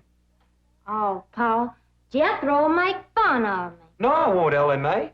Cross my heart. Why, That's my darling. Thank you. And then you be real nice to Marie. She's had a bad life. I'll be nice to her. She's pretty. Let's all be nice. Far. I wanted to go swimming. Now I gotta go put on an old dress. Cousin Elly, you look awful pretty in a dress. Honest you do. Do I look pretty in that there city girl? You look prettier than that there city girl. That did it. Come on and fight. Elly, come on, There's nothing to be afraid of, Ravenswood. The fact that they're big and strong doesn't mean they're violent. Elephants can be gentle. Now, Ravenswood, your appearances deceive you. Oh, really, Oh, sir? I do admit on the surface they do seem a bit rough, even cruel. But I assure you underneath they are placid, kindly, and gentle. See? You shouldn't have called me a city girl. Elly Mae, leave me alone, please, Elly Mae. Please, city girl.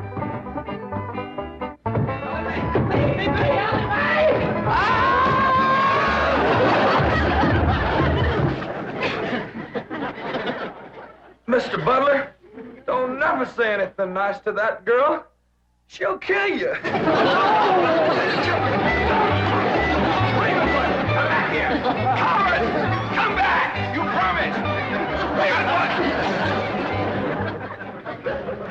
I found her granny when Mr. Drysdale said he didn't have no use for Mr. Butler. He sure wasn't fooling. I just seen him cut through the brush chasing him with a stick. If Mr. Butler gets sassy with me, I'll chase him with more than a stick. Jed, Elly throwed me down on my head again. If she don't stop that, I'm gonna get a headache. Stop riling her, Jethro. But golly, all I said was she's pretty. That ain't no call to bust a fella's head. Pardon. Oh, howdy, Marie. Hi, Marie. Are you hungry, darling? No, madame. I'm whooping up something here that'll just set your mouth to watering. Put some strength in your limbs, too. Tell her what it is, Granny. A great big mess of grits and hog jowls. And salted down possum belly. Oh, pickled crow gizzards. How you like that? Don't tell me that child ain't hungry. Why, she's ready to drop in her tracks. Set her at the table and I'll dish up a mess. No, please. I only came in to bring you a message from Miss Hathaway. She's preparing to paint a family portrait. And she wishes to know if you all will sit for her. May I tell her that you will sit for her? Well, yeah, I reckon we'll do that. Merci.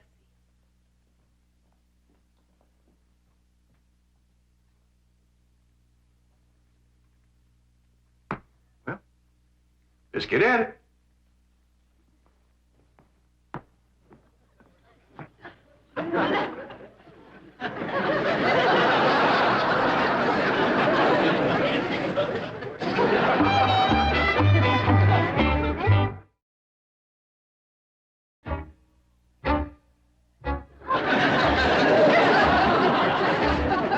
It's all right to talk while we're sitting. Yeah, I reckon.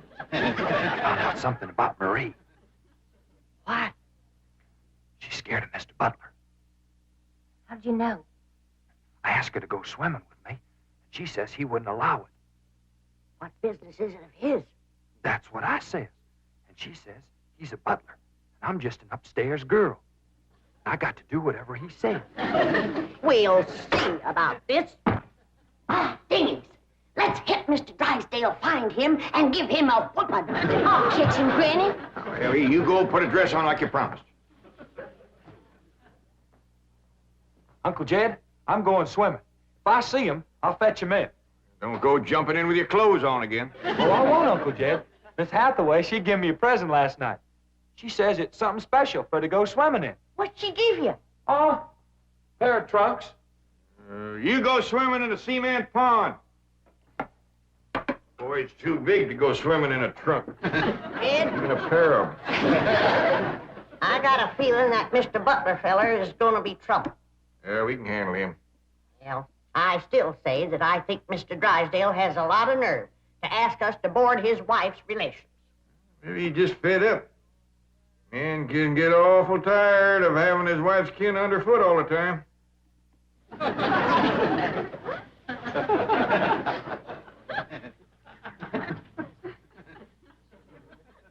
He told me that Butler fella had been living with him ever since they was married.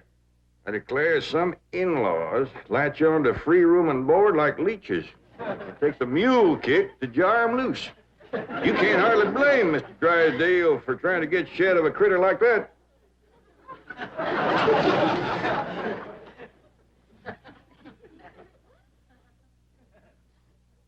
Is that the way you feel? You bet it is. I'll see how fast I can get packed. I'll get out from underfoot just as quick as I can. Wait a minute. No, Jed. I know when I'm not wanted. It don't take no mule kick to get shed of me. Darnation, Granny, well, I wasn't talking about you. We couldn't get along without you. No, Jed. I'm just a burdensome old woman, no good to nobody. Why don't you throw me down the well? Go ahead, pick me up, carry me out to the well, and throw me in. Stop talking like that. Uncle Jed! Uncle Jed, look here! I caught him. Mr. Drysdale, he gave out, but I caught this fat little rascal. Put him there. You gonna whip him, Granny? No, Jethro. I'm going to get thrown down the well. Why don't you throw us both down the well together? We're just no good leeches, both. Mr. Butler, I'm sorry Jethro got mighty rough with you. He don't mean no harm. He's just an overgrown boy. Now, we's all mighty pleasure to have you come and stay with us, and as long as you behave yourself, won't be no trouble. Oh, I'm Jed Clampett. Sir. You sure it's Granny? I reckon you and Jethro done met. Yeah. Sir. Oh, and this here is my daughter, Ellie Mae. Enchantée, mademoiselle. Vous êtes très belle, très charmant, très ravissant. Don't you dare use them kind of words to a lady. What do you say, Granny? I ain't sure, but it sounded dirty. You said your daughter was pretty and charming. Oh, you're so different from all the others. You're like a beautiful city girl. He had not have said that. Oh, Marie, Oui, Miss Jane. didn't you say the Clampetts had agreed to sit for their portrait? Oui. They said they would do it. Well, what is this? I believe it to be self-preservation, madam. No!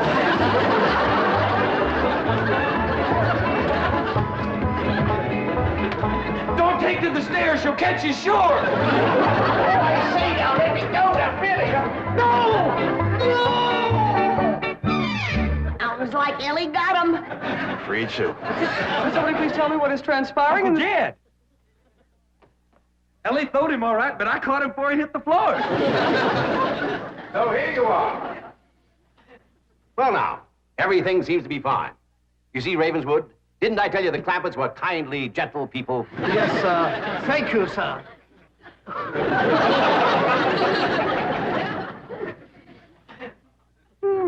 We're gonna have to feed up both of them, Granny. His knees is buckling, too.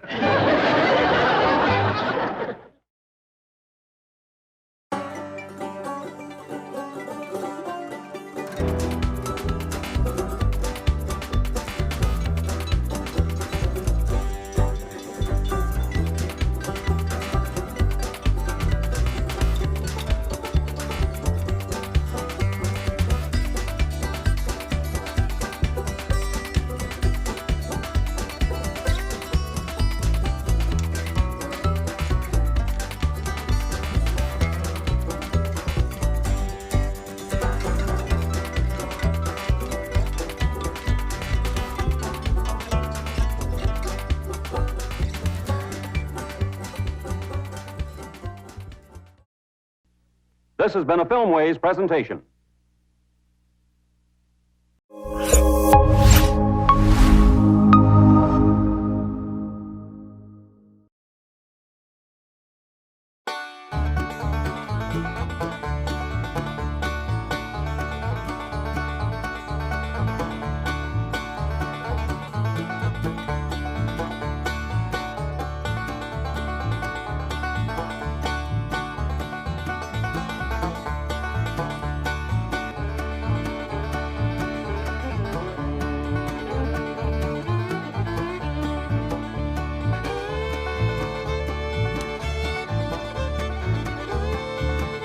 The Beverly Hillbillies.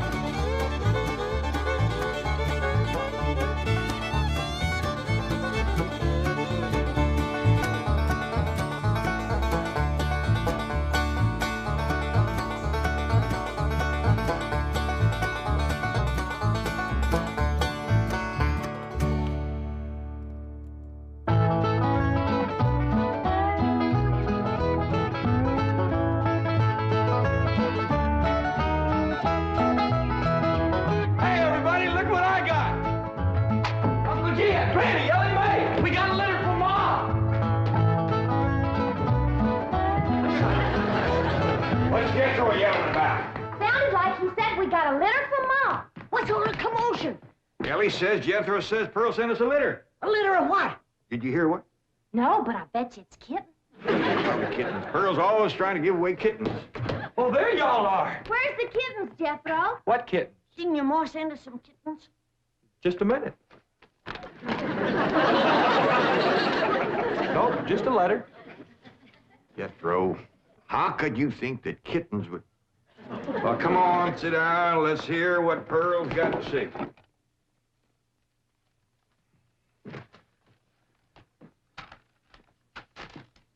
Dear son and kinfolk, I take pen in hand to say we are all fine back here. How are you all out there? Just fine, Pearl. That's right. Jethro, I hope you are making good marks in school out there. Ma thinks I'm going to school. Are you in the 5th grade like you would be here? Doggy, Jethro, I clean forgot about putting you in school. We're gonna have to get you started today. Can I go too? Well, no, I think Miss Hathaway's got plans to put you in some girls' school. Can I go too? Jethro, I just said it was a girls' school. That's why I want to go. I like girls. I don't. Now, let's get finished with the letter. After that, we'll take care of school. Your sister, Jethrine, had a narrow escape. A city dude tried to take advantage of her. What does that mean, Paul? Well, well, Granny will explain that to you later. Tell us more about the city dude, Jethro. His name is Jasper He. Jasper He? That's a funny name. Oh, there's a dot in there. His name is Jasper. He wears patent leather shoes and spats on them. Don't sound too neat, does he? He seen your sister at the cabin when I went there to keep an eye on it for Cousin Jed. I know what Pearl went there to keep an eye on. Mr. Brewster. Well, now, Granny, Pearl's a widow woman. She got a right to look. I ain't knocking it. I got my eyes open myself. At first, I thought the city dude worked for Mr. Brewster, so I drove back out to the cabin to give him a piece of my mind.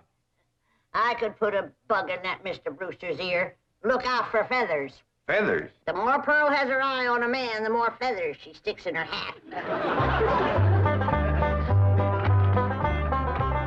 That's right. 3 and 8 came in flowing 2,000 barrels a day. And it looks like the new strike's going to be even better. There's no doubt about it. This is one of the richest pools we've ever hit. Yep, everything from here is good news.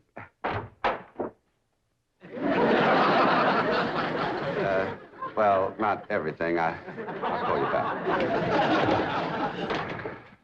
Mrs. Bodine, this is a pleasant surprise. Well, thank you. Although you might not think it's so pleasant when you hear what I have to say. Oh? One of them oil fellas working for you has made advances to my daughter. Made advances? Well, what would you call being picked up and carried off by brute force? Well, I'd call that making advances. What's his name? Jasper Depew. Jasper Depew. I ain't seen him myself, but from what Jethrine tells me, he's a pretty slick article. Oh.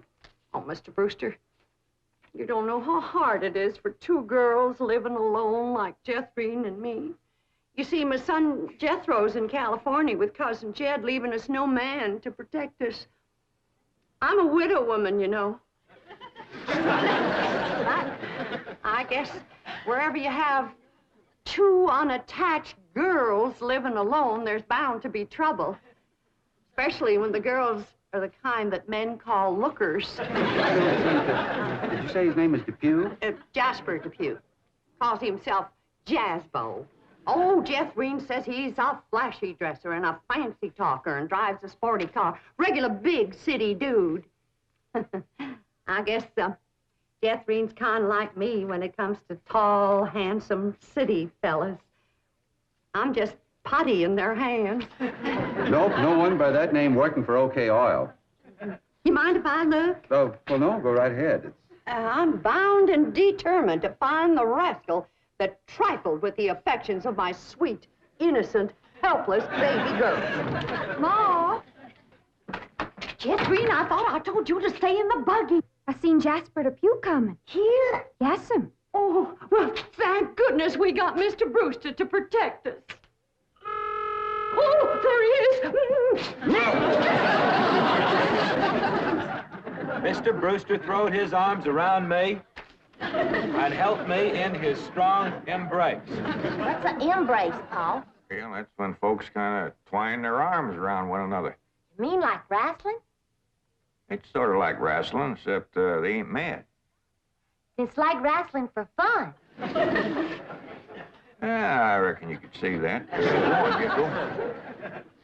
Then we heard a knock on the door, and we knowed it was Jasper He. Better look for that dot again.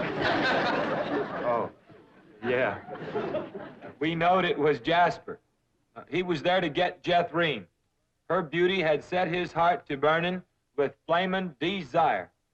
What's flaming desire, Paul? Well, Granny will explain that to you later. Well, I'll try. You're sure counting a heap on my memory.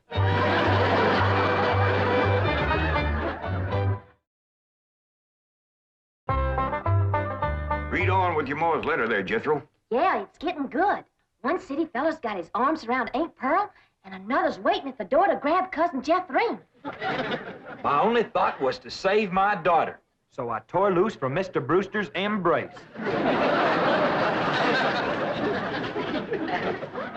I saw Jethrine heading for the door, so I quick throwed myself betwixt my child and danger. But sweet innocent Jethrine, not knowing better, let that rascal in. He went right to sweet-talking in a voice smoother than fresh churned butter. Hello again, you great, big, beautiful lump of sugar. I brought you something all the way from Eureka Springs. Genuine orchids growed in a hothouse. And this lovely young girl must be your sister. I'm her ma. No. Yeah. Well, for Jethrine's beautiful mother, a little gift of genuine French imported perfume all the way from Paris, France. Oh, well, you had my order. Oh, my goodness. Genuine Paris, France perfume. Look at that French writing on there. That says, "Ah, d'amour." That means, oh, love. Ain't he a sport, Ma? And for Jethrine's handsome father, a genuine cigarette case, silver. Thank you, but I am not Jethrine's father. No, Mr. Brewster ain't my husband. He's just a friend. Well, any friend of Jethrine's beautiful mother is a friend of mine.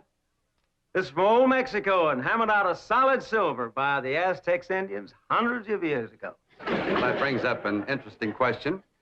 Why would the Aztecs make cigarette cases when they had no cigarettes? That is an interesting question. I'll have to ask some of my Aztecs friends about that. Hey, Dom.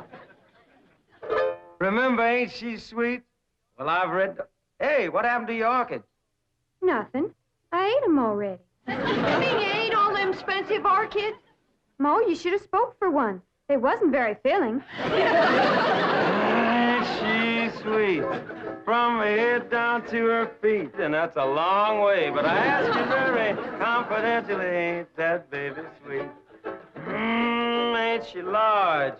But she gives me such a charge. I ask you very confidentially, ain't that baby large? She stretches out in all directions. I'm here to shout, Lordy, that's perfection. Are you with me? Ain't she keen? Well, that's the most I've ever seen. And I'm here to tell you I'm her ding-dong daddy, and she's my queen. And she is king-size, my Jethrine. Lots of mama, my Jethrine. She carries me away.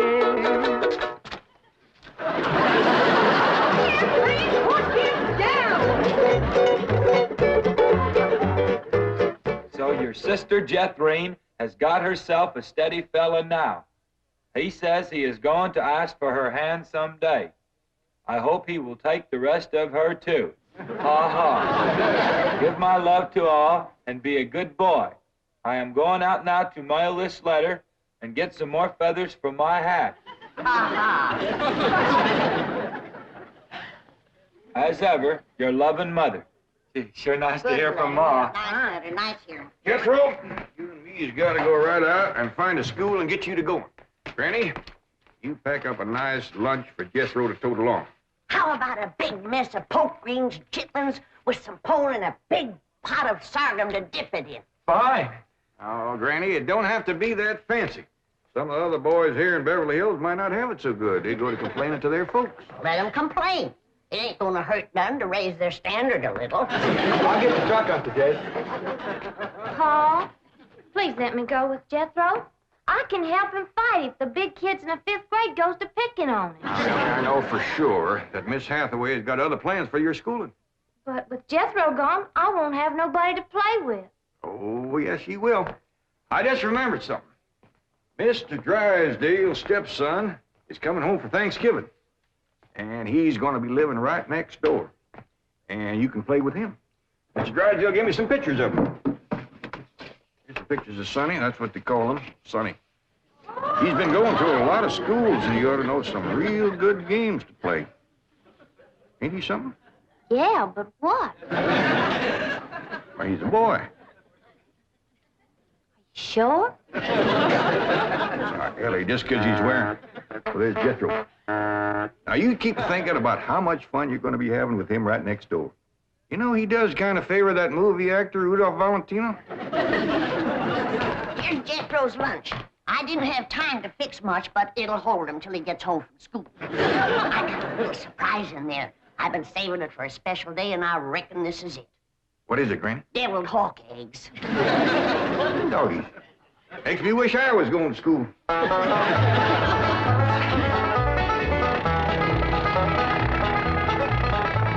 School, all right.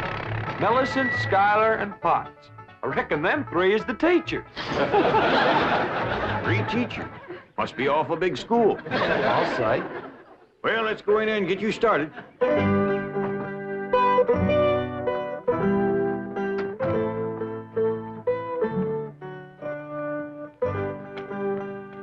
you are.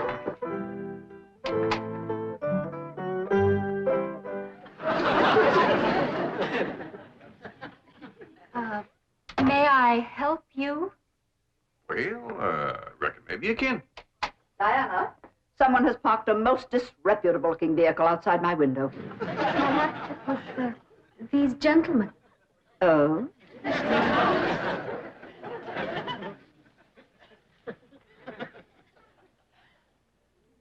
Yes?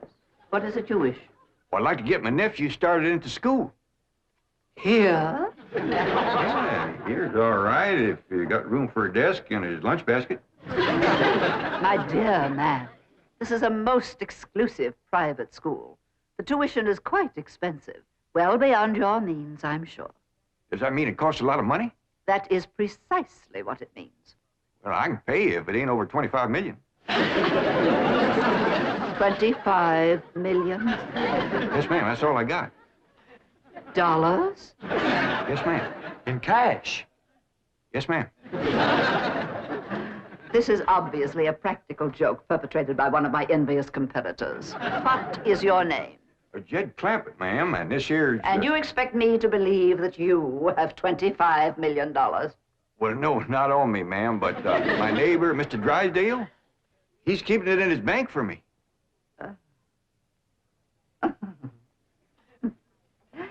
Get me Melbourne Drysdale at the Commerce Bank. You see, it just so happens that Mr. Drysdale holds the mortgage on this school, so we are very well acquainted. Hello. I'd like to speak to Mr. Now, Melvin Drysdale. if you wish to admit that this is a hoax and be on your way, we will forget the entire incident. Otherwise, you may be liable to some sort of action for invasion of private property and impersonating a millionaire. Mr. Drysdale is coming on the line now. Thank you. This is your last chance, Mr. Clampett. My next call will be to the police. Very well. Mr. Drysdale, Millicent Schuyler Potts here. Come in, come in, come in, come in. Thank you, ma'am. Diana, tea for these gentlemen. Croppett? Oh, no, ma'am, Clampett. Tea, Diana. Use the spode, he said. Well, sit down, sit down, sit down, sit down. Just the two of us. Ellie Mae and Granny didn't come. Well, do make yourselves comfortable. Mr. Drysdale's exact words to me were, well, never mind his exact words. Apparently he values your friendship greatly, and Mr. Drysdale is a very important mortgage. Ma'am. Now then, shall we talk about your youngster who's entering our 5th grade? What is his name? Jethro Bodine. Bodine? Jethro. No, ma'am. Jethro Bodine. We always put the last name first. Now, male, of course. Yes, ma'am. Just got a letter this morning. Date of birth? December the 4th. Year? No, ma'am. Back home. We only been here a few weeks.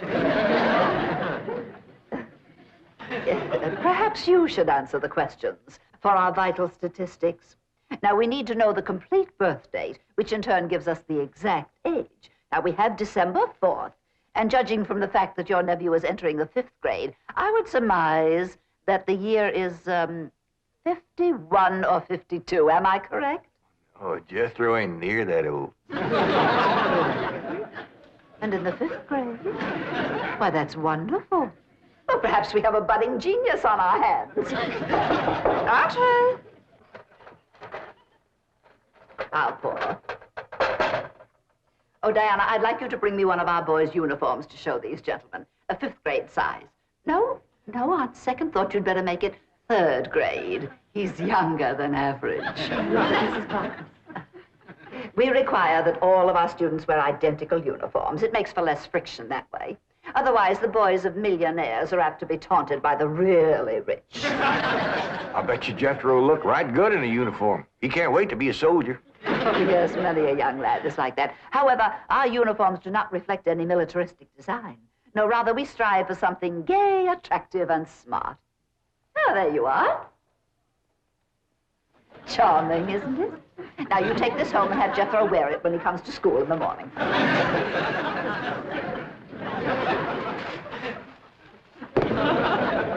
Wear this? Afraid Granny will have to make considerable changes in this before it'll fit Jethro. So tiny? Yes, ma'am. And in the 5th grade? Well, the boy must be a genius. Well, you may be very sure that we will bring him out. Where is this? He'll bust out. Now then, how do you gentlemen like your tea? We don't know, ma'am. We ain't tasted it yet. Oh, you are the fun-loving one, aren't you? Yes, ma'am.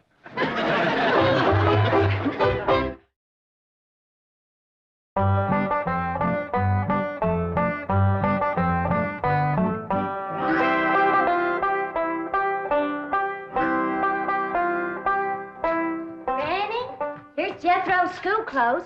You want me to help let him out? Oh, well, thank you, Elly, but let's see what has to be done. Maybe they fit him already. That's supposed to be a hat? I reckon so. What's that? Well, Jethro said it stands for POTS. Pots? That's the school he's going to. Pot school. Hell, he'll be learning a good trade. If there's something folks always needs, it's pots. Jethro can make you some dandy new ones once he catches on to it. Miss Sam Hill is supposed to wear that. Well, Jethro, I reckon. Jethro couldn't have wore that at 3. Paul said it'd take some letting out. Letting out? There ain't enough seams in the whole world to let that out. How's it going, Granny? Are you getting my uniform already? Jethro Bodine? No, Granny. Over to school, it's Bodine Jethro. Elly May, leave the room. You got no shame running around here in your underpants? Granny, these ain't underpants. They swimming trunks. You wrap that towel around you before I cut a switch. But, Granny, Miss Hathaway says... I don't care who says what. I'll be glad when your ma gets out here to take you in hand and to make you some school clothes. These things ain't never gonna fit. But, Granny, I gotta have these in the morning. It's a rule. All us kids over there's gotta wear these. And that coat, too. Yeah. I sure wish your ma was here with her sewing machine. Pearl's a whiz at making clothes. Now that you're gonna be keeping company with Jazz Beau Depew, you're gonna need some nice clothes. I like the little feller, Ma. I'm glad, Jethrine. But you gotta stop picking him up all the time. He ain't heavy. That ain't the point. It don't look fitting for a girl to run around carrying a fella. All right. I won't pick him up anymore. Till we get married. Why would you pick him up then? To carry him over the threshold. You ain't supposed to carry him. He's supposed to carry... No, that's ridiculous. I declare, I don't know how I'm going to keep you in clothes the way you're shooting up. I start a new outfit, and by the time I get it stitched together, you've outgrown it. My new shoes is already too tight for my feet. Oh, them feet. If they get any bigger, you're going to have to go outside to turn around. My feet ain't as big as Jethro's. Well, of course not. He's a boy. Just think, your brother Jethro's going to school in Beverly Hills, California. Yeah. I'm homesick for to see him, Ma. Me too, Jethrine. I'll bet your rich Uncle Jed has Jethro duded up like one of them actors in movie pictures.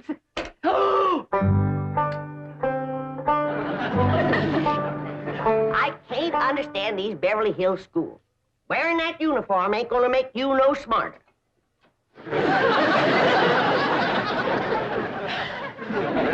Miss Potts said I had to wear it this morning. She's the boss teacher.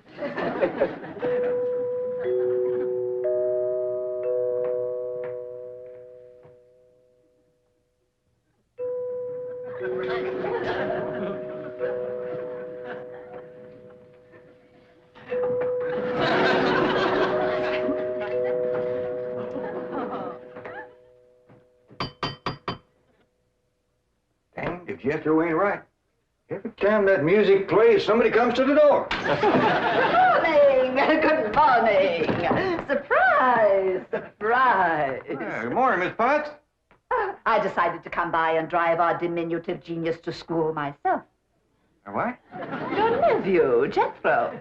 Oh, yes, ma'am. Jethro! Come on down here. You got to ride to school. Well, that's mighty nice of you, ma'am. Oh, tut. I'm going to give the boy my personal special attention. I feel that when one... Well, howdy there, Miss Potts.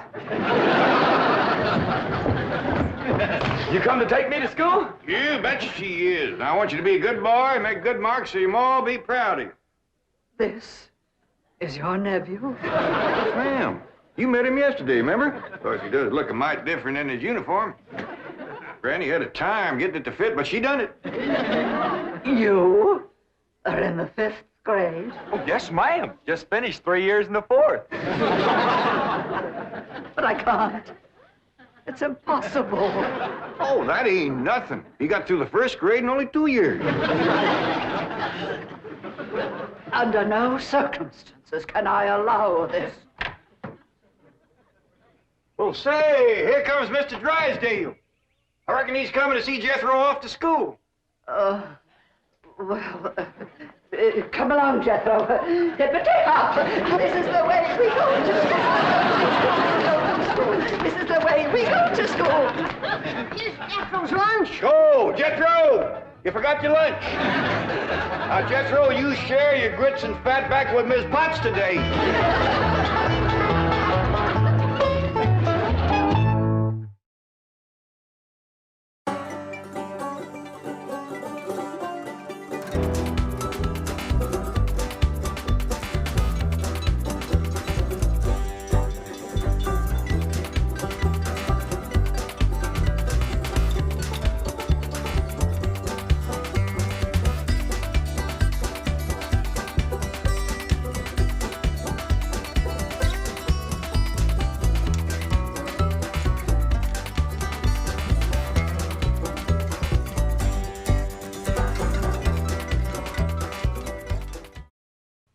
This has been a Filmways presentation.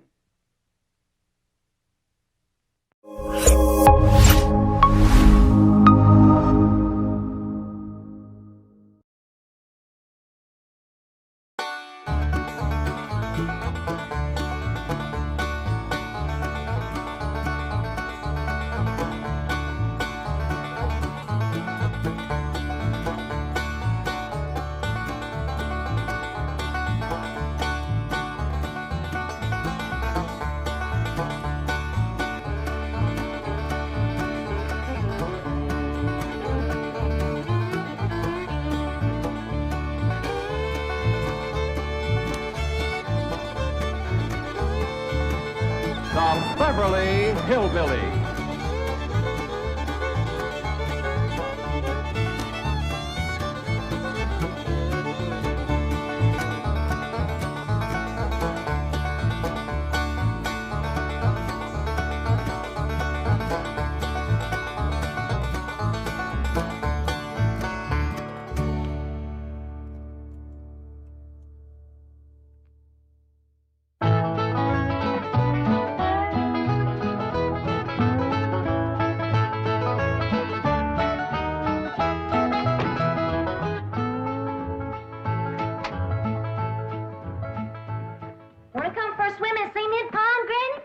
me, child.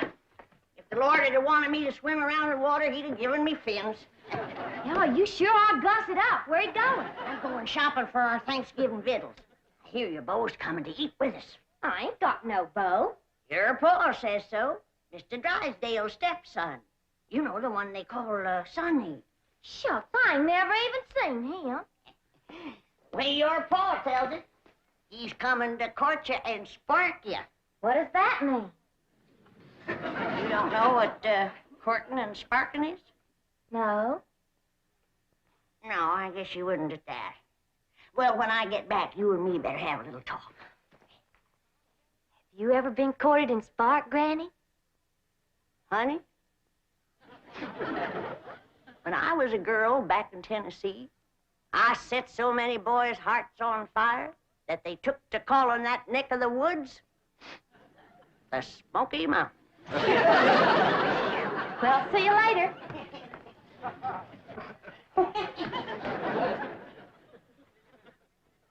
Daisy, you old heartbreaker.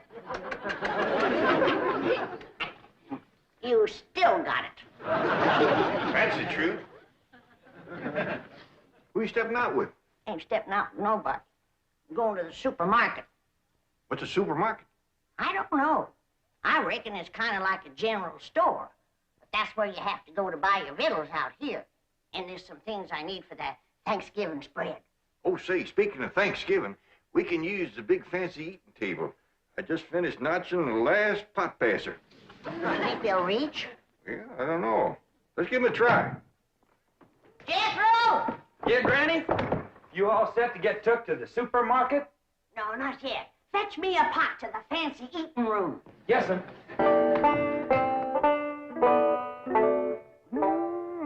That sure is a mighty fine eating table.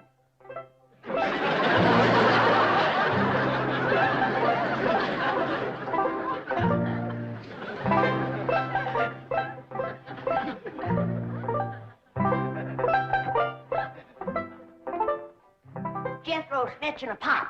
Granny, you gotta admit, folks built this table sure knowed what they was doing. It is built solid. It is that. You could set a half-dozen turkey gobblers on there and never sag it a bit. This here is a dandy idea, especially if you got young ones at the table. The plates won't slip off on the floor. Yeah, I've sure scrubbed up a mess of pone and sorghum. Bet nobody ever scrubbed up none from this floor. There's been plenty spilled on the table, though. Sorghum?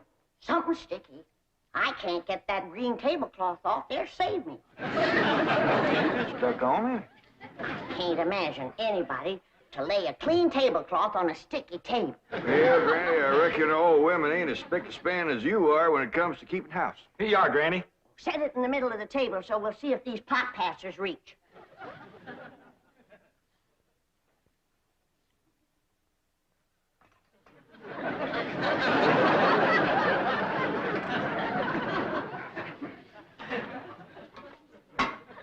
Yeah, I reckon that'll do the trick, all right. Jed, maybe you better whittle some sharp points on a few of them, and we can spear the meat and pass it. That's a good idea, Granny. I'll do that.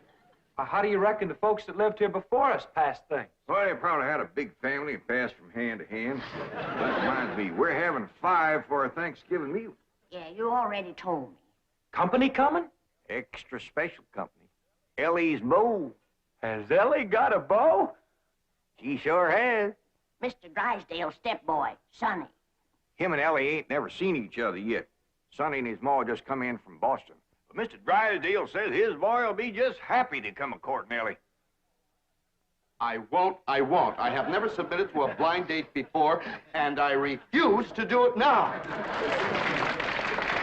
Sonny, dear, do it just this once for your daddy. He's not my daddy. He's your husband. All right, then. Do it for stepdaddy. It seems to mean a great deal to him. Mother, I'm the most popular man on the campuses of 3 universities. Vassar, Wellesley, and Smith. To those girls, I'm an idol, to be worshipped. I can't just date anyone. Sonny, dear, it might be fun to date someone new. Someone young, and lovely, and charming. For her, yes. But how do I know what she'll look like? No, I can't. I can't. It might cause too much of a trauma, Mama. But your stepdaddy says she's very attractive. And it seems that she's the daughter of his wealthiest depositor, whom he wishes very much to please. Mother, what kind of a man have you married? He's selling me for a rich man's gold. It's sordid! Oh, it is sordid! It is sordid! No, my precious baby. I know it was wrong of me to marry a common bank president, but I wanted you to have everything, and all I could give you was the heritage of a fine old family. But it takes money, too, darling. Money, I hate that word. Makes the rich the social equal of us. Oh, no, dear. It could never do that. I wish you'd read the thesis I wrote on economics last week. Money and why it is not important. You know, for a boy who's been going to college for 17 years, you haven't learned much. Milburn, you must not throw it up to Sonny that he keeps going to college. He's trying to find himself. Don't take my advice. Don't look. Come on, dear. Let Sonny get dressed for his date. I'll draw him a nice hot bath. Try not to drown. Daddy? Just a moment, Daddy. You called me Daddy. You've never done that before. Well, don't ever do it again. I refuse to date a strange girl just to benefit your economic situation. Well, I've got news for you, Sonny. My economic situation and your economic situation have a very definite relationship. Money doesn't interest me. Who steals my purse steals trash. Well, you will have a date with Elly Mae Clampett, and you'll be nice to her, or I'll cut off every penny of your trash. Milburn, did I hear you say that it's the Clampett girl you're asking Sonny to date? That's right. But, my dear, I haven't finished the genealogical check of their family tree. We don't know that Elly Mae is socially acceptable for Sonny. Good heavens. Now, you listen to me, Sonny. Jed Clampett is thrilled at the prospect of his daughter having a date with you. A city boy, educated, refined. To him, you're a knight in shining armor, a handsome Prince Charming. He thinks you're the greatest thing that could ever happen to his daughter. Mr. Clampett sounds like a very intelligent man. Oh, no, dear. I've heard the most disturbing reports about the Clampetts. I understand they're no better than peasants. Good heavens, a date with a girl like that is unthinkable. Now, Margaret, I hesitate to assert my authority. But unless I have assurance that my wishes will be carried out, I'm afraid I will have to... Mother! Dad! Who is that? Who is she? Who is what, dear? That divine creature by the pool next door.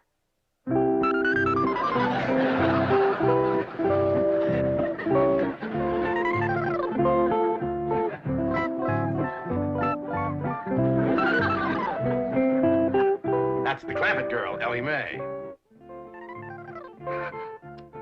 Oh, Dad, you're sensational. Of course I'll date her. Good boy. But, Sonny, she's not a blue blood. The color may not be right, Mother, but I sure dig that crazy container. Oh! Wow!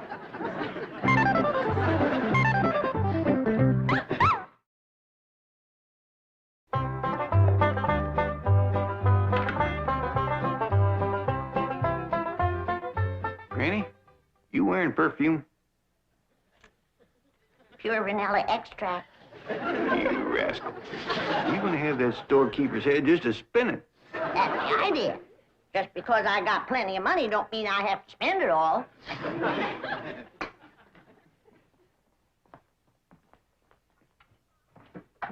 Howdy, Paul. What you doing? Oh, I'm fixing some turkey stickers for a company meal. Oh, say, Elly, Yeah, Paul? is there anything you don't know about the birds and the bees? No. How come you to ask? Well, I reckon these what Sonny Drysdale's been studying at school. Either that or he's partial to them. How'd you know? Well, when I mentioned to Miss Hathaway that you was going to be keeping company with Sonny Drysdale, she says, Mr. Clampett, she says, you better have a talk with your daughter about the birds and the bees. Shucks, I know all about the little critters. Well, that's why I figured you being raised in the woods and all. But I didn't let on Miss Hathaway. I know she's just trying to be helpful. Granny says she's gonna have a talk with me about courting and sparking. She is. Well, I'm glad of that, Ellie. I was kind of wondering who was going to do that. Paul, why don't you tell me about courting and sparking? Well, Ellie, that's something that a girl's ma usually tells her about. Well, I ain't got no ma, so why don't you tell me? Well, Granny'll do it when she comes back. Well, what if she don't get back before Sonny Drysdale comes? Then I won't know how to court and spark him. You ain't supposed to court and spark him. That's what a feller does to a girl. How? What does he do? Well, he gets himself all slicked up, shaves real close, shines his shoes, puts on a stiff collar and a clean shirt. And he goes to calling on the girl, toting a nice big store-bought box of candy. Hot diggity dog, I'm gonna like courting and sparking. It's only the courting part. I ain't got to the sparking yet. What's that like, Paul? Well, she invites him to come in the parlor and sit. And they usually sit on a sofa or something, him on one end, her on the other. Yeah? Well, then he goes to carefully, little at a time, scooching down to where he's within reaching distance of the girl. Sonny Drysdale gonna do that to me? He might. And when he does, that's when a girl has got to be careful. Don't you worry, Paul. If that rascal goes to reaching for my candy, I'll knock him clean off of that sofa. Oh, Sonny, you sea beast. You creature from the Blue Lagoon. Now, my dear, don't you fling yourself overboard, because I'm not worth it. No, don't. My dear, my... Oh, well, there were too many girls aboard anyway. We were beginning to list. Sonny, are you decent? Not me. The devil. Come in. Sonny, you're beautiful. Mother! Girls are beautiful. Boys are handsome. Dashing. Debonair. You're right. I'm beautiful. Well, I just spoke to Jed Clampett. He's expecting you to call this afternoon. Maybe take Ellie Mae for a drive. And tomorrow, they're expecting you for Thanksgiving dinner. 2 days? Gee, stepdad, no girl has ever been exposed to me for 2 consecutive days. What? Well, it may be unleashing forces too powerful to control. What if the Clampett girl gets serious about Sonny? Well, we'll celebrate with the finest champagne money can buy. Oh, no, my baby's not ready for marriage. Margaret, he's 35 years old. I am not. I was a leap year baby. No, I don't know this nonsense. Now, you climb into that expensive sports car I bought you and go calling on that girl, or so help me out. Children, please. Sonny has never been exposed to violence. Even when he was born, I gave the doctor strict orders that he was not to be spanked. But it's not too late to start. Now, are you going or aren't you? I'm going! I am going! You want me to go along? No, my dear.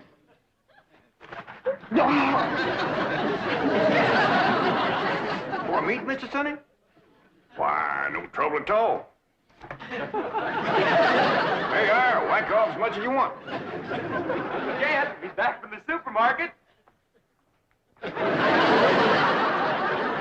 darnation is that? That is what you call a shopping cart. There's a sign down at the supermarket that says take one. So Granny did. But there's Indian givers. They wanted me to give it back when we were leaving. She didn't do it. Did you, Granny? You're darn tootin'. Oh, they sweet as honey when you first come in. But they give you a heap of trouble when you start to leave. What kind of trouble, Granny? Well, first you stand in a line with a kind of a gate. And at that gate, there's a woman. She looks at what you've got. Then she starts to push a lot of little knobs. And bells start to ring. And a drawer pops open with a lot of money in it. Doggy. Then she tells you how much money to give her. She says to me, that'll be $28.25. And I says, now you make up your mind. Is it 28 or is it 25? And she says to me, that's 28.25. Well, I seen I wasn't getting no place with her. So I give her the benefit of the doubt and I plunked down 28. A quarter and 3 pennies. I reckon that pleased her. You'd have thought so, but not her. As I started through the gate, she says, hold on. Madam, you're short. I said maybe so, but I'm big enough to take you on. Granny was getting right mad. Well, you'd have got mad too, Jeff. And you get after Elly about running around in boys' pants. You should see those women in that supermarket. He was wearing boys' pants, was he? Some of them were in their underpants. Actually, I wanted to get Jethro out of there. Actually. And I did, too. By dingy, they didn't stop us. Good for you, Granny.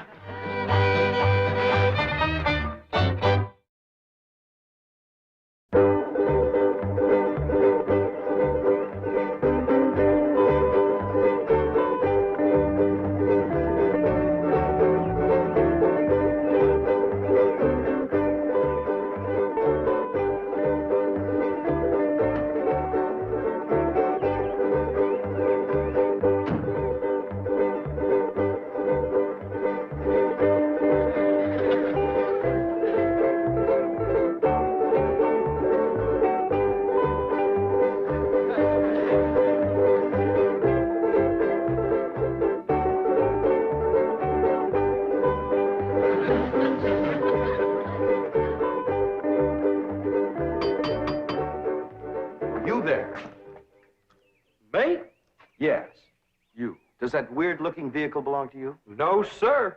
Can you move it? I reckon so. Please do. It completely spoils the effect of my imported 190. What should I do with it? Oh, I don't care. Just get it out of sight. Hide it somewhere. Yes, sir. Sonny Drysdale to see Miss Clampett. Oh, come in, come in.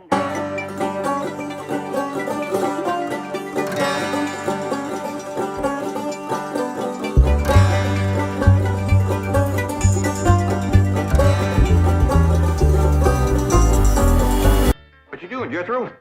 Trying to find out how to drive this thing. What for? Whose is it? Sonny Drysdale. He asked me to get it out of sight for him. All right. Just trying to surprise Elly. Where do you say put it? Well, he just said hide it somewheres. Yeah, let's accommodate him. You take the front end, I'll take the back. We'll put it back of them bushes yonder. Okay.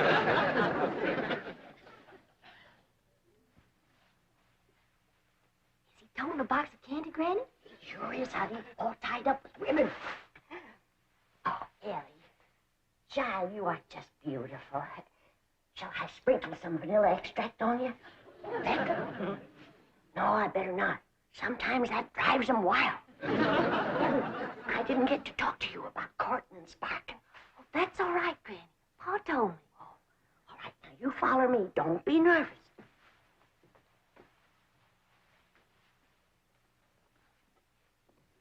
Here she is, Mr. Drysdale.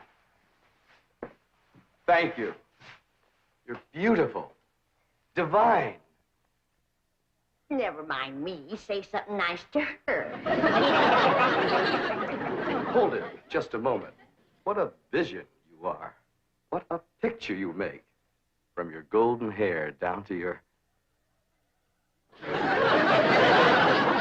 that for me? Yes, yes it is. Bet y'all can guess what it is. Try.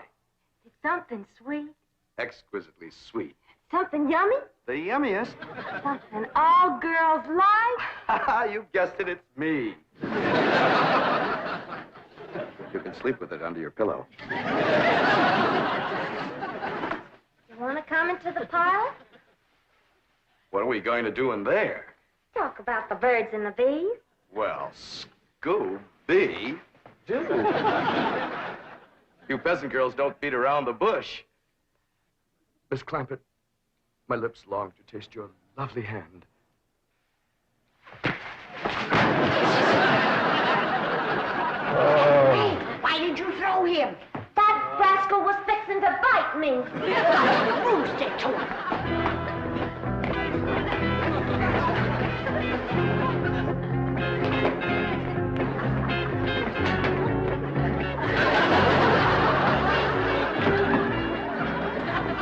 My car, where is it? Oh, it did good, ain't it? Ain't nobody can find where we put it. Big oaf, I'll destroy you.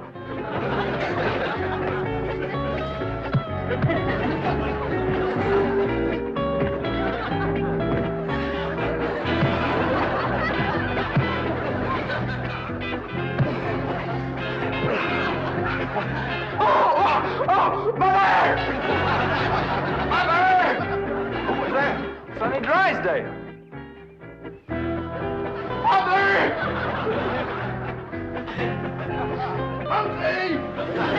He's a mean critter, Jed. Yeah, Pa, he bites. I did him a favor, and he commenced to hitting me.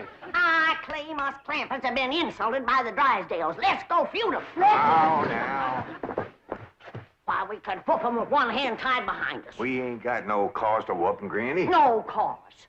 Why, just yesterday I went over there to the Drysdales to borrow a cup of possum fat. And that butler fella that lives over there, he says to me, you wouldn't pull my leg, would you? And I said, well, one good turn deserves another. Stick it up here and I'll give it a yank. And do you know that he slammed the door right in my face? Let's go. Now, hold on. Now, we're all going to calm down. Go next door, talk to Mr. Drysdale. We'll straighten this whole thing out. Come on. There, there. Mother's baby is going to be all right. Was it just a dreadful experience, darling? Dreadful. Margaret, Sonny, Clampetts are here. They followed me.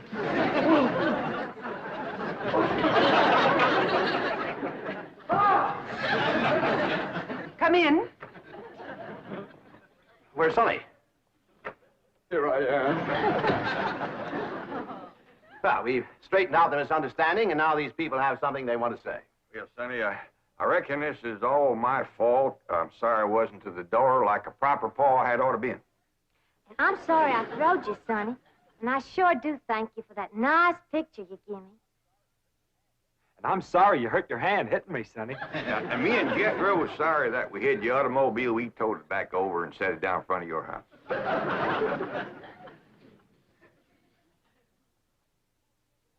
Well, I can't think of nothing I'm sorry for. But we sure would be proud to have you all come and take Thanksgiving victuals with us. Sonny and I wouldn't think Of passing up an invitation like that. We'll be there, all of us. Let us say grace. We sure have got a lot to be thankful for, Lord. We got good health, good neighbors, good food. Jethro's going to school. Elly's got a feller. I guess everything is just about fine, and we sure do thank you. Amen. Amen. Amen. Amen. Well, Jethro, hand out the pot passers and the meat stabbers. Let's get at it.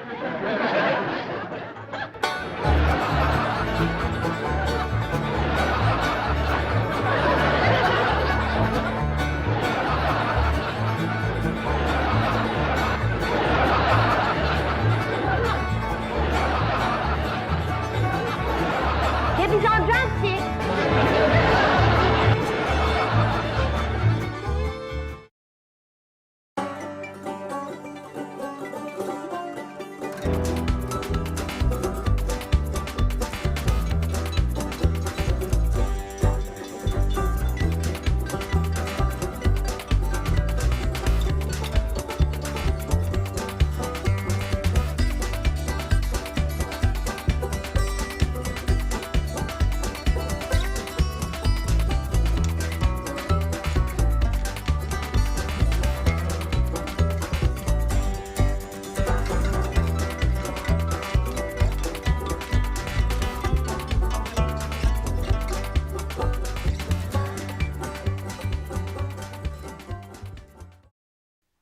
This has been a Filmways presentation.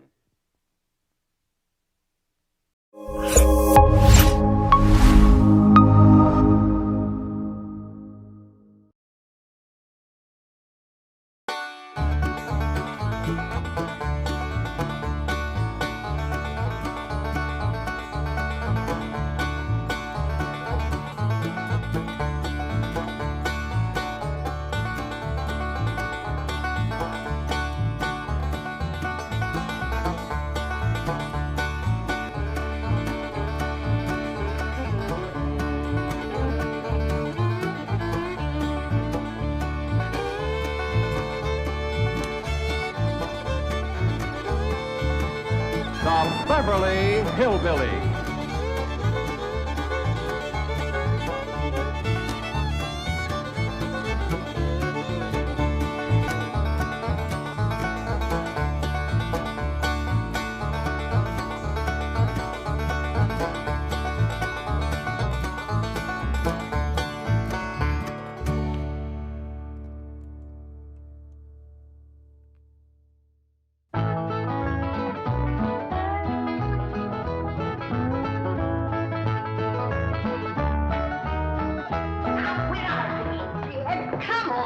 Granny, there's a lot of darn nonsense.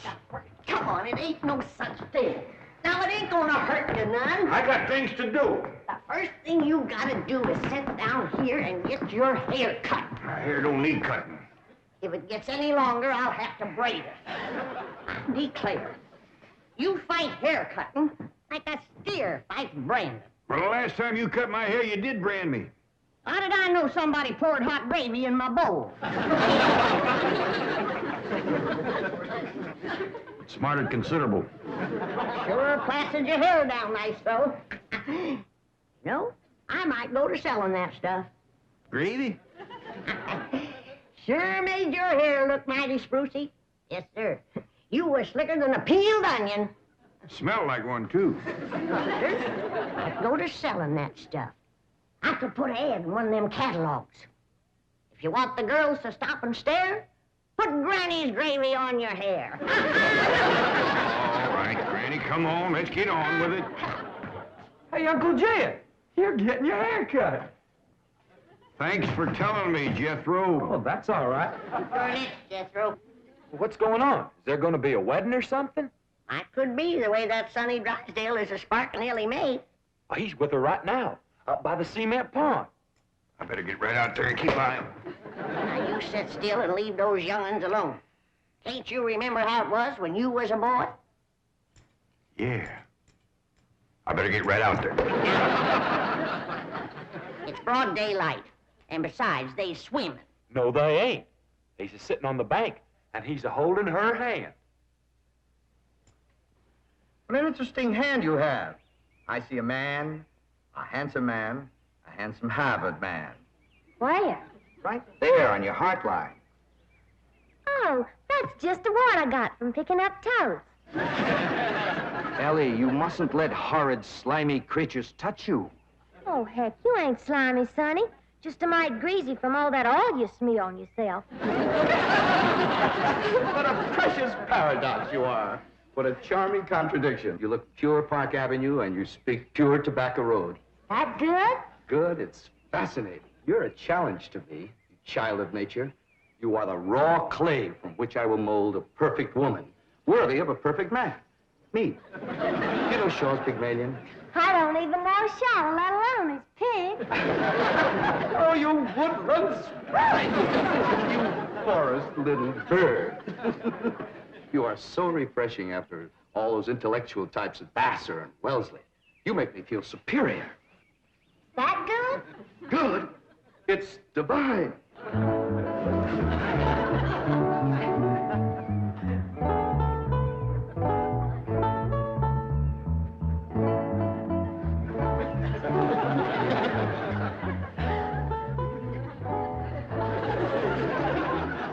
I am Caesar, and you are a fair-skinned captive, a barbarian slave.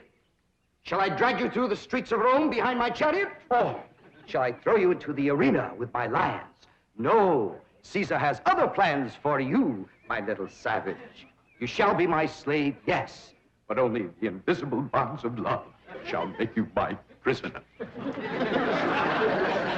Come, I shall strum upon my lyre and recite odes to your beauty. What say you to that, fair maiden? How speak you now to mighty Caesar? I declare, Sonny, you're more fun than a bucket of tadpoles.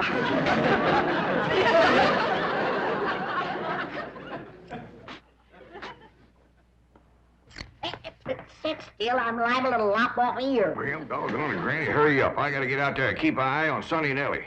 You want me to go out and see what they's up to, Uncle Jed? Now, you just sit still, the both of you. I'd expect Elly May to get a husband if you don't let the boy spark her. Well, Elly ain't never been learned about such things. Jed, sparking is like breathing. You don't learn to do it. Somebody slaps you and you go at it. Boy slaps. Now, I declare you're wiggling worse than a worm in a bait bucket. You want your daughter to be an old maid? Of course not. Next year, she'll be too old to get a husband. She's almost 18. Not old. Sure is. She done waited too long, Uncle Jed. Why, no boy wants to marry up with a middle-aged woman. Elly May can get herself a husband anytime she wants to. Why, she's the prettiest Oh, and... now don't get your old feathers riled up, you old rooster, you. Elly May'll be all right if you just leave her alone. Well, I ain't sure Sonny Drysdale's good enough for her. He's considerable older than she is. Well, don't worry about that, Uncle Jed. His family lives a heap longer than most folks. Yeah? Yeah. Sonny told me that there's been a member of his family a-living in Boston since 1632. Well, that rascal's over 300 years old. He was a greening you. Yeah, you sure swallowed a whopper. No, ma'am. Sonny's honest. Why, he's so honest, he has to have somebody do his lying for him. Do his lying for him? Yes, sir. Why, I heard him call through the hedge to Elly. He says, I'm coming over to serenade you, and I'm gonna bring my liar. Veni, vidi, vici. The world lies conquered at my feet. And yet, I tremble at the nearness of this flaxen-haired barbarian. Could it be that the invincible Caesar is about to be vanquished? Not by the spears and arrows of the Gallic tribes, but by Cupid's dart? Yes, fair maiden, you have done what your fierce kinsman could not. You have brought mighty Caesar to his knees. Come, I will take you to my palace, and there compose odes to your beauty. See yon window. 'Tis the Emperor's suite. There I shall woo you. Mother! That's my room, and those are my binoculars. You're not supposed to spy on the Emperor. What are you trying to tell me, Sonny? Mumsy can see you, but she can't hear you.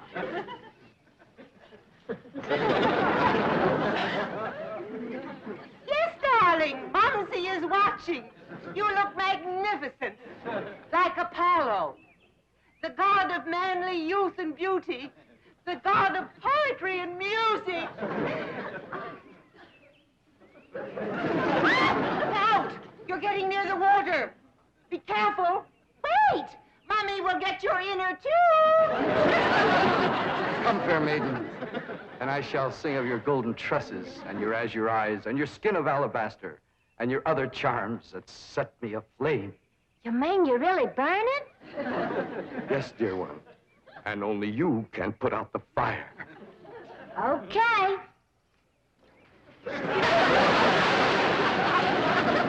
How's that, Sonny? You feel better now?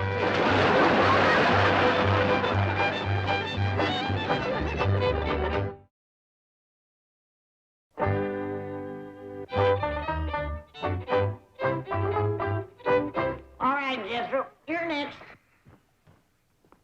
Oh, hi, Elly May. Where's Sonny? Well, he run home to his mama. You didn't throw him down and hurt him again, did you? Shucks no, Pa. He caught fire, so I wetted him down into the pond. Sound like you done the right thing. How'd you catch fire? He said it was my charms that set him to burning. What charms was you toting? Well, just my sack of crawdad bones and my buckeye.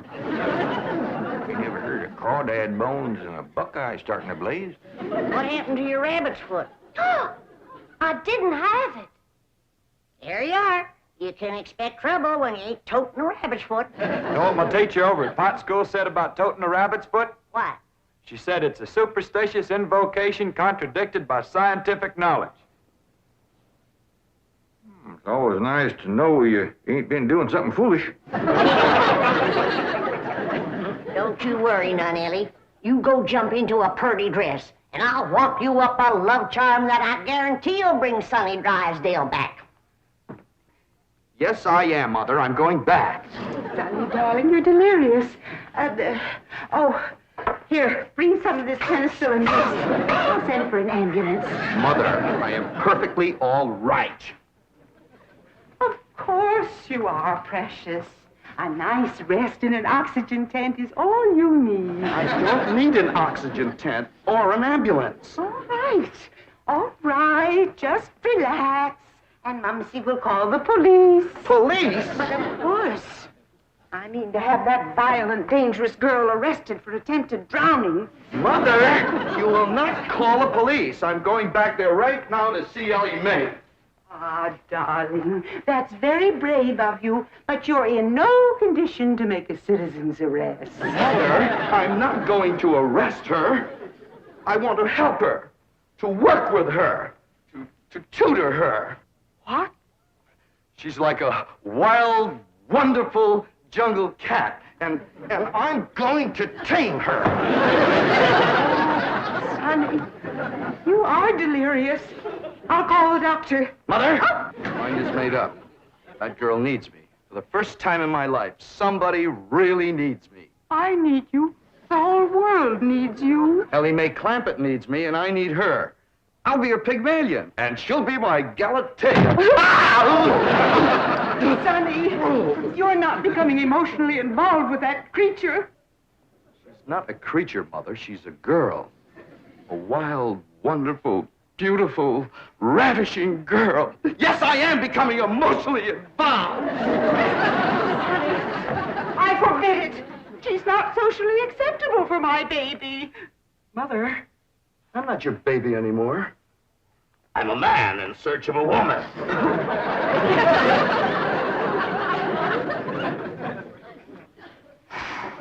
Where did he learn that language?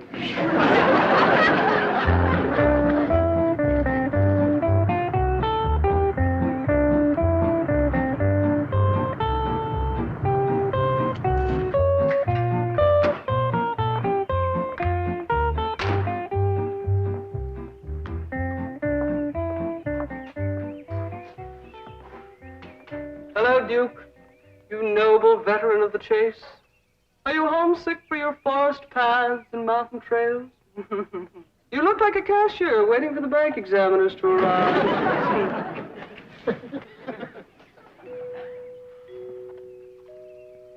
You know, if you were a cashier, you could hide $1 million in here.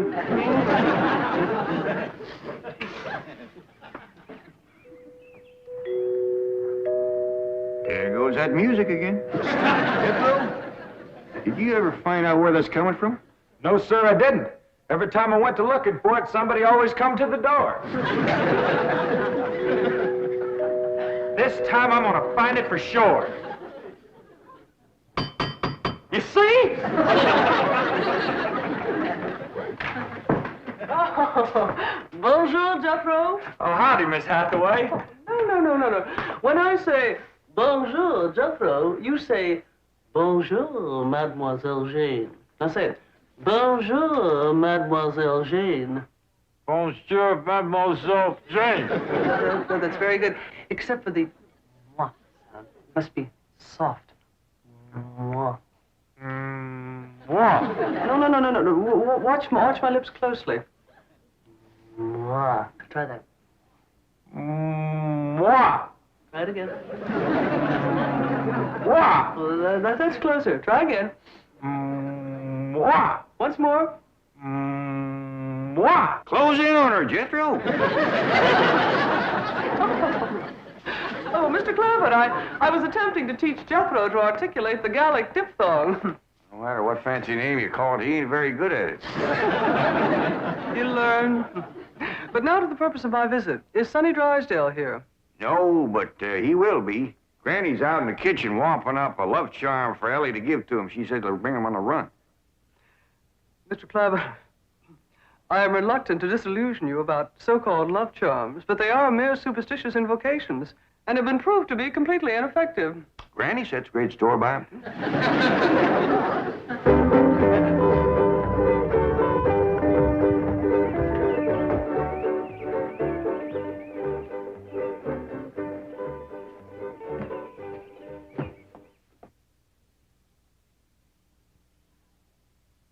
Here you are, Ellie.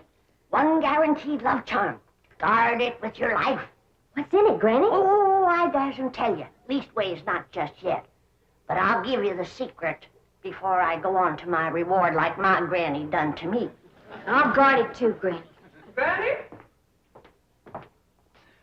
Granny, Mr. Clampett tells me that you've conjured up some sort of love charm for Ellie Mae. Right here it is. It's made out of all secret stuff. That is ludicrous, irrational, sophomoric, and pure hokum. You didn't even guess one ingredient. No, Granny. Don't you come spying. I'm telling you for the good of the country. If the secret of this love charm ever got out, I shiver to think what might happen. I wouldn't want it on my conscience. Hear me now, mongrel. Neither sleep, nor snow, nor vicious beast shall keep me from the side of my beloved. Here I come, ready or not. So, you still think it won't work, huh? That is correct. All right, Elly. Open up the pouch, mate. Now, when I drop this starting powder in it, quick close it, press it to your heart, and say, darling, darling, my true love, come a-swooping like a dove. Darling, darling, my true love, come a-swooping like a dove. This is Elly! Elly! I have flown to your side in spite of all danger.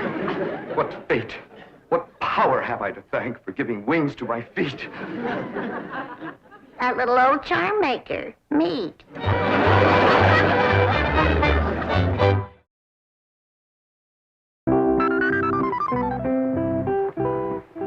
And now we shall begin the transition from Tobacco Road to Park Avenue. Now you watch me closely and I'll show you how to develop perfect posture and grace of movement. Ah, Kipling. Well, do you like Kipling? I don't know. I ain't never kibbled. Oh, you are a challenge, you ravishing rustic, you child of nature. Now here, you try it. There we are. Now walk. Go. You'll have to try that again. Now sit down. Now watch me. We walk as though upon a cloud, and we glide with lissom grace. And as we walk, we always keep a smile upon our face. What's he doing? That there is some called Kipling. He's trying to burn it to Elly. This is how you sit in a chair, smoothly and gracefully. There ain't no chair where he's a-sitting. I know. What do you reckon's wrong with that rascal? Appears to me he's about 2 bricks shy of a load. Turn old Duke loose so we can go in there and protect Elly. Now we'll practice diction and intonation at the same time. How now, brown cow? How now, brown cow? What's he talking about? He thinks old Duke is a cow.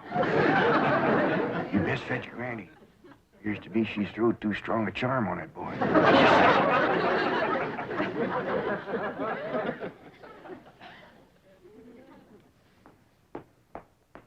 Here you are. One guaranteed charmer. Now, you hold the bag while I sift in the starter. I know this is all a lot of absolutely ridiculous nonsense. Please hurry. Darling, darling, my true love, come a-swooping like a dove. I better open this door before he busts it in. Miss Jane! Here he is. Granny's love charm is too strong. Don't fight it. It's bigger than both of us. Circled on me. Granny, come quick. The love charm you throwed on Sonny Drysdale was too strong for him. Thank you, Granny. How now, brown cow? How now, brown cow? How now, brown cow? How now, brown cow? How's it going, Uncle Jed? Bad. Now he's got Elly believing old Duke is a cow. Break the charm, Granny? I reckon so. I'll sprinkle him with some let-go powder. While you're at it, will you sprinkle some on Miss Jane? She's shutting off the blood tomorrow. How now, brown cow? Secret powder, white as snow, make the charm of love let go.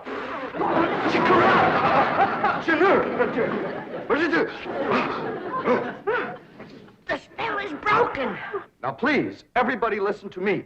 I must have complete quiet and concentration if I am to transform this bucolic beauty into a sophisticated debutante.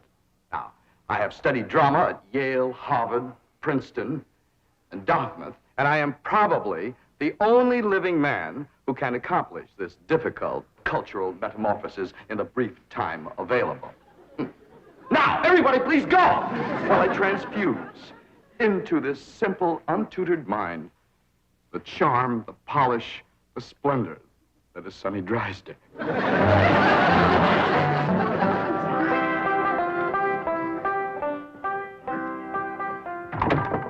Jed? Hi, Granny. Is Elly and Sonny still in that room alone? It was the last time I was listening, a couple hours ago.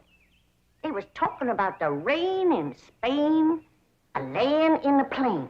Well, I guess he can't be up to no nonsense if they're talking about the weather. Doggies, I can't wait to see Elly all polished up and talking like Sonny and Miss Jean. While you're waiting, I got something for you. What is it? A love charm. What in the Sam Hill I want with that? It ain't what you want, and it's what you're getting, a woman. And it's high time you got one, being a widower. Besides, the moon is right. That's why this stuff is working so high-fired powerful. So here. Well, I ain't interested in none of these la-di-da Beverly Hills women, so here. Well, they're interested in you, so here. Who said? Jethro says. Jethro don't know nothing, so here. I reckon Jethro ought to know what's going on in his own school. Besides, I saw her making sheep's eyes at you, so here. You caught who making sheep's eyes at me? Mrs. Millicent Schuyler Potts, that's who. Oh, now. You did? Educate a woman like that? Jethro says she asks for you every day. Oh, what'd she want with an old mountain goat like me? If I was to put a little starting powder in there, and you was to say the magic words, no woman could resist you. Oh, I don't hold with stuff like this. You're scared, ain't you? Oh, I ain't a scared. Then go ahead. I double dog dare you. Well. Open the pouch, you might. Well, this is just a lot of doggone nonsense. Close it tight, clamp it to your heart, and say the words.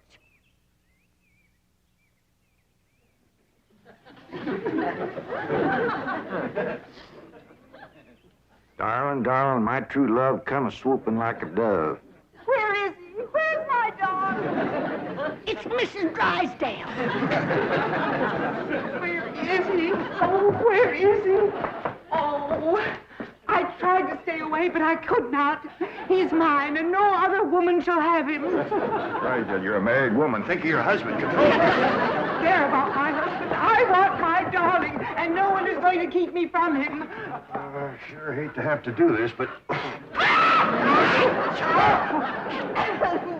Sonny, where are you, Sonny? He's inside with Elly Mae. Now, if you just calm yourself down, I'll go and get him. Thanks for coming, Miss Drysdale.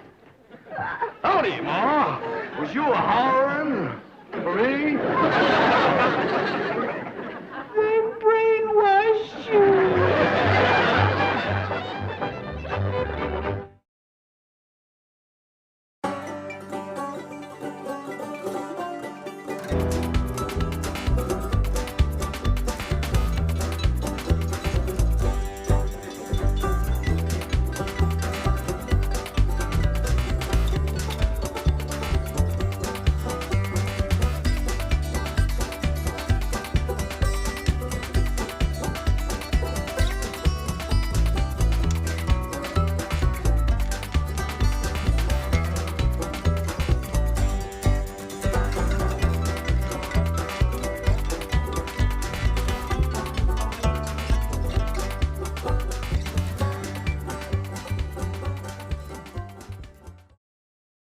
This has been a Filmways presentation.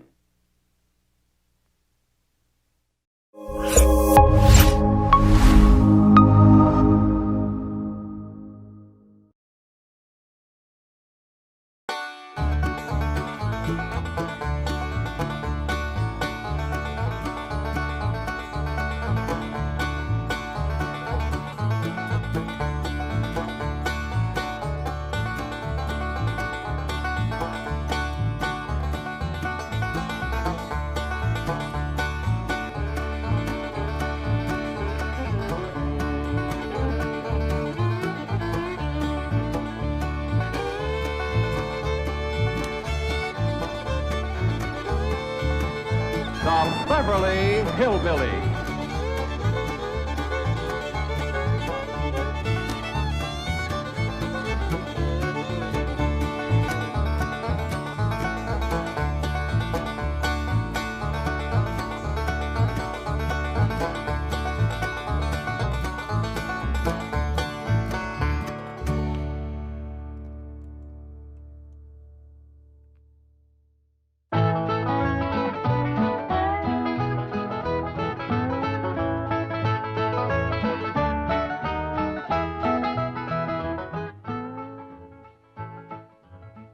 Oh, hi there, Granny. What you looking at? I'm looking at these pictures that Mr. Drysdale took of Sonny and Elly. Oh, yeah. He's right good, ain't they? Dandy.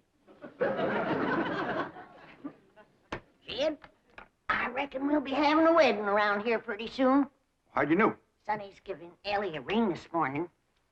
I couldn't get to sleep last night, and I heard them talking down by the door. All the way from your bedroom? Well, my window was open. That's still a powerful long ways to hear. Now I have to climb out into a tree and shinny down a ways. You heard Sonny asking Elly to get engaged? Plain as day. Sonny said, Elly, you going to be home in the morning? And Elly said, yes. Sonny said, I'll give you a ring at 10 o'clock. Nuggies.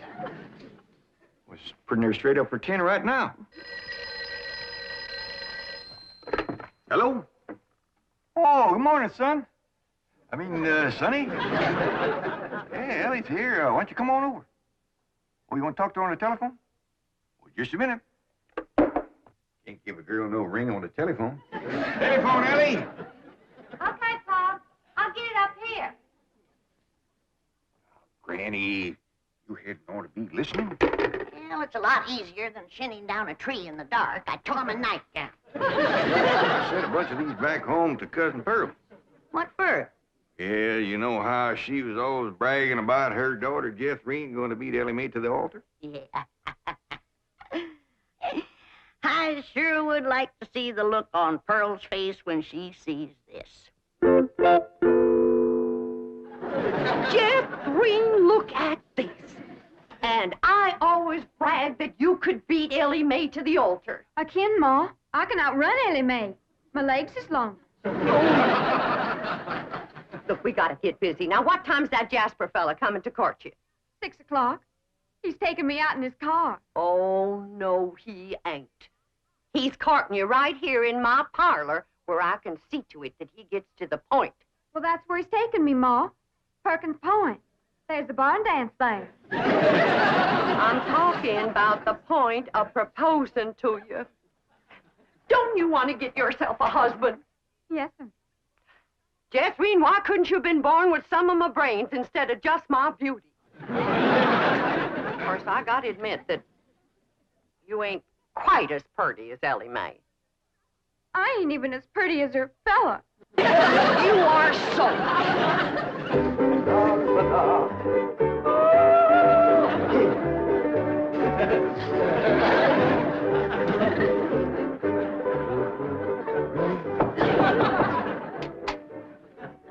Hi, Sonny.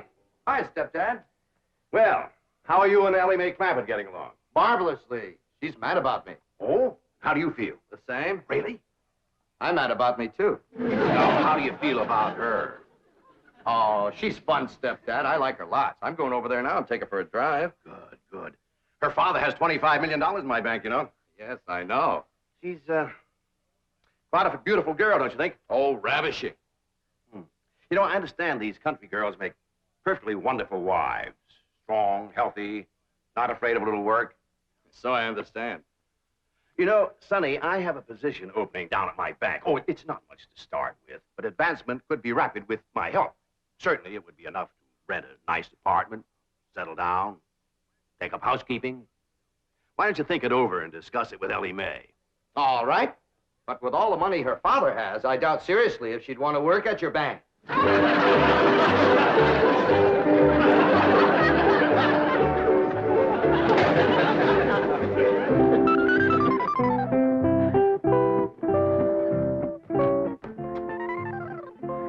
You what Elly mean? Here, hold out your hand. Let us take a look.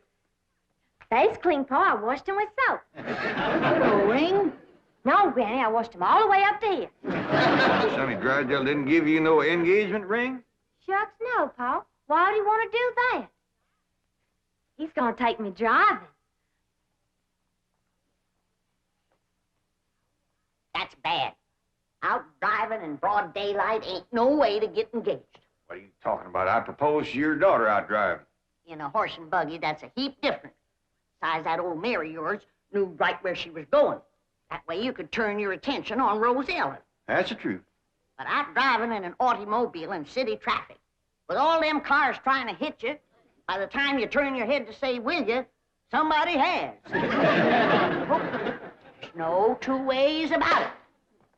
That child is going to need help to trap that Sonny Drysdale. Ellie Mae don't need to trap no man to get him. Every man that ever got was get that way. Not me. We just happened to stop under a shady elm tree, and I proposed to your daughter on the spur of the moment. That spur of the moment of yours took us 6 months scheming and planning. Why, we even trained that old mare of yours to stop under that shady old elm tree. Well, any trapping will have to be up to you, Granny. I wouldn't know what to do except I held a shotgun on Sonny. Well, I'll study on it. Them city fellers might be different.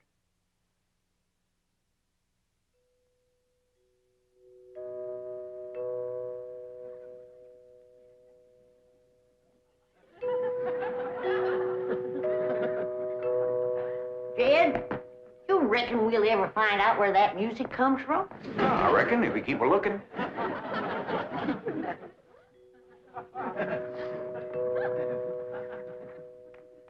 You're wasting your time looking for that there music.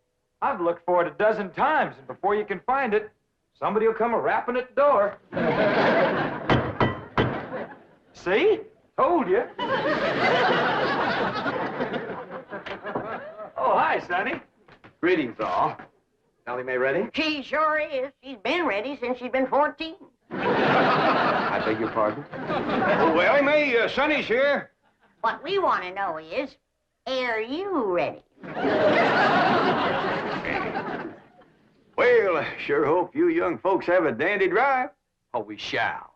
I plan to take Ellie on a socially significant drive through Brentwood and Bel Air to show her some of our depressed areas. Howdy, Sonny. Elly Mae! You look positively divine. So do you, Sonny. I know. Don't you bite me. Elly Mae, a kiss on the hand is a very proper greeting. Oh. Come on, everybody. Kiss Sonny's hand. Please, never mind. We're on our way. Well, have a nice drive, y'all. Yep. And if you pass under a shady elm tree, it won't hurt none to stop for a spell. There they go. Quick, Jethro, start up the truck while I get my reticule. Where you going? To follow them. Now, hold on, you two. You can't follow Sonny. He'll see you. They won't know who we are. We'll be wearing dark glasses. He'll think we're a couple of Beverly Hills movie stars out for a drive. Come on off that truck. Come on.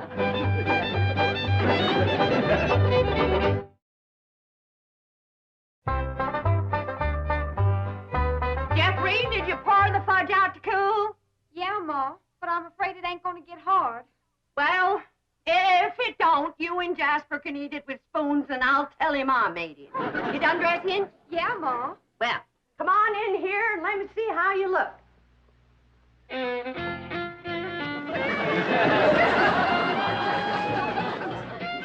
Turn around, let me see your sash. Here, do get the bow straight. Now, I want you to bring out them pillowcases you've been embroidering for your hope chest. The ones with his and hers worked in French knots. Never hurt none to let a beau see you're handy with a needle. But I ain't. I always stick myself. Well, if you do, don't bleed on the pillowcase where you'll see it. Now, when you show him the stereopticon pictures, these is the ones I've picked out for you. They'll put him in the right mood. Niagara Falls by moonlight, Wedding under the Bower, The stolen kiss. Lily and Russell in tights. Oh, never mind. Now, what are you going to play on the pump organ for him to show off your music talent? How about Russell O'Spring? That's a dandy, full of runs and trills. And then there's the part where you cross your hands. Oh, I tell you, Jethrine, that's one place you got it over your cousin Ellie Mae, playing the pump organ. Them hands can stretch pert near 2 octaves. And them feet is made for pumping. Well, it's almost time for Jasper to get here. How do you feel, darling? I feel like I'm gonna throw up. Now, Jed, Ellie and Sonny will be here on the settee. And when he gets on his knees and proposes to her, and Ellie says yes, you come a-running from that door, I'll come a-running from that door, so's we'll have him betwixt us and he can't back out. Annie, I don't want to be listening at no door, and I don't think you would ought to neither. Jed Clampett, no wonder your daughter's crowding 18 and still an old maid. Why, if we don't get busy, her cousin Jethrine will beat her to the altar by a mile. She won't neither. Ellie Mae's a lot prettier than Jethrine. Looks ain't everything. Besides, Jethrine has Pearl helping her, and Pearl's parlor. And that's the styliest and best courting parlor in the whole county. I don't see nothing wrong with this parlor. Oh, that's 'cause you're a man. This ain't got no style to it. Ain't got no lace curtains and ain't got no portiers. Ain't got no tidies or doilies. Ain't even got a pump organ. Got a piano? A piano ain't in it with a pump organ when it comes to courting. They's got a quiver to it. Just drives a man wild. And there ain't nothing that stirs a man like seeing a woman pumping a pump organ. I wish Sonny and Ellie Mae'd get back. What's keeping them? My baby shoes. Aren't they cunning? Awfully stiff. I don't see how you ever walked in. Mother had them bronzed. Didn't help much. They're still stiff. What's this thing? Oh, that's my teddy bear. His name is Pooh. Would you like to kiss him? Well, not especially. I guess you'd rather kiss me. I'll kiss the bear. Oh, I guess you're not in a very romantic mood. A little music will remedy that. Like to dance? I ain't never tried. Well, you're in for a divine experience. I'll teach you. Now watch.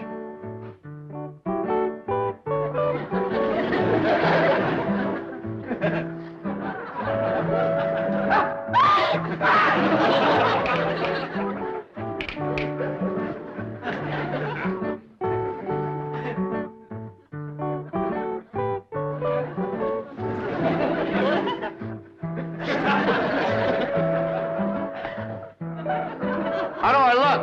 Like something's a-hurting you. Maybe some rose thorns are sticking your gum. Enough of these preliminaries. Come here, my dear. Are you frightened? No, that ought to be. Yes, you're in great danger. How come? You're in a man's room alone. No, I ain't. You're here. You are not playing the game. Still feeling sick to your stomach, darling?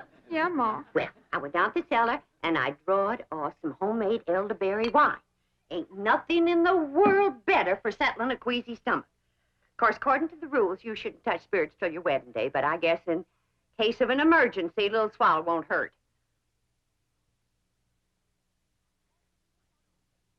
I know it's a mite bitter tasting, but try and force a little down. It'll make you feel better. Now, just a little more, Jethrine. Do it for your ma. Jasper will be here any minute now.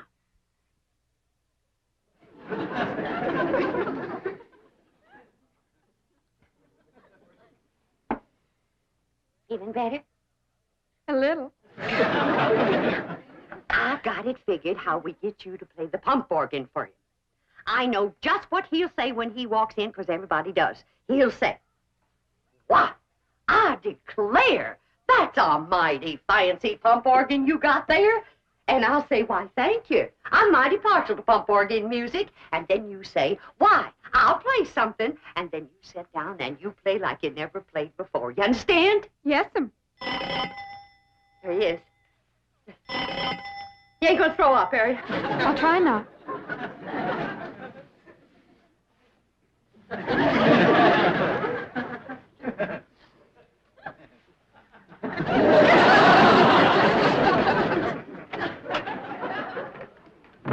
Evening, Miss Bodine. Why, Jasper Depew, what a surprise. Jethrine, honey, look who's here. Evening, Jethrine. Jethrine's had a little nervous upset. I reckon it's the strain of all those beaux that come a-courting. I swear I gotta sweep 'em out of this parlor every day. Hey, that's a mighty fancy pump organ you got there, ma'am. Why, thank you.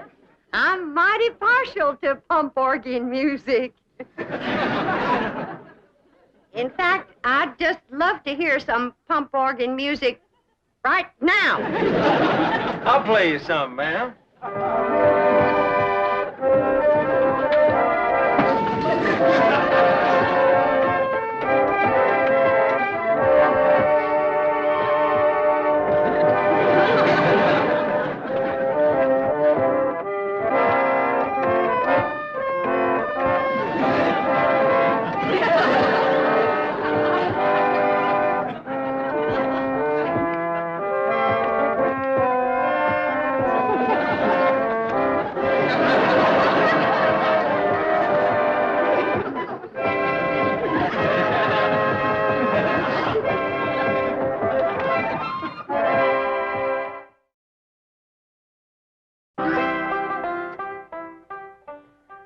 Jed, it's plumb past dark and Sonny and Elly ain't home yet.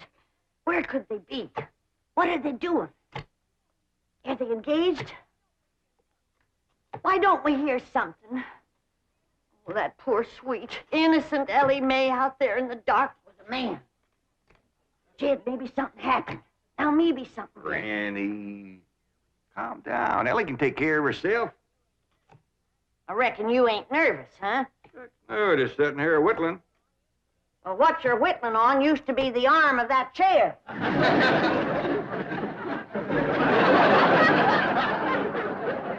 Reckon I am a mite nervous at that. Now, Jed, when they do get home, you and me have got to see that Sonny don't get away without being proper engaged. Granny, maybe we's rushing things. Maybe Sonny ain't ready to get married. Jed, no man is ready to get married. You gotta get him ready.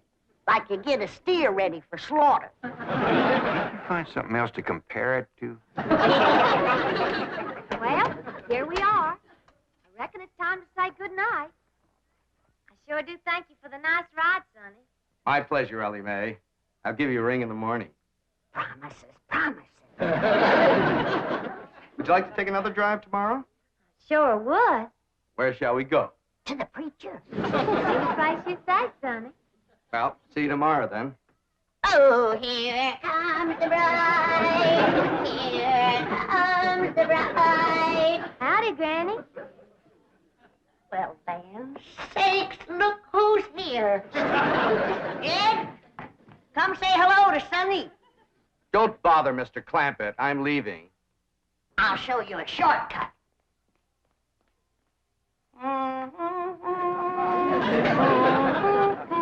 Howdy, Sonny. Good evening, Mr. Clampett. Jed, now's your time to have that talk with Sonny What talk? about Elly May. I got nothing to talk to Sonny about, Elly. Oh, that's right. I'm the one that's going to talk to Sonny. You talk to Elly May.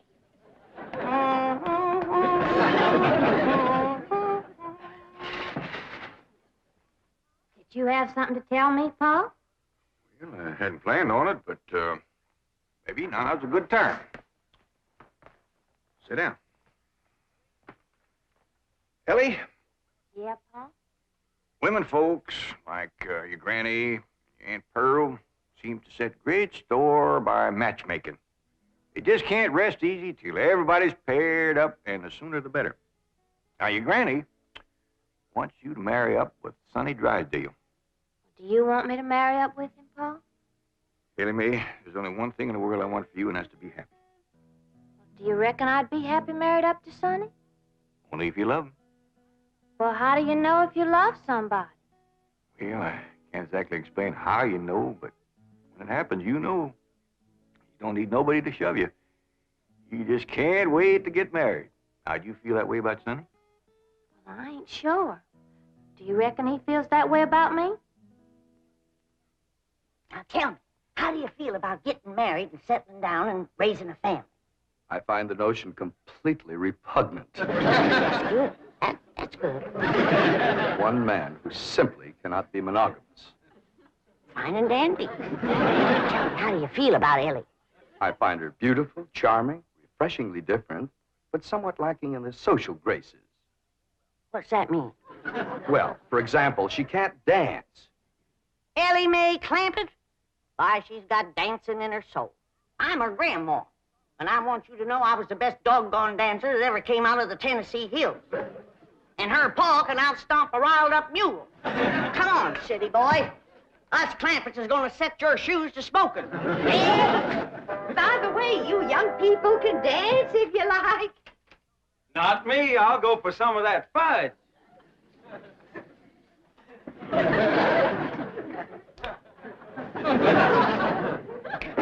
Come on, honey, let's dance. I'll turn on the Victrola for you. Come on, sweetie, let's dance.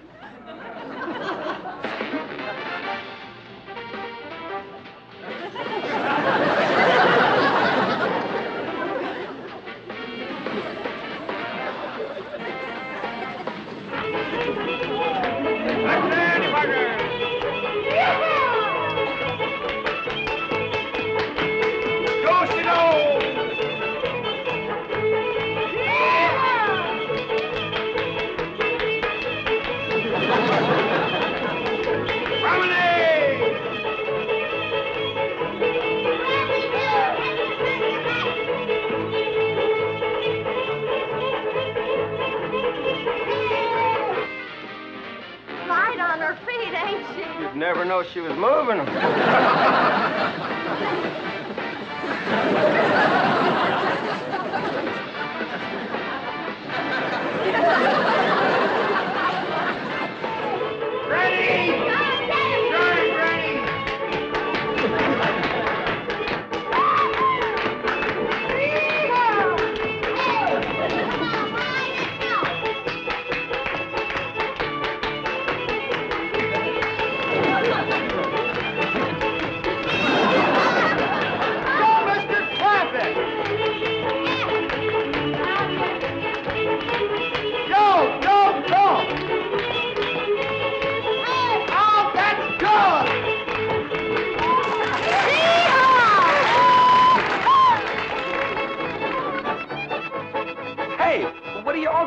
For? We're celebrating your cousin Elly Mae getting married. Is Elly getting married? She sure is. Really? Who is she marrying? You. Me?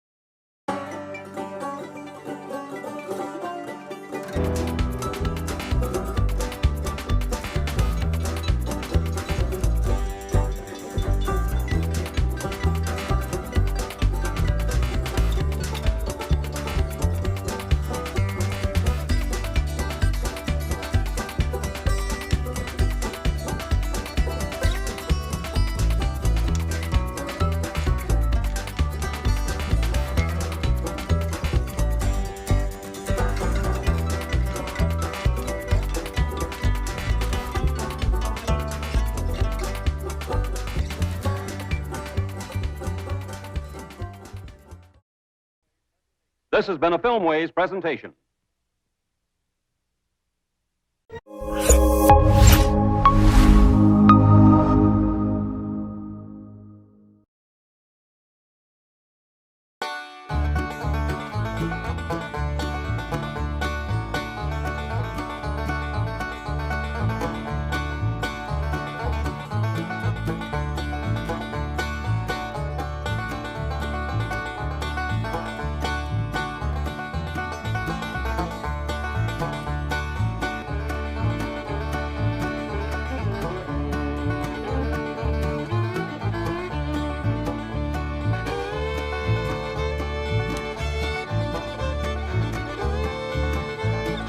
Beverly Hillbillies.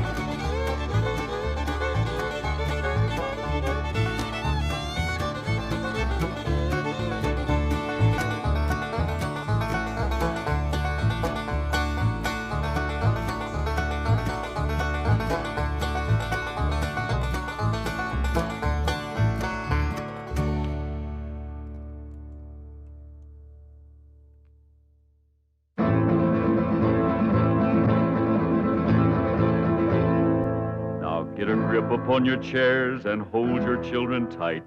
A mighty feud is starting and you'll see it all tonight. The Clampett clan is fighting mad, their honor's been besmirched. Sweet Elly Mae's been courted, but the darling ain't been churched.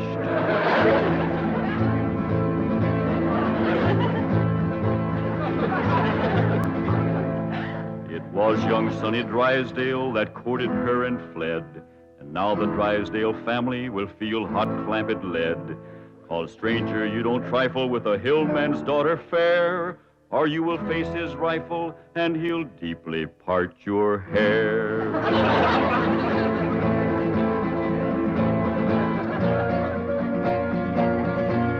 Now here's the handsome rascal that started this here feud. A Harvard, Yale, and Princeton man, a shifty city dude. His game was love and run away, 'cause that's the way he lives. But they don't allow such doings with their female relatives.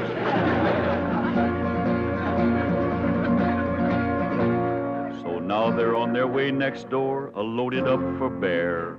And if my name was Drysdale, I'd be getting out of there. 'Cause mountain justice does demand that when a wrong's been done, the kin of him that done it must also face a gun.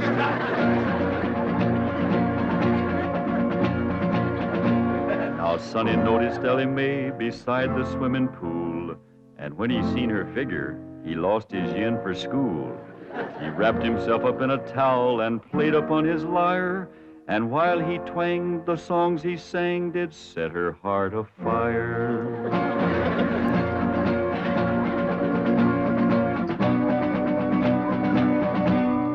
Drove his fancy auto up and took her out to Spark.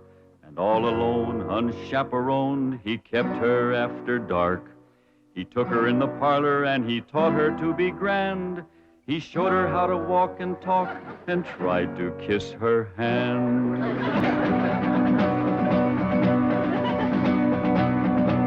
He took her to his private room to see his loving cup. And a man that wins a prize for that ain't on the up and up. He wooed her with a tango and a rose betwixt his teeth, a smiling on the outside, but a leering underneath.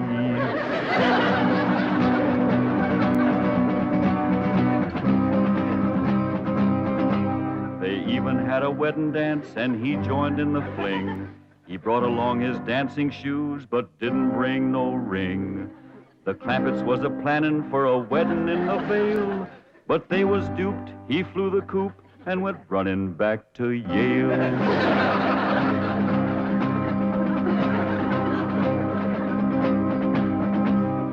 And now the Clampett clan is here to even up the score. I wouldn't want to be the man who opens up that door. He'll have to face their fury, on revenge they are intent. And if his name is Drysdale, his life ain't worth a cent. It's that butler fella. When will you Clampetts learn there are no possums to hunt in Beverly Hills? Ain't possums we's after, it's Drysdale. Well, they're not at home.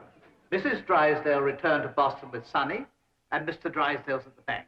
Let's shoot him. There ain't gonna be no shooting unless it's talk first. When will Mr. Drysdale be home? Not until late this evening. That's talk enough. Let's go to shoot. Now, Granny, you can't shoot unarmed man. That's right. I lost my head. Here. Now, when Jethro counts 3, we go at it. 1, 2. Now, hold on. Mr. Butler here ain't done us no wrong. He's one of their clan. I said there ain't gonna be no shooting unless it's talk first. I'll speak to Mr. Drysdale. Thank you kindly, Mr. Butler. Yes. Thank you very kindly, Mr. Butler. Why didn't you ask him to dance with you? I was ashamed of you in front of these young'uns. that any way to learn 'em feuding? It takes my family to know how to feud. Why, we drove the Botkins clean out of Napoleon, Tennessee, chased them off, burnt their shack, and shoveled their footsteps off the path. Hot diggity dog. That's what I call feuding. I'm sure proud to come from a family like yours, Granny. That's the Moses family. Too bad our blood is being thinned out, cooled off, and watered down with the Clampett blood. Now, Granny, you just simmer down to a boil. I'll see the right thing is done by my daughter. Jethro, you drive me down to the bank. Drysdale and me will have a man-to-man talk. Ain't you about a man and a half short?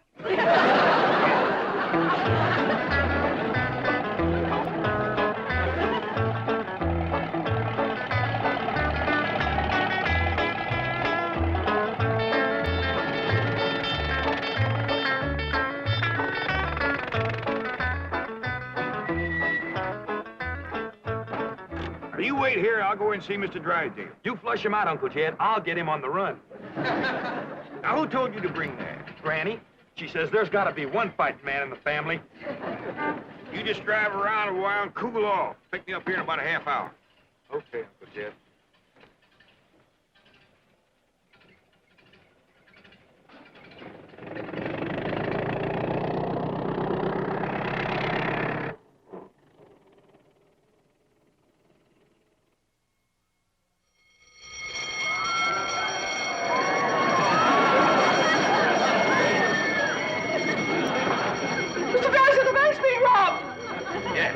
My duty is clear. Where are you going? As president of this bank, there's only one place for me at a time like this, my bulletproof closet.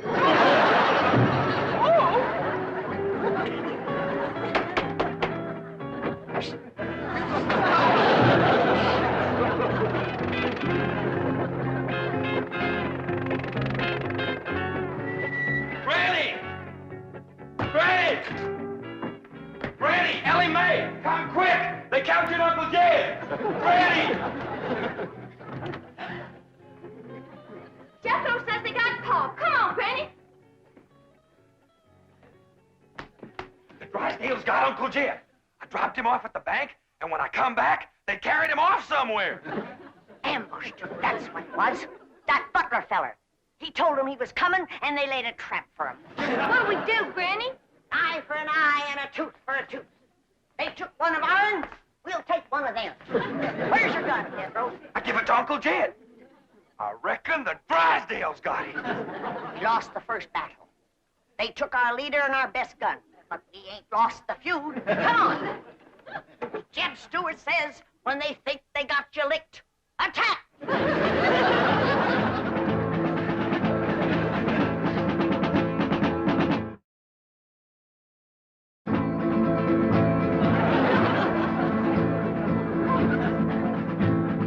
Now the feud is growing hot, the Clampetts lost a man. Their leader now is Granny from the fightin' Moses clan. Granny learned her feudin' while a child on mother's knee, when the Moses drove the Botkins from Napoleon, Tennessee.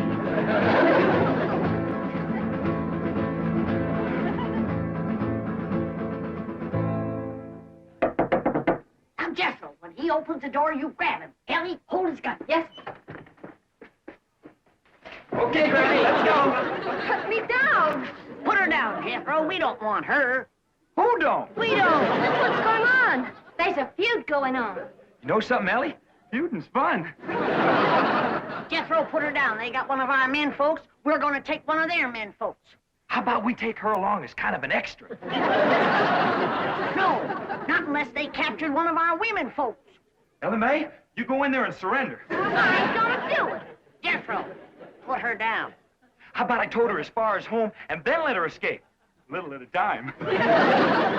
Wait, what's the meaning of this? He's the one we want. You towed him, Elly. My arms is full. Put her down before I take you to the woodshed. You look awful busy, Granny. Maybe I should go to the woodshed and wait for you. I think I'd better call the police. Stop in your tracks while you're able to make them. Now you turn around. Walk towards our house. I refuse to take one step. Now, you want to walk or you want to limp? You better run and telephone the police. Never mind her, Jethro. Shoot the telephone wire.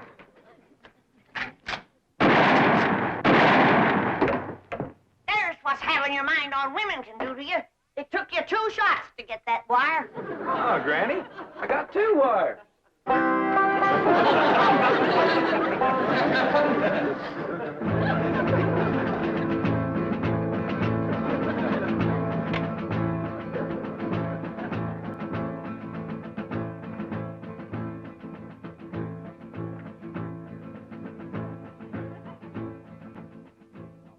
Good work, Lieutenant.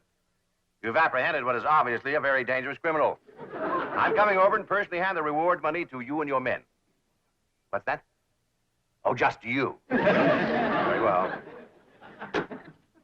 Miss Hathaway, perhaps you'd like to drive me over to police headquarters. You're interested in psychology. I'm completely intrigued with the subject. What's the connection? The fellow who tried to rob our bank must be a complete nut. They've got 2 psychiatrists with him. What are his psychotic symptoms? He claims to have $25 million.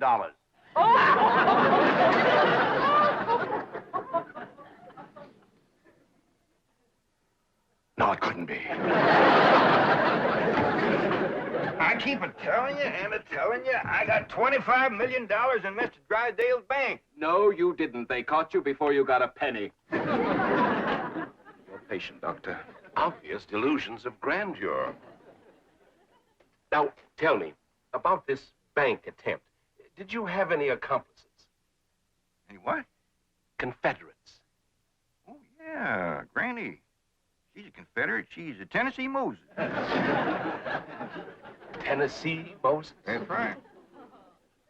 Tell me, did she lead her people out of Tennessee? Sure did, after they whooped the Butkins. Don't you mean the Egyptians? Well, they probably whooped the Egyptians, too, if they got in their way. Granny's folks was fighting food. They certainly were. They defeated the best fighters Pharaoh had. I don't know about that, but they whooped the best fighters Napoleon had. Napoleon? Doctor, may I? You may not. I'm the one who uncovered this hallucination. Tell me about Napoleon. Yes. You say Granny's folks won that fight? Sure did. Over Napoleon? Oh, yeah, they tromped all over Napoleon. Fabulous. But how were they able to do it? Did they fight with superior weapons? Oh, they fought with bodkins. I see. And Napoleon didn't have any bodkin? Not after Granny's folks got through with him, Napoleon didn't have a bodkin left. I remember the last day of the feud, they got Leif and Luke and Odds. Odds? Odds bodkin. Please. Just for a minute.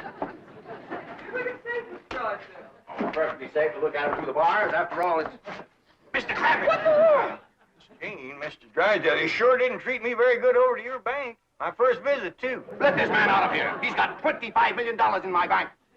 Open this door. Open it. Open it. Oh. Lie down, mister. Lieutenant! Lieutenant!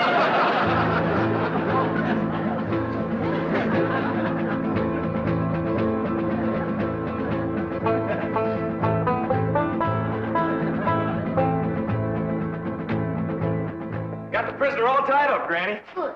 Can I go back and get the other one now? No, you can't. You keep your mind on your feuding. Close the gates.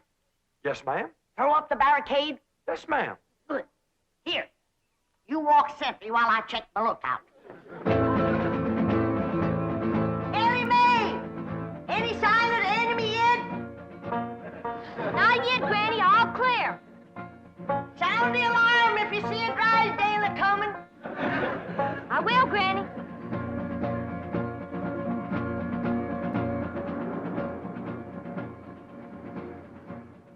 You see, all my employees are trained to be on the lookout for bank robbers. So naturally, when they saw you walk in with your rifle, their first instinct, it appeared to them that was just, well, it was.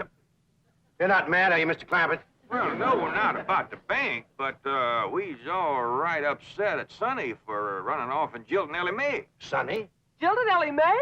Well, that's what we'd call it. He sparked her for 2 weeks running. Took her driving, dancing, held her hand, kept her out past dark.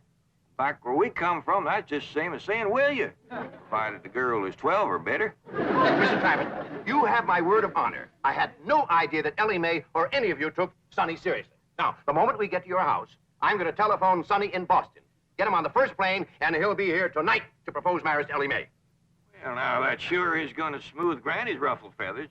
She's been madder than a barefoot centipede standing on a hot rock. We'll be happy when we get there. Yes, bless her sweet little heart.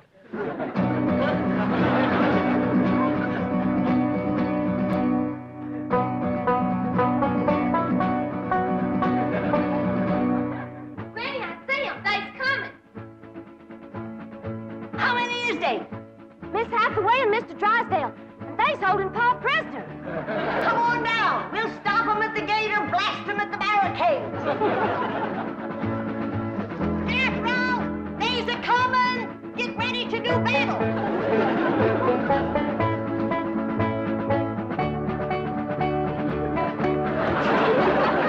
Clear your head in the presence of the stars and bars. They's getting to the gate. Take cover.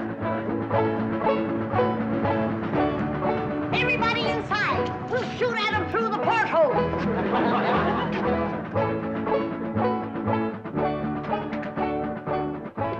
You won't hit Paul, will you, Granny? Don't worry, honey. I can hit a new-laid egg out of the nest without budging the hen. I'll get big.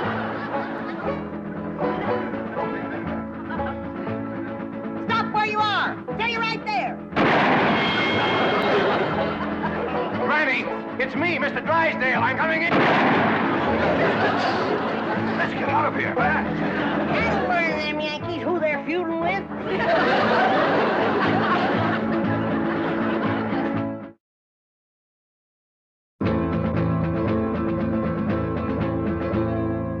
Now here's the Drysdale mansion where he's fleeing like a rat, since Granny put a bullet through his $20 hat.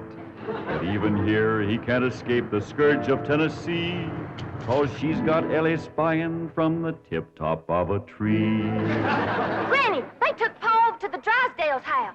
Come on down. We'll go get him.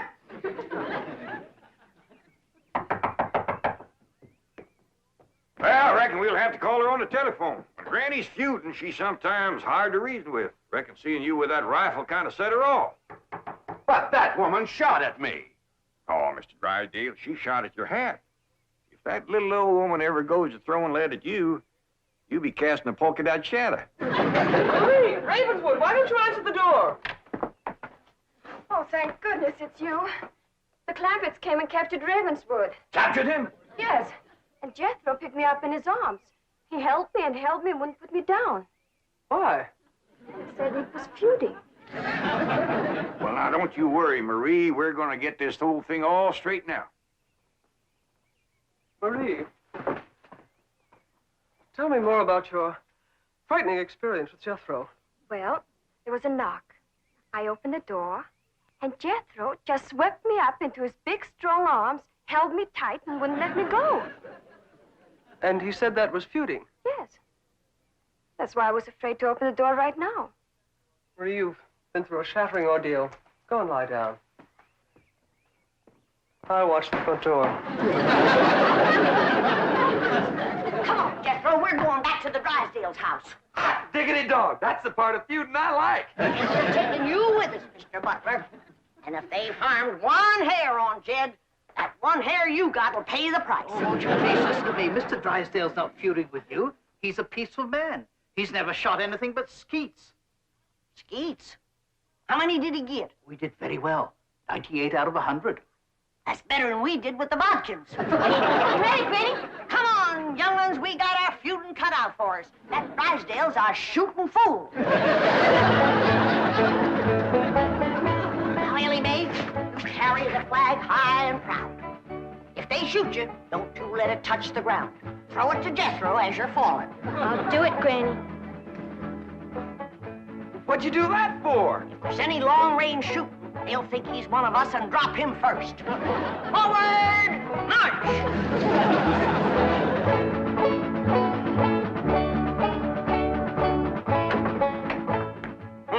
No wonder the phone wouldn't work.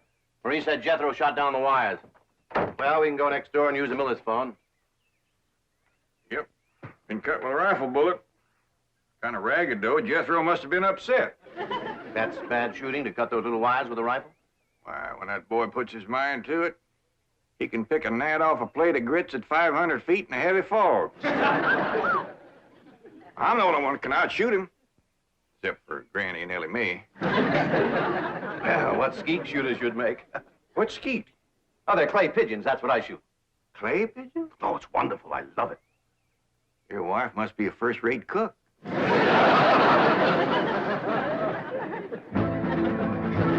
Now here comes Granny's little band to free their leader, Jed. And anyone that blocks their path might just as well be dead. For though their numbers may be small, the flag that leads their way is the flag that led Pickett's charge at Gettysburg, PA.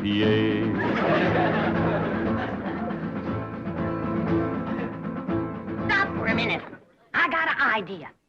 We'll use Mr. Butler here as a decoy, and we'll surprise him. What you mean, Granny? You knock on the door, and you yell to him inside that it's you. Then we'll rush in and we'll get Jed. And maybe somebody else, too, huh, Granny? You keep your mind on your feuding. Come on.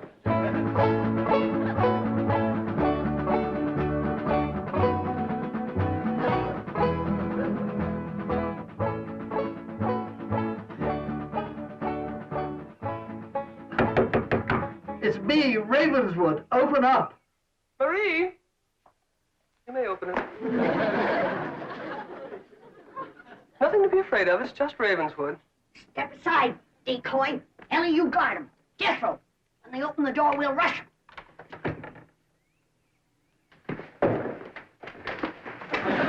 Yeah. Where's Jed? What'd you do with him? Talk fast. Oh, he's not here. He's next door with Mr. Drysdale. Search the house, Jethro. Jethro! Jethro! Yeah, Granny? Put her down. She's light as a feather. Put her down and go look for your Uncle Jed. Now go search the house. Jethro, you're unfamiliar with the place. I'll show you around. What'd you do that for? A feud is a feud. Granny, here comes Paul and Mr. Drysdale. I'll pick that varmint off like I picked a bodkin off a rail fence. Hey, what in the world are you doing? Guarding the decoy, Paul. Ravenswood, you Boston Yankee, bear your head in the presence of our flag. See, our flag? My family came from Tennessee. Mine did too. Jed, I always did like this man. Why, sure, Granny, and he's going to make Sonny do the right thing by Elly May. What does that mean, Paul? Going to make Sonny come back here and marry you. I don't want to marry Sonny. See, Granny, the whole doggone feud was for nothing. Not altogether, Jed. Why, we might never have known that Mr. Drysdale here was a fine gentleman from Tennessee. Tell me, ever hear of the Moses family? Hear of them? Why, my mother's family feuded with them for years.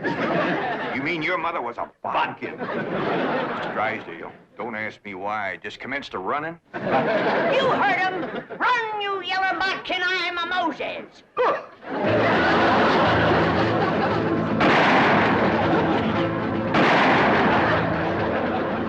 For a city feller, he sure can run. Like a scared rabbit. Well, let's go home. Put her down. Oh, listen, Granny. I heard you and Uncle Jed talking about what to get me for Christmas. This here'll save you shopping. Well, you can't take her home for Christmas. Now put her down. One of these days, I got to have a long talk with this boy.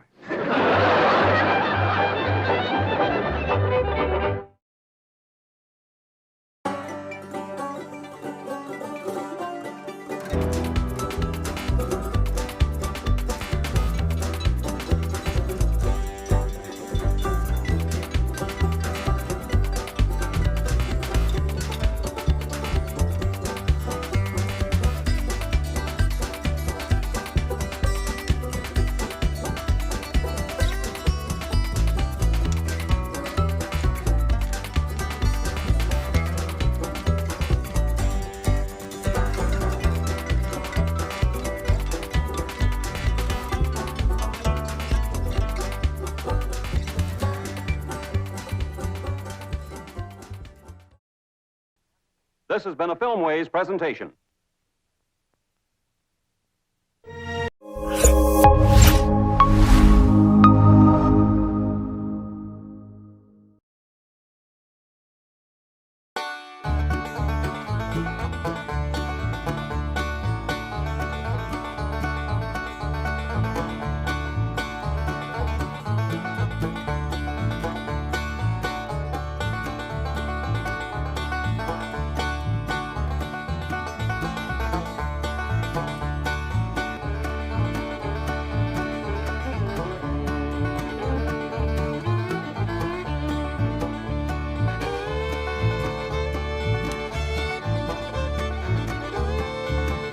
The Beverly Hillbillies.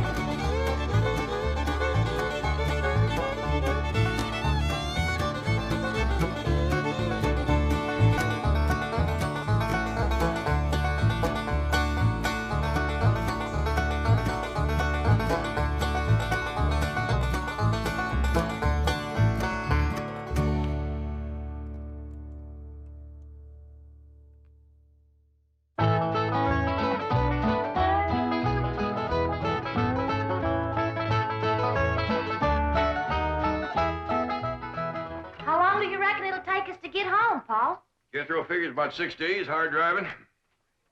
Where are you going with that wood? Granny wants it on the truck. Put it down. With all the wood we got back at the cabin, we sure ain't going to haul none from Beverly Hills. Oh, she says it's for on the way. On the way?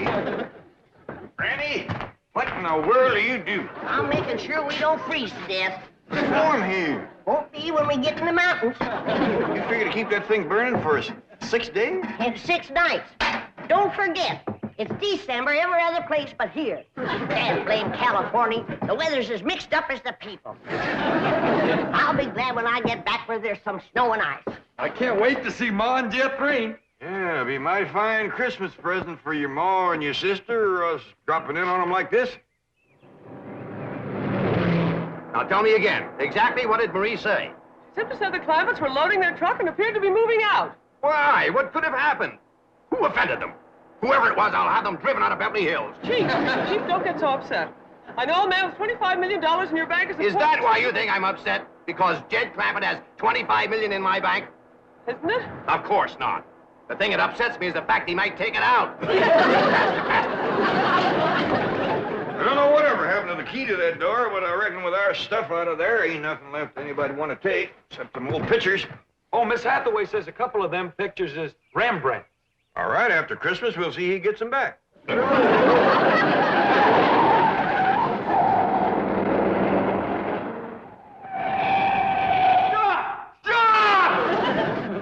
are you going? Going home. What? Oh, please, you can't go away and leave me like this. All right, climb on. I reckon we got room for you. Oh, my heavens, we caught you before you left. Granny, is there room for 2 back there? Yeah, if they want to squat next to the stove. No, we don't want to go with you. We want you to stay here. We'll be back after Christmas. Well, Mr. Clampett, if you want to go home for Christmas, let me make the arrangements. I'll have you there tonight. Nice. Clean back home? Yes, and you'll arrive in style, too. Well, Miss Hathaway, I think Granny and Ellie Mae should have mink coats for the trip, don't you? Of course. Well, let's go take care of it, and the reservations, too. Mr. Clampett, you start unloading the truck and leave everything to us. You'll be home in 5 or 6 hours on the jet. What's a jet, Paul? I don't know, bus or jitney, I reckon. Get us there tonight? You heard what he said. Well, that will be a surprise to Pearl. Uncle Jed, it took us 6 days to get out of here. How are we going to get back home in 5 or 6 hours? That bus driver must know a doozy of a shortcut.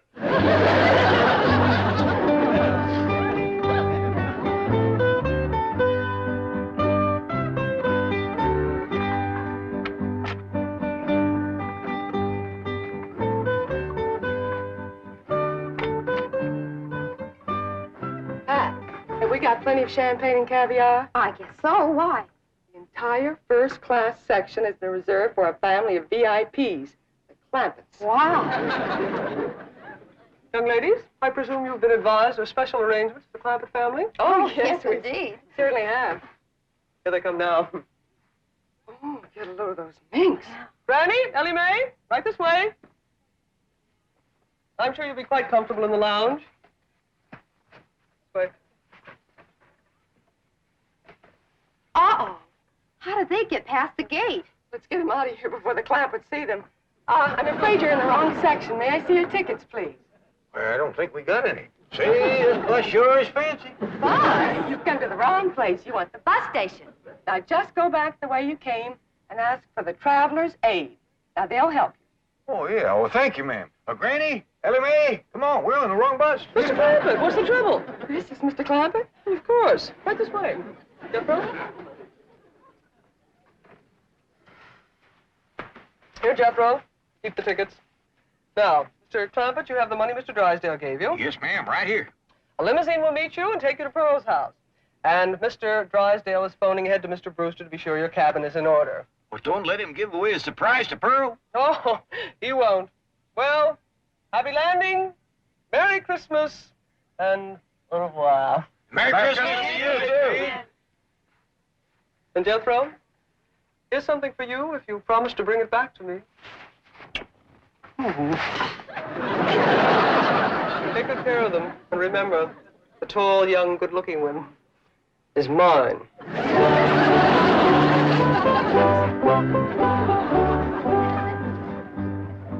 May I have your coat? My coat? Please. Well, it's brand spanking new. Oh, I'll take good care of it. Well, it's Christmas. I got my rheumatism medicine to keep me warm. You can have it. Coat, please. Should I, Paul? Well, I reckon not.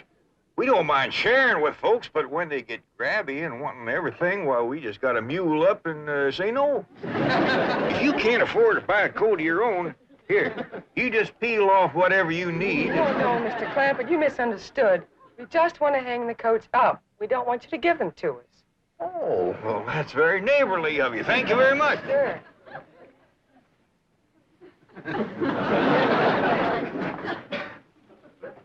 Now, if you'll all be seated over here until we get underway. Come on, go.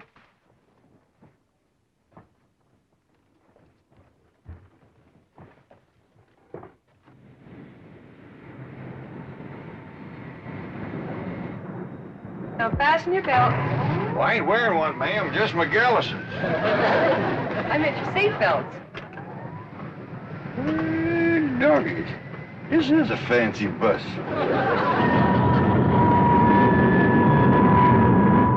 Looks like the bus is commencing to pull out. Now we'll see if this bus driver knows an all-fired fancy shortcut.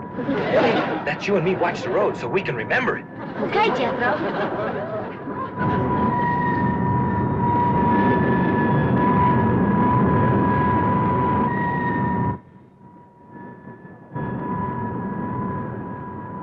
If you ask me, this bus driver of ours is lost.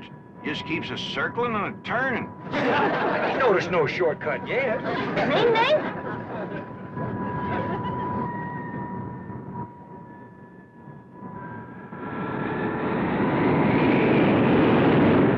Listen to him erasing that engine. Yeah, but the wheels must be spinning in the mud. We ain't moving.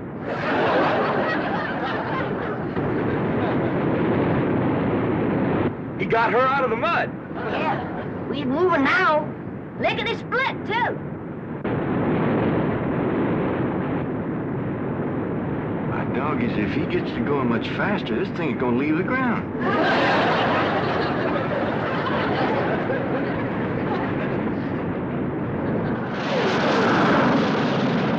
Don't look now, but it is leaving the ground. Jethro, you better get up there and tell that bus driver to slow down.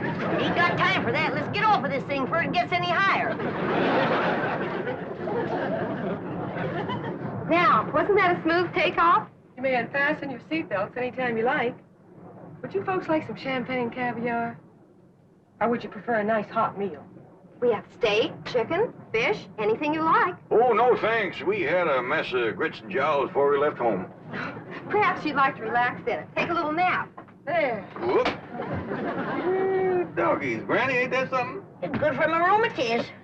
Now, if there's anything else that we can do to make your trip more comfortable, just press the little button. And we'll be right here. Them girls ain't a bit scared. It sure is friendly, too. offering to share their food with us. Makes me feel ashamed we didn't let them keep our coats. Still want me to go up and talk to the bus driver, Uncle Jed? I reckon not, Jethro. Don't nobody else seem skittish, and we don't want folks to think this is our first bus ride.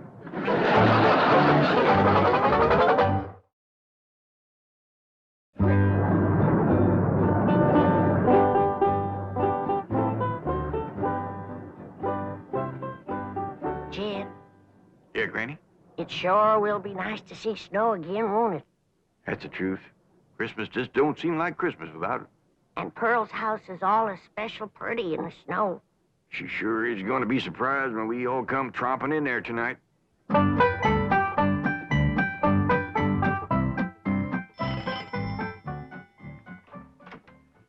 Howdy, Pearl. Homer Winch, when are you gonna learn not to walk into a body's house without a body inviting you? Well, I rang and you didn't come. You didn't give me time, you old coot. Now don't you never do that again. Get out of my parlor. I like you when you're mad, Pearl. You're an exciting woman. Homer, you get out of here.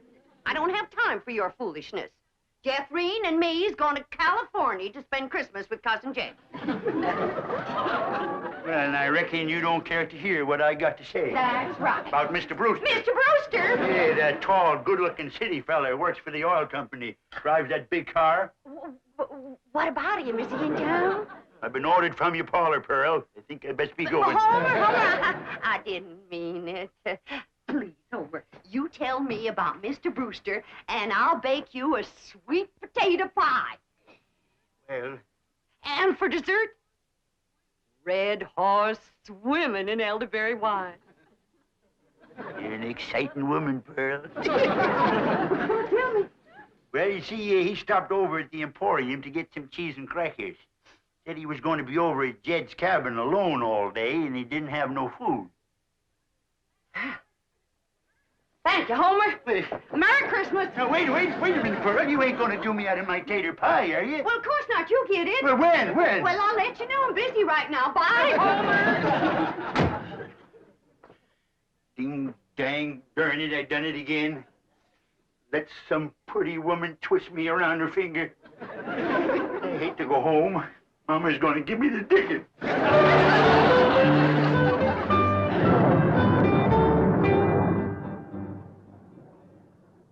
Jed, Hey, Granny? I just had a terrible thought. What's that? Suppose we get to Pearl's house and she ain't there.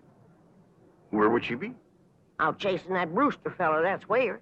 Ah, she ain't likely to catch him in her horse and buggy.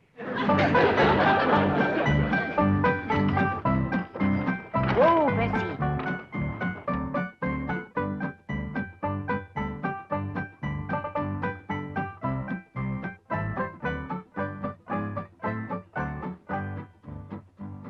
Now, Bessie, I play my cards right. You get to keep that there blanket permanent, 'cause I'm going to have something else to keep me warm.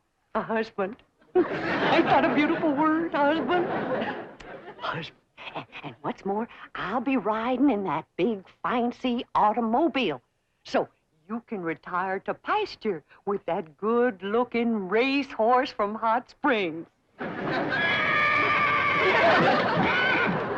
Well, I thought I heard a horse. Mrs. Modine. Won't you come in? Well, thank you. It's mighty cool today, ain't Yes, it? it is. Well, it's nice to see you again. I'm sorry it's so cold in here. Didn't bother to build a fire in the fireplace, and I'm afraid that kerosene stove doesn't put out much heat. Well, I can't stay but a minute. I just came by to give you this and say Merry Christmas. Thank you. Oh, you shouldn't have. Oh, it's just something that I made myself. Oh, that's nice. Land to mercy. Look at this place. Why, you men just can't manage alone, can you? It takes a woman. Oh, please don't bother. I won't be here. See, I'm going home to Tulsa for the holidays. I won't go no trouble. I'll just throw together a little snack, and while you're eating, I'll tidy up a bit.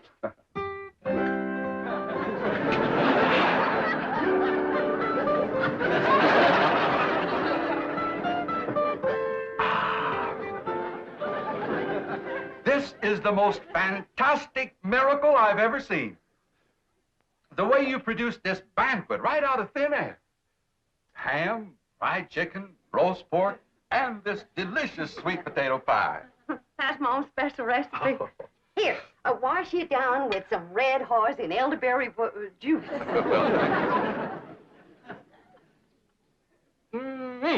Oh, that is sensational juice. But, Mrs. Bodine, I just can't eat another bite. Why, Mrs. Bodine, what have you done to this cabin? Oh, do you see a difference? And where did you get those curtains? I just run them up while he was eating. Really, you are a remarkable woman. You cook, sew, you're a wonderful housekeeper. And I love it. It ain't work to me at all. It's pure enjoyment. Mrs. Bodine, I know that this must seem awfully sudden to you, and I know you have lots of ties, lots of activities here in the hills, but I was wondering, do you think you could possibly be happy living in a city like Tulsa? Tulsa? That's where you live, ain't it? Yes, I have a very nice home there, but frankly, it needs you, and I think Mother will agree. You want me to meet your mother? Well, actually, it isn't necessary, and I know Mother will approve my choice. You don't have to give me your answer immediately. You just think it over. Yes, that's my answer. Yes. But we haven't even discussed money. I'll give you every cent I make. Mrs. Bodine, as my housekeeper, I will be paying you.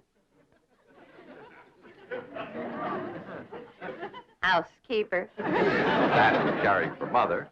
Coincidentally, Mother's just going to love this elderberry juice. What's the matter? Did I do something? You sure did.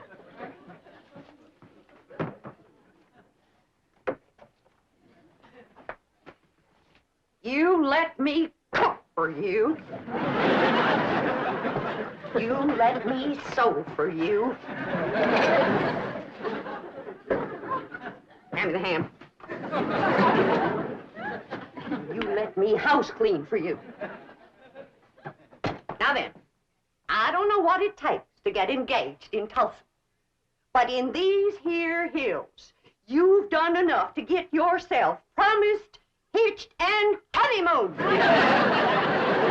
It's really Mrs. Bodine, I didn't mean to. I'm going to Beverly Hills to spend Christmas with my cousin Jed.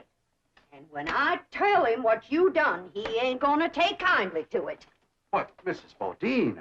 I give you my word that You give me my hand-knit socks. Your feet can't get no colder than they are right now.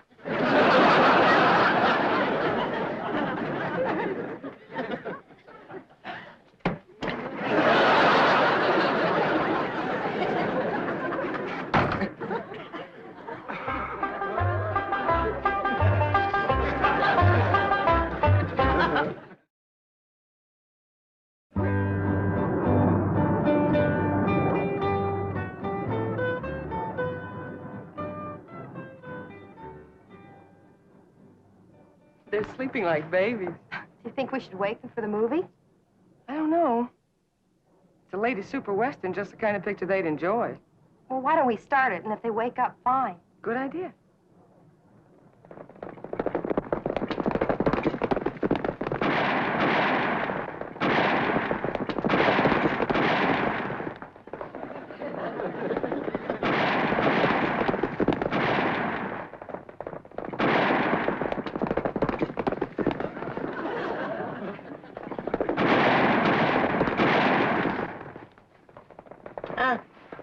What?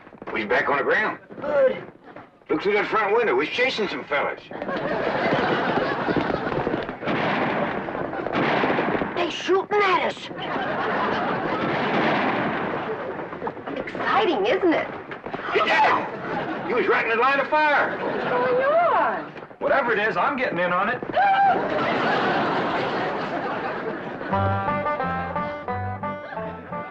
But, Mr. Drysdale, Pearl is on her way to California to see them. Well, can you catch her in time? Oh, I think so. She's driving a horse and buggy. I'll tell her family's on the way. No, this is a surprise. Well, then what'll I say? But say anything to keep her there until the Clampetts arrive, and I'll get over to Pearl's. Oh, no, she might misconstrue. You see, I have a very delicate situation here. Yes, you certainly have. And if you spoil Jed Clampett's Christmas surprise, he'll cut off your oil. But Pearl might think I want to marry. Merry Christmas to you, too. Bye. Hello? Oh, boy. Here's the sweet potato pie and red horse I promised. Hey, there's a piece of this pie missing. And a gulp or two of these red haws. Who got it, Pearl? None of your business. Now get along. Jethrine and me is leaving for California. Yeah, I want a whole pie just like I was promised. Now you get out of here before I throw you out of here. Men is all alike. Gimme, gimme, gimme. You're an exciting woman, Pearl. Oh, don't you even speak to me.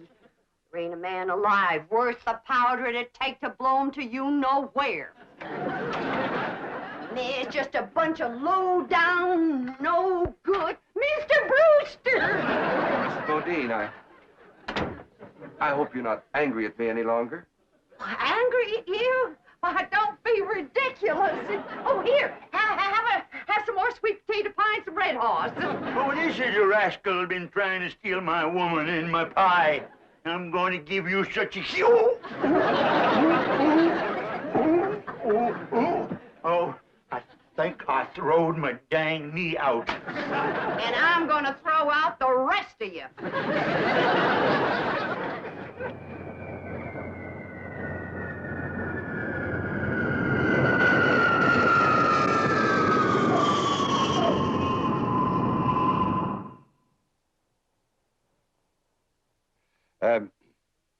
You see, in my business, what I mean to say is that I'm away from home a lot.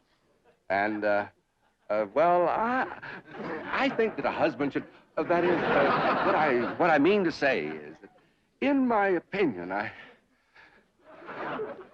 could I have another slug of that elderberry juice? No, you cannot. Now then, I've been sitting here for 3 solid hours listening to you, and you have yet to say one word that a widow woman could get her teeth into. Jethrine, bring the suitcases. Oh, please don't go. I ain't listening to one more word you got to say lest you say it on your knees. Don't come in yet, Jethrine. Say it. Please don't go. You are the slipperiest man that ever lived. Come on, Jethrine. You get out of my parlor and you stay out. You want me to throw him out, Ma? He can walk. Homer Winch, is that you again? No, Pearl, it's us.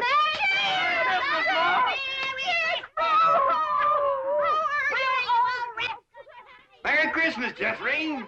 Uncle Jed. Why, you have Mr. Brewster, what are you doing? Mr. Clampett, if you'd been just 1 second later, I'd have been engaged to your cousin Pearl. Go back out, everybody! Please, Mr. Clampett! Jingle bells, jingle all the way. Oh, what fun it is to ride in a one-horse open sleigh. Dashing through the snow in a one-horse open sleigh. O'er the fields we go, laughing all the way. Bells on bobtails ring, making spirits bright. What fun it is to You're nothing but a two-timer, Homer Winch. Pearl told me about you sparking her, you old rascal, you. You're exciting when you're mad, Granny. Say, how about going for a little sleigh ride with me? You promise to behave? Sure I do. Well, we might as well stay here and sing. Wish you a Merry Christmas. We wish you a Merry Christmas. We wish you a Merry Christmas.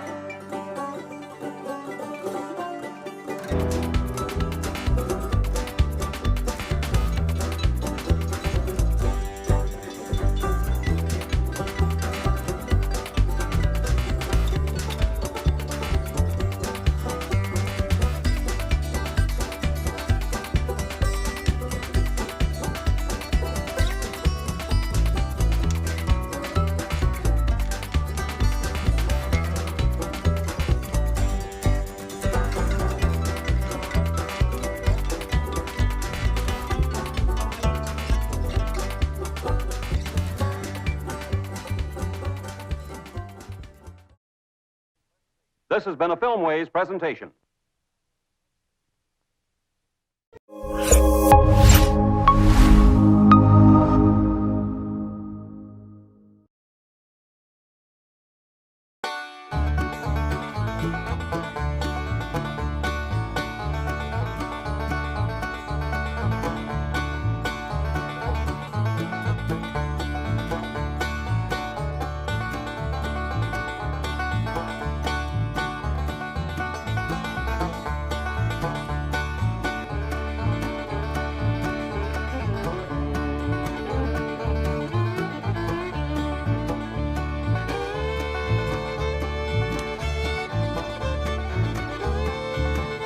The Beverly Hillbillies.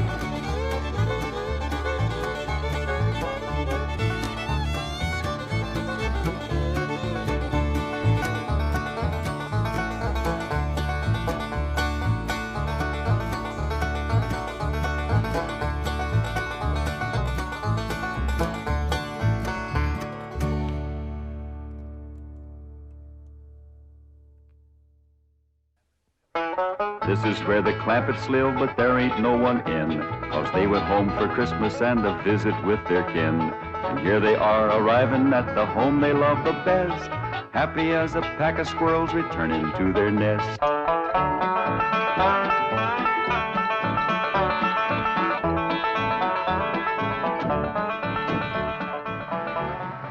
Hi, Thunder Granny, the old place ain't changed a bit. Pretty as ever. Prettier with the snow. Excuse me, Pa, but I got some friends to say howdy to. Yes, sir. They just don't make houses like this no more. Sure don't make them in Beverly Hills. I'll go get the bags, Uncle Jed. Reckon they just can't get wood like this.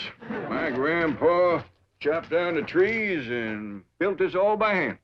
You say your grandfather built this cabin? He sure did. Oh, he must have been a remarkable man. He sure was.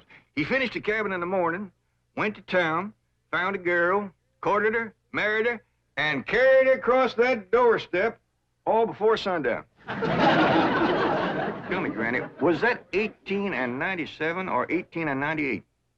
1898. Yeah, that's right. She was 18 and Grandpa was 98.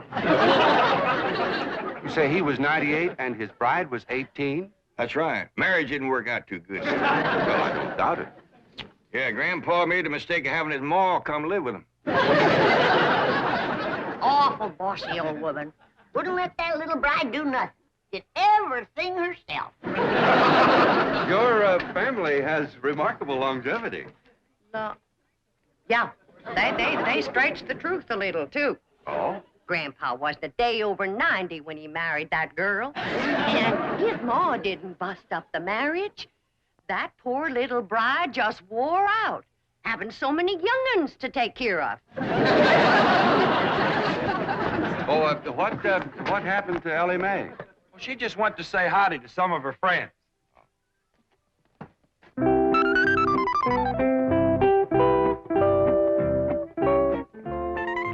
Maggie? Maggie, it's me, Elly Mae. I come back to visit you.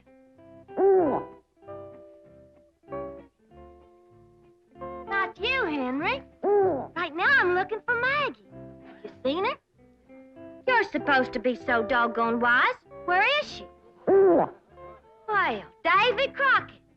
Say, you're looking bushy as ever. What's the matter? What you scared of? Don't you remember me?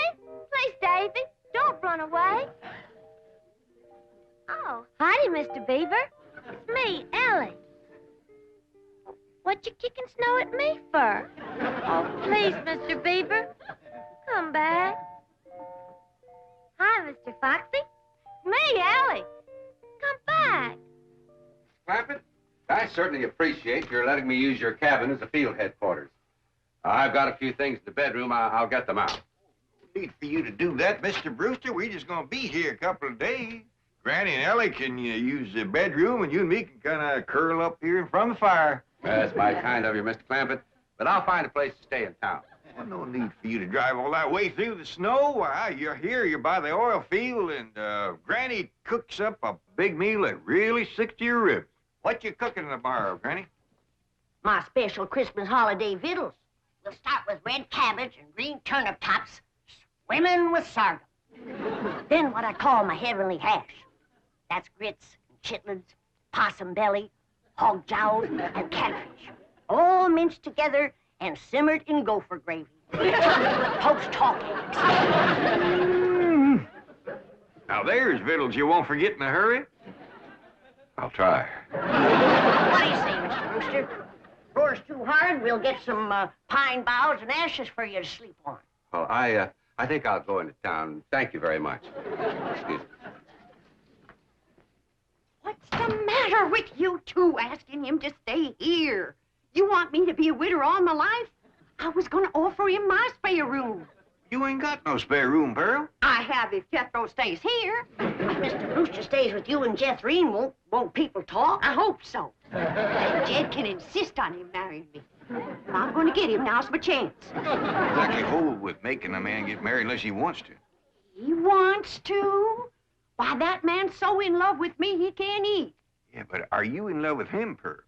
Oh, Jed, when I'm near him, I feel like my feet is dangling in a creek and the minnows is biting at my toes. That's what you call really being in love. Help her, Jed. Mrs. Bodine, if you'd like a ride into town, I can drop you off on my way to the hotel. Hotel? Why, you can't stay there. Oh, no, sirree. You sure can't. Why not? Why not, Jed? Why not, Pearl? Why not? There's a convention there. Yeah. Every room in that hotel is full up. They're packed in there like krauts in a jar. What kind of convention? Elks convention. that hotel is bulging with elks. Oh, well, perhaps I can find a room in a boarding house. You know anybody got a spare room, Granny? No, I don't. Do you, Jed? Well, I see now. Only spare room I know of around here is over to your house, Pearl. Why, land to mercy, I'll plumb for God, yes! My spare room. What spare room, Ma? We ain't got it. Ow! Pearl, why don't you run out and fetch some wood? I just brought some wood in. What spare room, Ma? We ain't got no spare. Ow! You just run along outside and get the kinks out of that leg. I ain't got no kinks in my leg. It's just that Ma just keeps... Ow! Son, if you're gonna play hopscotch, you go outside. House ain't for playing games. But I ain't playing games. Then go chop me some wood. I just chopped some wood. Chop her some green wood. She wants to smoke a possum. Now, give her. I just chopped some wood and I put it right there. I just put it right over there in the corner. Now, you come to my house, Mr. Brewster. The spare room is yours. Well, all right. If it's not... Why should I sleep here on the floor? I got a room. Ow! He's given to seizures in the leg, ain't he, Granny? I'll have him rub it with some hot possum grease tonight. Yeah, well, let's get going. Aunt Pearl, would you do me a big favor? Well, of course, Annie Mae. What is it? Would you take this here fur coat? Your mink? For keeps? I sure would appreciate it. It makes my friends in the woods kind of skittish. They must reckon I'll be wearing them next. Well, I don't rightly know if I Go should... ahead and take it, Pearl. That is, if you don't mind it's been war once or twice before. Oh, not at all. I tell you what. I'll put it in one of my hope chests, and I'll wear it on my honeymoon. Say, Mr. Clampett, isn't that an awful big tree that Jethro's chopping down? Yeah, he's notching it on the wrong side, too. Hey, Jethro, quit notching that tree on this side. It's liable to fall right down on the gear. Look out,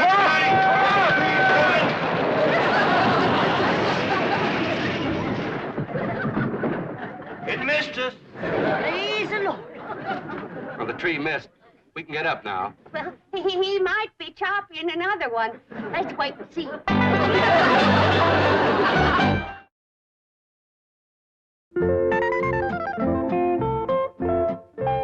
Maggie? Me, Elly.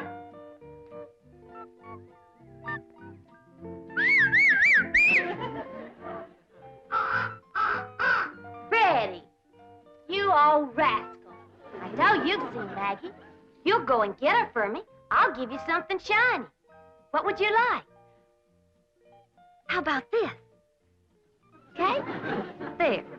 Go find Maggie. Elly. Hi there, Smelly. It's me, Elly. It's a good thing you didn't see me in that mink coat. You might have gotten riled at me.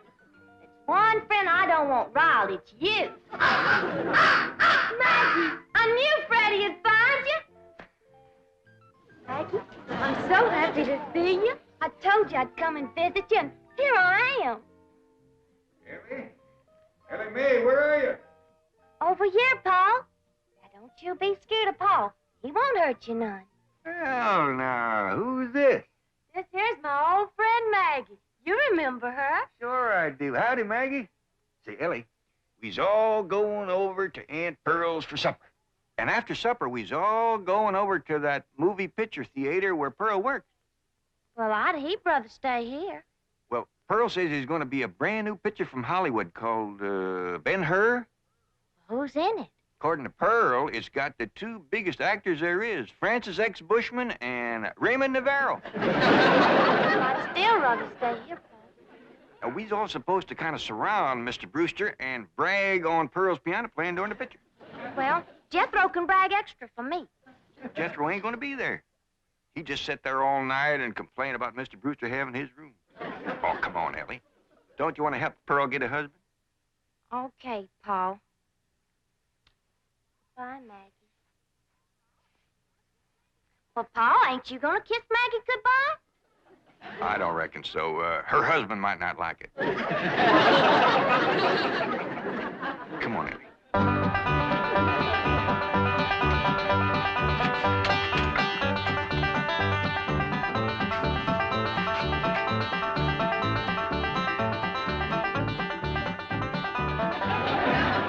Come on, everybody.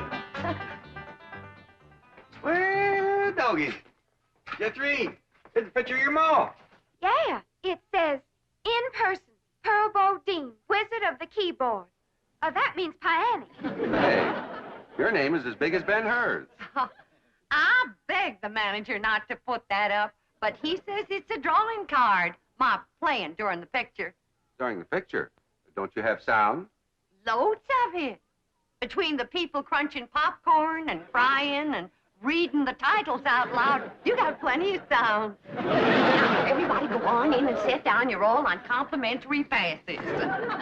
Now, I gotta pop some corn and sell tickets before I come in and play the overture. Mr. Brewster, did you ever in all your born days see a woman who could do more things than my cousin Pearl? She can cook, sew, keep house, play piano, and no wonder the men around here are just beating her door down to propose. But Pearl's choicey. She's waiting for the right man.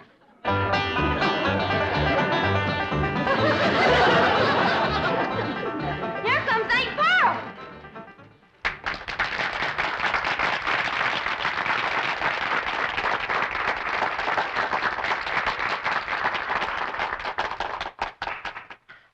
Ladies and gentlemen, before our big premiere gets underway, I know you'll want to meet the celebrities in our audience tonight. Now, sitting right here in the front row from Tulsa, Oklahoma, is the field manager of the OK Oil Company, bought by Cousin Jed Swamp, Mr. John Brewster.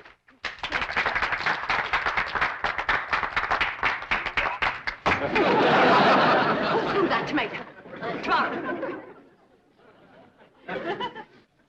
Homer Winch, get up there and you clean off that screen right now. Ain't you ashamed? Yeah, Pearl, but I couldn't help myself. I'm just eat up with jealousy.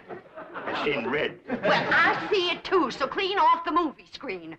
Ben-Hur'll look like he's bleeding before the chariot race ever starts. Exciting when you're mad, Pearl. Get up there, you coot.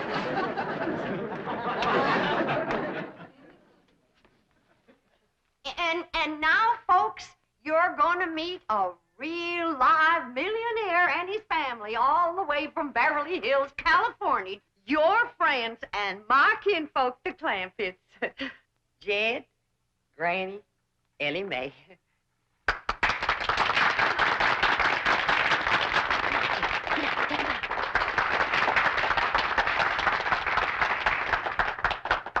Folks, mighty nice to be back here with you again, and You're all invited to come visit us in Beverly Hills. Got plenty of room, and Granny will wamp up a mess of heavenly hash for you. Jim, can I show him my mink coat? Sure, Granny. This here is a genuine mink coat. Given to me by the banker. Nobody get the wrong idea. There ain't no strings attached. I'm still the same sweet girl I was when I left here.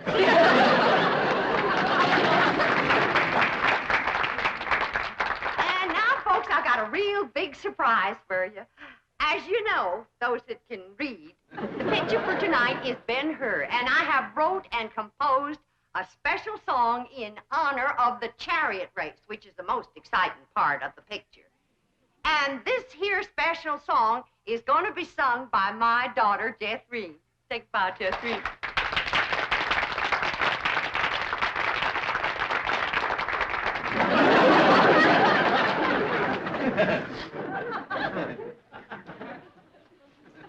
The song will be sung in its entirety during the chariot race, and you can all join in the chorus.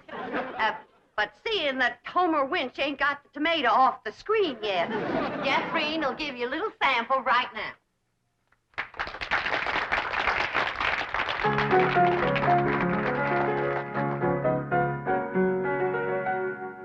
A mighty long time ago, couple of thousand years, in a town named Rome, which is far away from here, a feller named Ben-Hur lived and went to school, and that young feller was a chariot driving fool.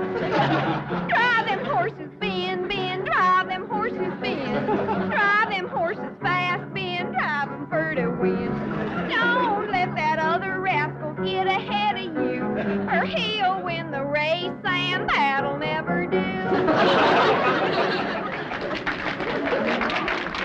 That's enough for now, Jethrine. You'll hear the song again during the chariot race, and everybody can join in the chorus. And now, during the playing of the overture, we invite your kind attention to the advertisements which will appear on the screen. I thank you. All right, Charlie!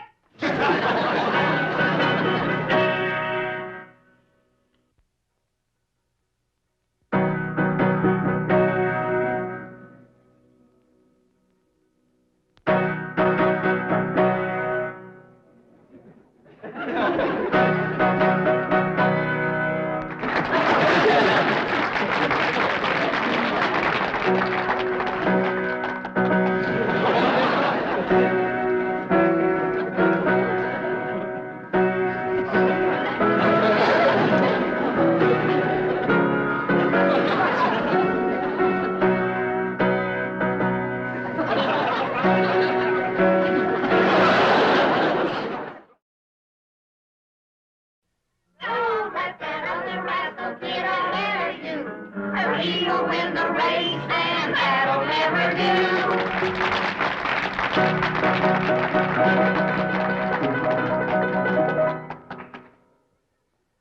Well, Mr. Brewster, Where's Mr. Brewster? no, you find no. I never felt him leave. That serves you right, Pearl. That's what you get for throwing yourself at a city dude. Hush up. Well, them fellas ain't nothing but a bunch of playboys. Just like bees flitting from flower to flower, grabbing up the honey. And then when your petals is drooping, they fly away. Everybody can hear you. I ain't ashamed of what I got to say. I love Pearl Bodine. Hush up, Homer. Now, quieten down, Homer. You're making Pearl blush. Be my blushing bride, Pearl. Right here before your kinfolk, your neighbors, and Ben-Hur, I'm asking you to marry me. Get up off your knees. You're making a spectacle of yourself. I caught him, Ma. Sneaking out the door, and I caught him. I was not sneaking. I simply went outside for a breath of fresh air. Put him down. You, wasn't running away, was you, Mr. Brewster? No, of course not. Everybody's invited over to my house for apple cider.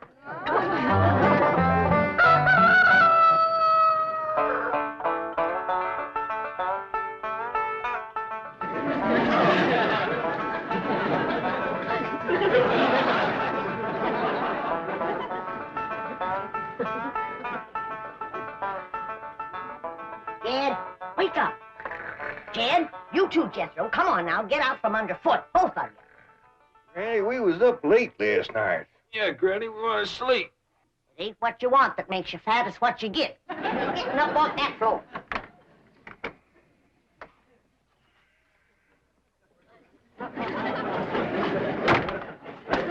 Hey! What do you want to do that for?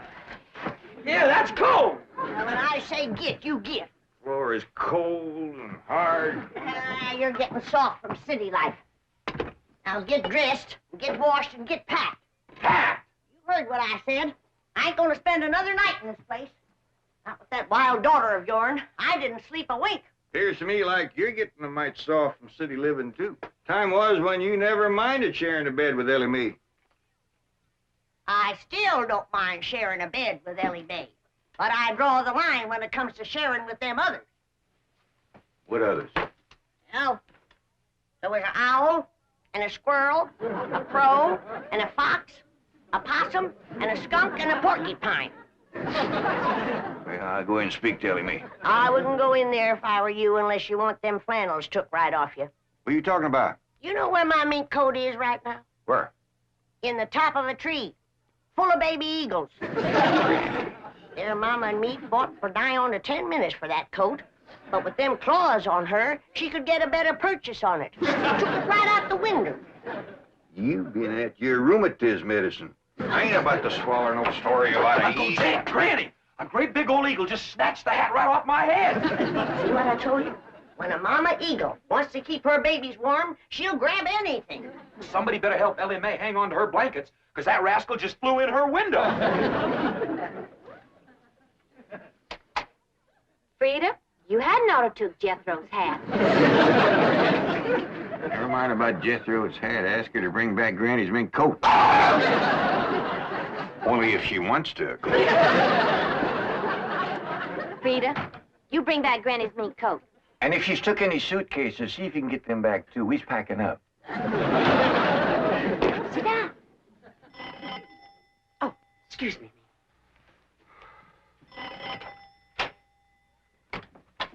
Good morning, Pearl. Homer Winch, I told you and I told you, don't come into my house without I invite you. I happen to be here in my official capacity as a jitney driver. What, no jitney? Well, Mr. Brewster does. Don't say nothing to Mr. Brewster, and I'll bake you 2 pies. Pearl, there's only one way you can seal my lips and stop my jitney. And that's with a smack. All right. No, I didn't say that kind. I mean, with a kiss. A kiss? That's my price. Take it or leave it. Homer, why, that's the most shocking, disgusting, insulting, disgraceful... Oh, Mr. Brute! Pearl? Where'd you go, Pearl?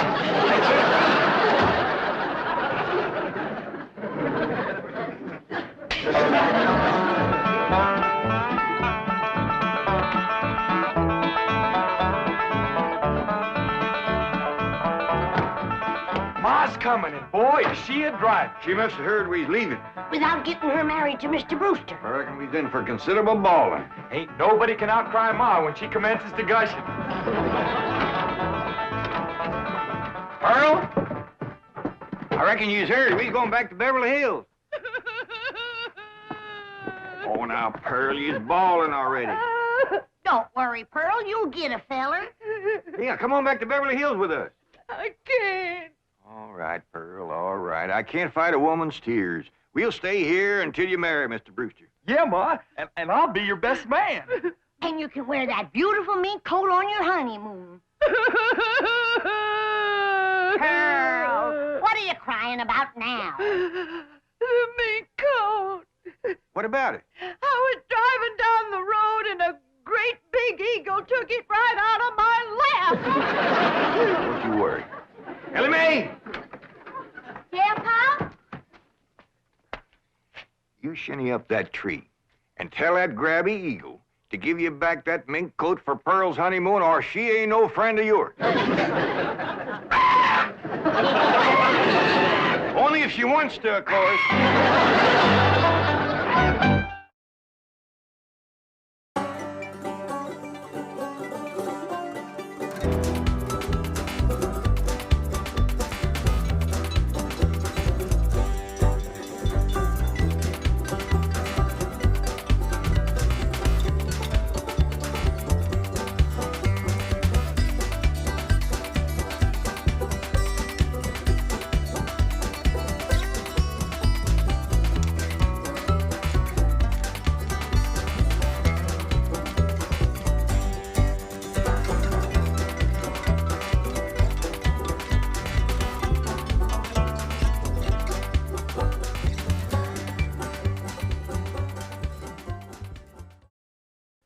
This has been a Filmways presentation.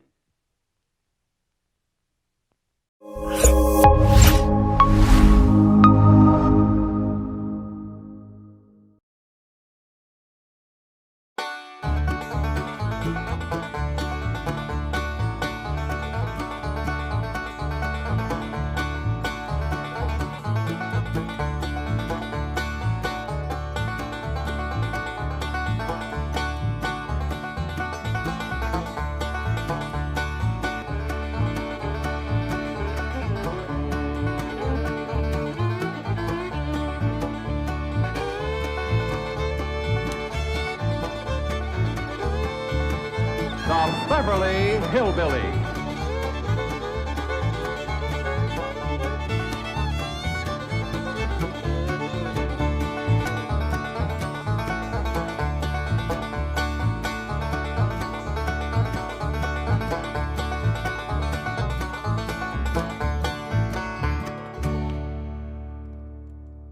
Instead of Californy where the sun so warmly shines, tonight we find the Clampetts in their cabin in the pines. The weather is so cold, hot coffee freezes in the cup, and when the chickens lay their eggs, they lay 'em standing up.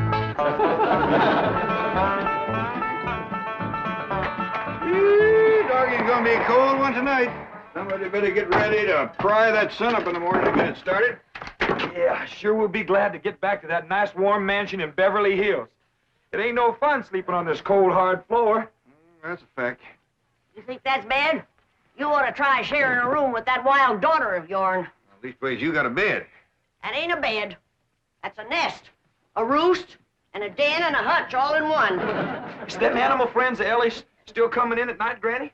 Everything that can get through the window. Why don't you shut the window? Because I can't sleep without fresh air, especially with that third party in bed with us.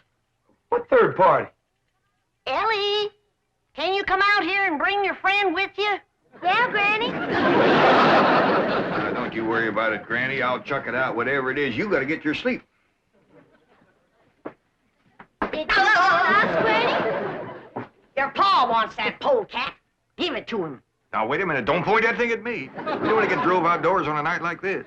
Well, don't you want him, Pa? I just want to say that Granny'd appreciate it if he'd have this little fella sleep with his own family. All right, I'll go get the others in. Oh, no, outdoors with his family. Otherwise, when we go to California, they might not take him back in.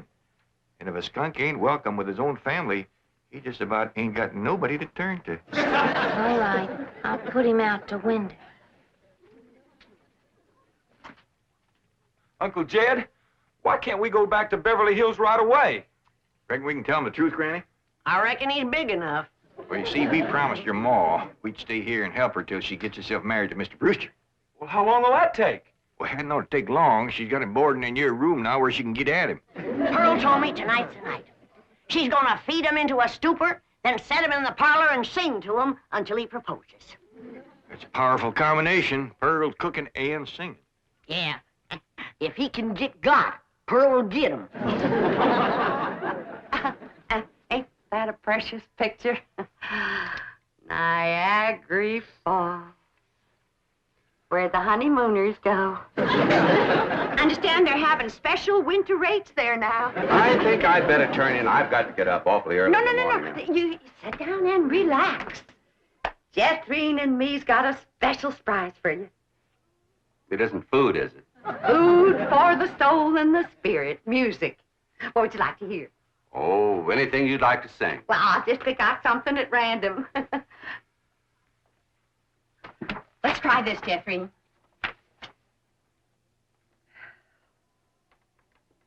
Oh, me that someday you and I will take our love together to some sky where we can be alone and faith renew.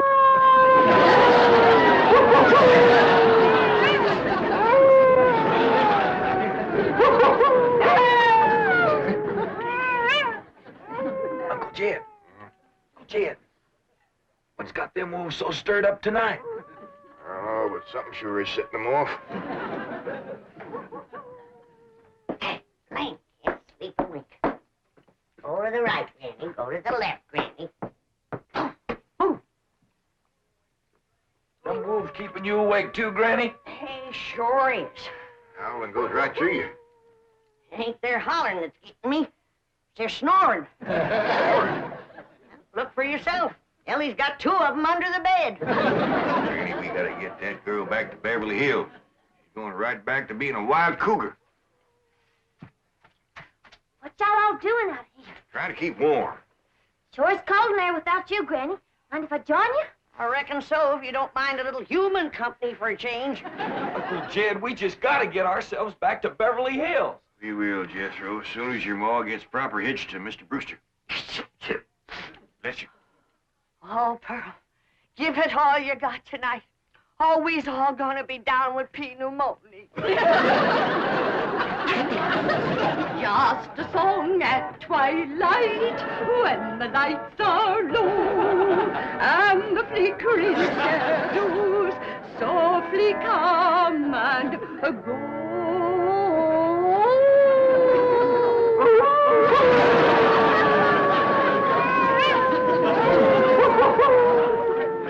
Home joys divine, home joys so pure, love ever faithful and love ever sure. Ah, that was a wonderful concert. You both are unusually talented. Thank you. Yes, indeed. That means a lot coming from you. Naturally, folks around here brag on us. In fact, they think we ought to go on a concert tour. Oh, really? Oh, yes. My neighbors is always after me to sing out of town. Well, I can understand that. Mr. Brewster, do you really like music and singing? Well, I used to. I mean, I used to sing a lot myself in college musicals, amateur theatricals. Was you on the stage, Mr. Brewster? Oh, yes, yes. After college, I did quite a bit of little theater work, summer stock. Matter of fact, there was a time when I seriously considered the stage as my career. Ma, Mr. Brewster's an actor. Well, not any longer. My father had other ideas. He insisted I get into the oil business. Mr. Brewster, did you ever do anything from The Bard of Avon? That's Shakespeare. Oh, I just love him. Well, as a matter of fact, I once played the lead in Romeo and Juliet. Which one was you? I was Romeo. In my youth, I was considered quite a leading man type. And there were those who thought I had rather a handsome profile. Well, you still got it. And I'll bet you can act to beat the band. Oh, come on. Take off a part for us. Something from Shakespeare. Sit down, Jethrine. Well, I doubt if I can remember anything. Oh, please, Mr. Brewster. Well, perhaps I can recall something from the balcony scene. Let's see now. How does it go? But soft, what light through yonder window breaks? It is the east, and Juliet is the sun. Arise, fair sun, and kill the envious moon, who is already sick and pale with grief that thou, her maid, art far more fair than she. Go to bed, Jethrine. Well, I think I'll turn in. Oh, please, do some more of them love speeches from Shakespeare. Well, my throat is a little sore. I think I'd better gargle a little warm salt water and go to bed. Well, I can take care of you. That's another one of my specialties.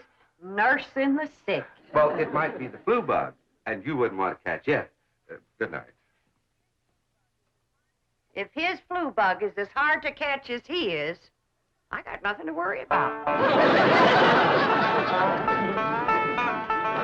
Jed, have You ever known it to be so cold? Never have, Jethro. This ain't cold. Your blood is thinned out from living in California. You say this ain't cold, Granny? Look who else is huddled up to the fire. Elly and her wolves.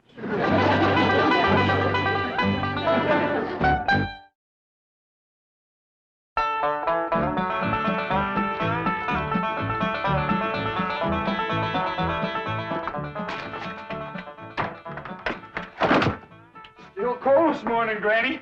Cold? You call this cold? Why, I remember a winter morning that was so cold that when I went to milk the cow, the milk froze before it hit the pail. I had to break it off in sticks. Yes, sir. I carried a double armful of milk in and never spilled a stick. Gee, Granny, how'd you drink it? Bite on it? Nope. But you did. You're in a right good mood this morning.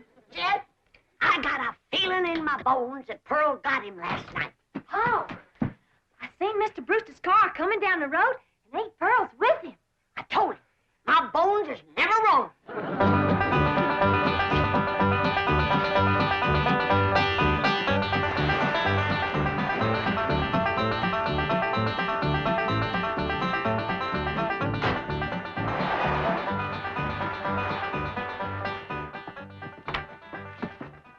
When's the wedding, Hi, Pearl? Ma. Want me married in church? Yeah, let's see your ring, Pearl. You want me to carry Mr. Brewster over the threshold for you, Ma? You don't look too happy. You don't sound too happy, neither. Oh, all women folk cry when they're about to get married. I didn't get him. Oh. Did you try your best, Pearl? Oh, Granny, I throwed the book at him. Cooking, sewing, singing. I even nursed him through the flu. Got him well in 5 minutes. But he didn't propose. Jed, you go out there and do your duty to your female cousin. Ask that city fella what he'd rather get, married or buried. Now, Granny, I don't hold with getting folks married unless it's willing. Pearl's got enough willing for both of them. And you going to make a liar out of my bones? Yeah, and I'll have a talk with Mr. Brewster. Where'd he go, Pearl? He said he was going to park the car on the warm side of the cabin. But he must have run off. After him, everybody. We'll head him off at the pass and shoot him down like a dog. Now, you hold on. You ain't shooting nobody down. Just simmer down. Why, he didn't run off at all. Except we'll need you, Elly, to get him back in here. How come? Looks like a couple of your friends are sizing him up for breakfast.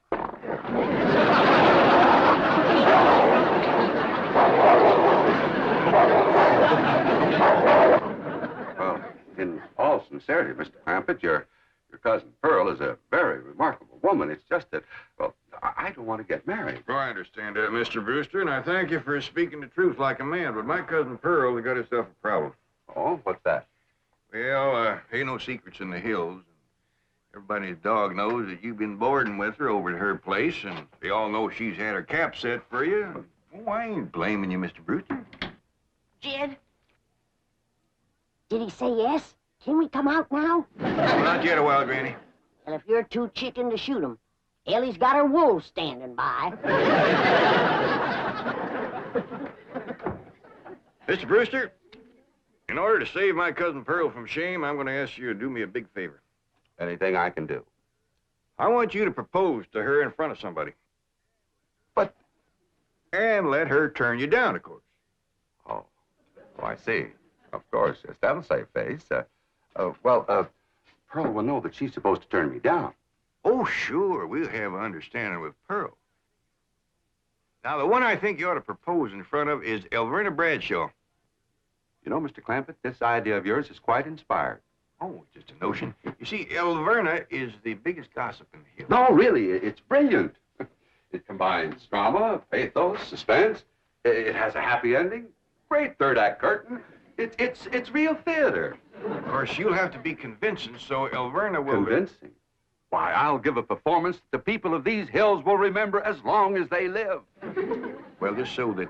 When Pearl Bodine turns down my impassioned proposal of marriage, there won't be a dry eye in the house. Elverna, don't cry easy. Oh, well, now, surely you're not going to waste this dramatic scene before just one person.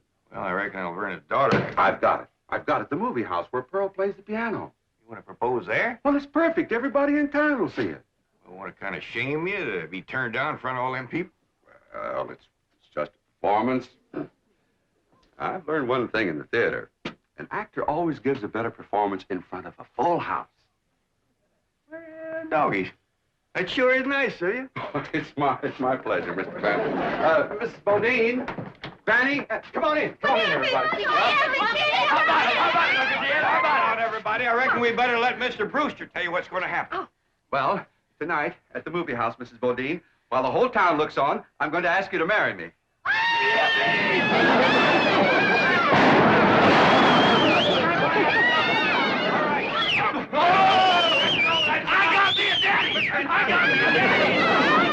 It's called for a whopping big snort. Now, will y'all quieten down, everybody, until you hear the rest of the story. Now, Pearl, when Mr. Brewster asks you to marry him, you're going to say no. Not unless I'm as drunk as you are.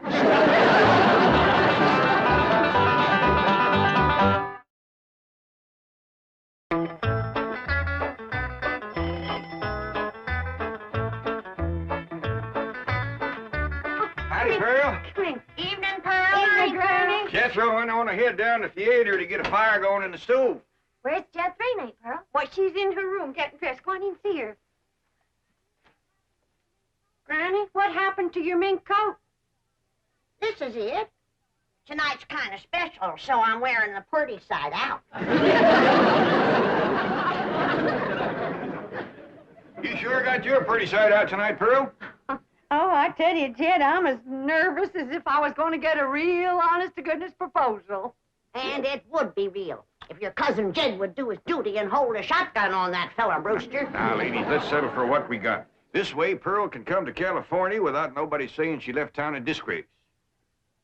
Good evening. Good evening. Ain't you dressed up? That boiled shirt makes your face look kind of dark. Well, as a matter of fact, I'm wearing a little theatrical makeup. Mrs. Bodine, how would you like some pancake on your face? How'd you like some sweet potato pie on yours? Fetch me some hot possum grease, Pearl, and I'll fling it on her. Now, ladies, you misunderstood me. Pancake is a type of makeup we use in the theater. An actor, like myself, would feel positively undressed without it. I thought you was oil man. Well, that's my business. But at heart, I shall always be an actor. Say now, speaking of acting, you two got it figured out what you want to say? Oh, yeah, we rehearsed 12 times. Mr. Brewster will be sitting on the front row, and when the picture's over, he'll jump up and he... Excuse me. I've been thinking about that.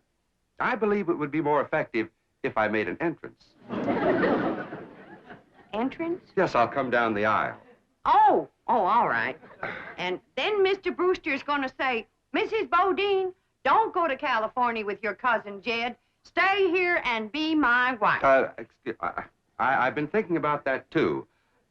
After a big entrance down the aisle, that's going to seem like a pretty flat opening speech. Well, you just say what you want to say. All I got to say is, no, I won't marry you. If that's Homer Winch, I'm going to hit him right in the head.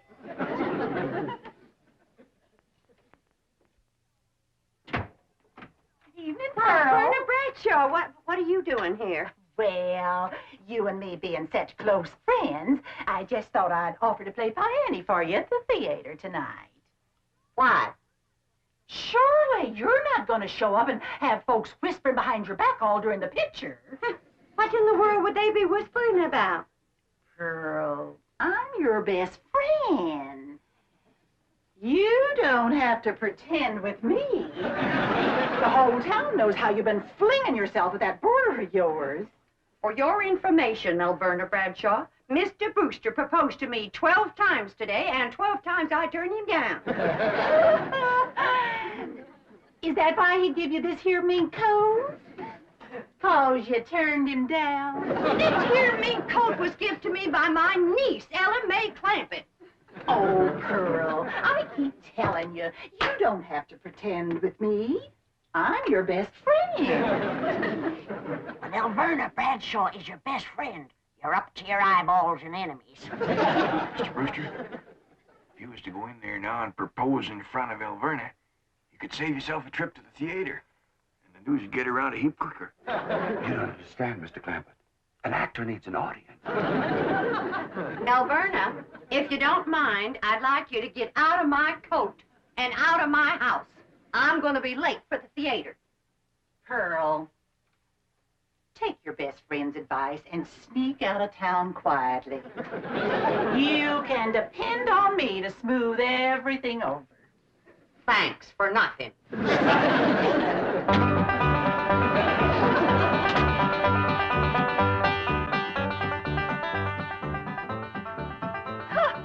Farewell performance is right. I reckon she'll sneak out of town in a hurry if she ain't already snuck.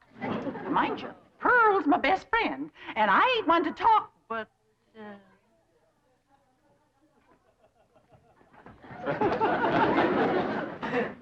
Good evening, lady. You too, Elverna.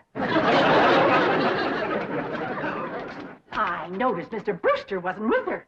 Oh, and did you see that mink coat?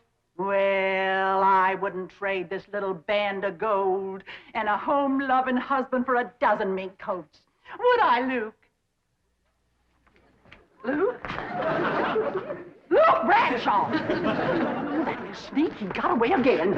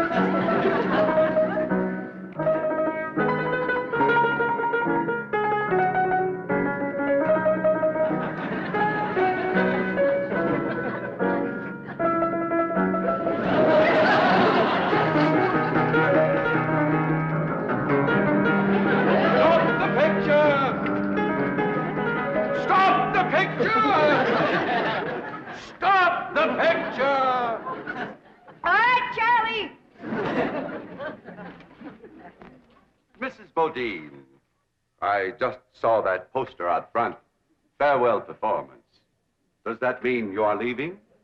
Oh, yes, Mr. Brewster. I'm going to California with my cousin Jed and his family. Oh, no, please. Please, I beg you. I implore you. I beseech you. Don't go.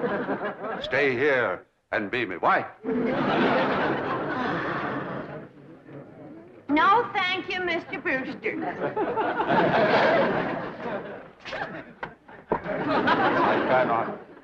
I will not accept that answer, for I love you, Pearl Bodine. I love you with all my heart. With all my soul, I love you as no man has ever loved woman before. He's better than Francis X. Bushman. Be mine. Pearl, be mine. Come back here, Mr. Brewster. No, Mr. Brewster, my answer is no. Then my life has come to an end. For what is life without love? If I was him, I'd let it go at that. Without Pearl Bodine, there is no love. Oh, me darling, oh, me precious, say those words that will make me the happiest of men. I'm behind you. My answer is still no. Better quit while you're ahead, Mr. Brewster. Oh, how those words stabbed into me heart like cold steel. And only you, Pearl Bodine, can heal the mortal wound. Oh, moon of me desire, marry me, Pearl. No. I promise you a life of happiness. No. A life of luxury. No. Oh, me darling, look into me tear-stained eyes. Look into the tortured face of your love slave. Free me with that one divine word. Say yes. Say yes, and together we will enter a paradise of love everlasting. Yes, yes, yes, I'll marry you!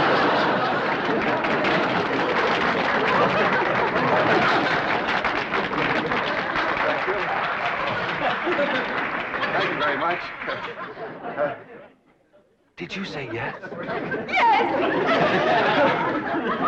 I haven't said yes. I was ready myself.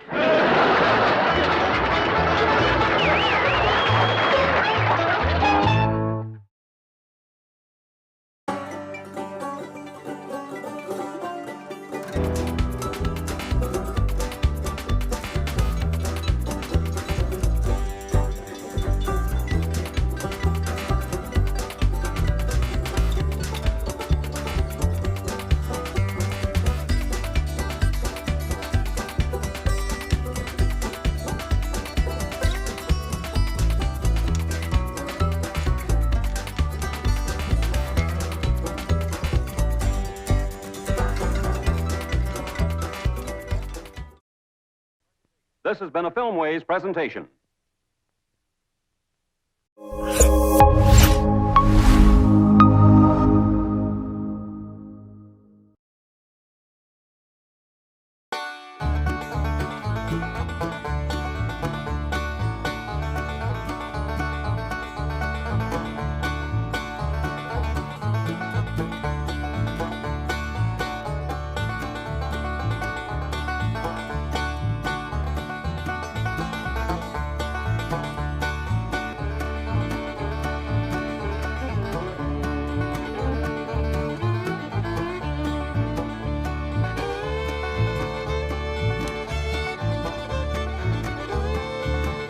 The Beverly Hillbillies.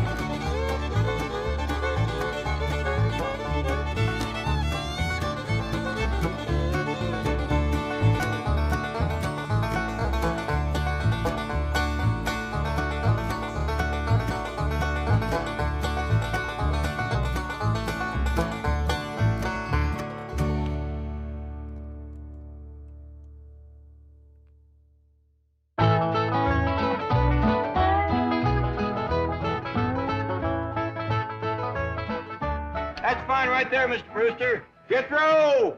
You can start bringing them things out now. Oh, boy, I can't wait to get back to California. I ain't been warm clean through since we got here. Jethro, take it easy.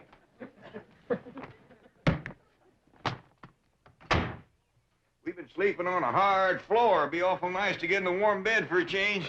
I'll take it, Jethro. Jethro, I said take it easy. Granny ready? Yeah, she's just putting on her gaiters. I'll bring her right out.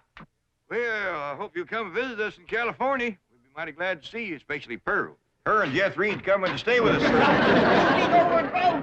Let me get my shoe on, you big overgrown moose. You can put it on in the car, Granny. We's in a hurry. We can't leave until somebody finds Elly Mae.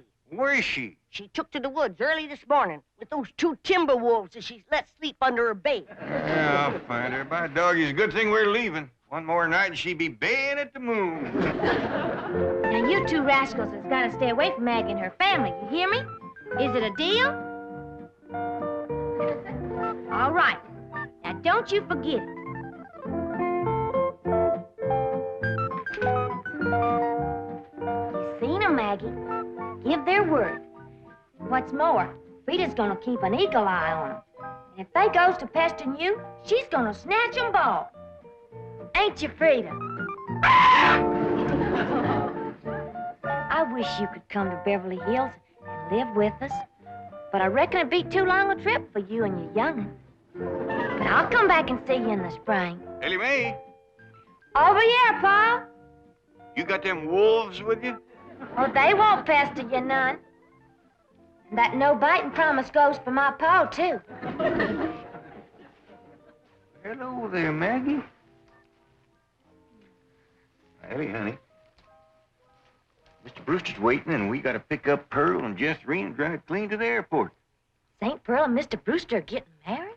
Well, no, not yet. Maybe never. But Pearl's satisfied. Everybody in town seen him propose to her. And now she can leave town with her chin up and her head thrown back, proud and happy. I'll bet you Cousin Jethrine ain't happy. She says she ain't going to California and leave her sweetie Jasbo to Pew. She's powerful in love with that little feller. Yeah, I reckon Jethrine will do pretty much what her ma tells her to. That Pearl's a mighty strong-willed woman.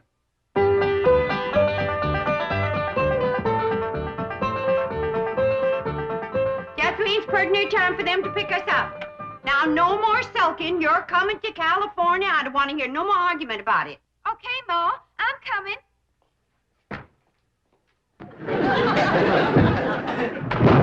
What in the world have you got there? It's a trunk, Ma. Well, I can see that, but what you got in it?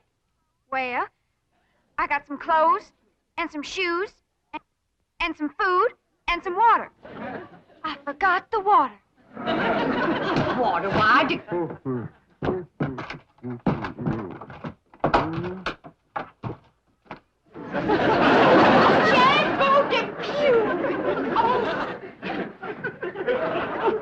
Miss Bodine, that daughter of yours is a mighty strong-willed girl. Did she put you in there? I think so. I told her I couldn't go to California with her. And that's the last thing I remember. Oh, don't let him get away. Jethrine, you put him down. This minute. What's the matter with you? Why, that poor boy could suffocate in that trunk without no air.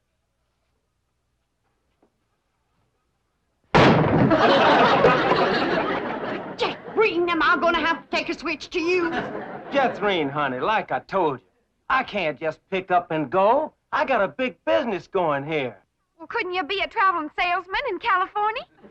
Darling, it's taken me years to build up this territory, and this is my big selling season. Well, I can knock down $100 in the next 2 or 3 months, and the fella don't walk away from a gold mine like that. Talking sense, Jethrine. But Uncle Jed's a millionaire, and Cousin Elly says they got plenty of room in that mansion. He could stay there with us. Jethrine, I got my pride.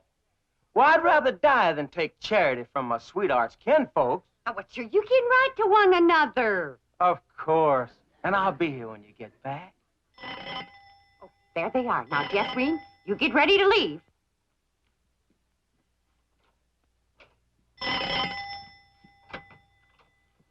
Oh, Mr. Brewster, I thought it was my boy Jethro. Cousin Jed come to pick up the suitcase. Well, no, I asked him to let me come for them. Well, you see, this may be my last chance to see you alone for a moment. Alone? You? Me? Us? Why would you... Well, first, I want to thank you for publicly breaking our engagement after I lost my head, as I did last night.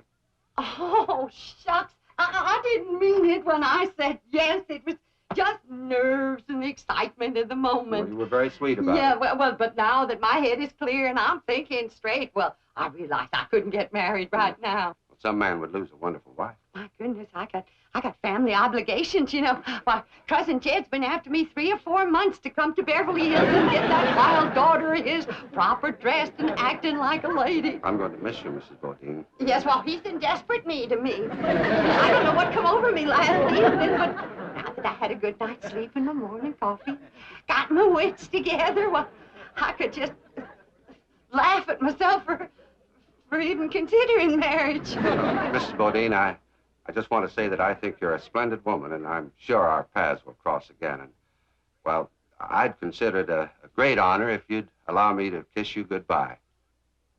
Kiss me? Well, I hardly think there'd be anything wrong with that. Is real, Miss Brewster? Is that a new hat, ain't Pearl? Oh, Ellie Mae, look, Jethrine's in there saying goodbye to her sweetie, Jasbo Depew. So why don't you go in and say goodbye to him, too? Huh? All right. I ain't never met him. Jethrine, you're just going to have to get it through your head. I cannot go to California, and that's that. Howdy. Well, hi, Cousin Elly. This here's my sweetie, Jasbo Depew. Howdy, Jasbo. And a great big howdy to you. This girl is the cousin you've been telling me about? Yeah, Jasbo. She's the one we'll be staying with in California. Well, poke me another air hole, baby, and let's go.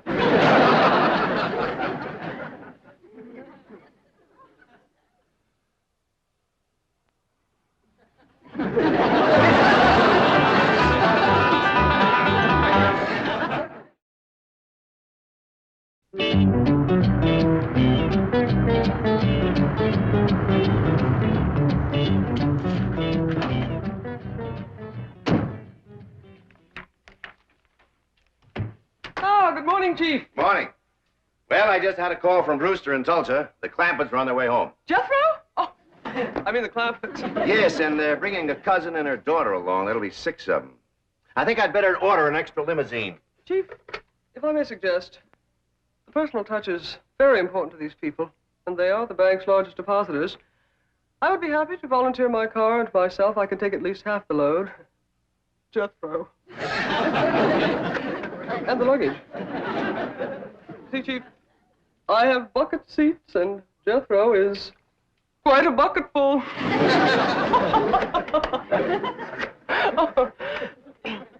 How's about 3 apiece, Chief? Fine. We'll be ready to leave for the airport about noon. Entendu, mon capitaine.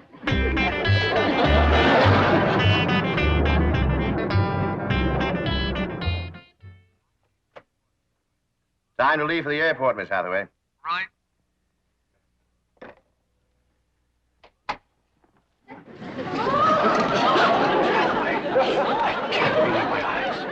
Don't be alarmed, Chief. This is just for the Clampetts. I have no intention of disrupting office discipline with my seductive appearance. What a remarkable change. 3 hours in the beauty salon. Tell me, are you busy tonight? Because if you're not, I'd like you to work and make up those 3 hours.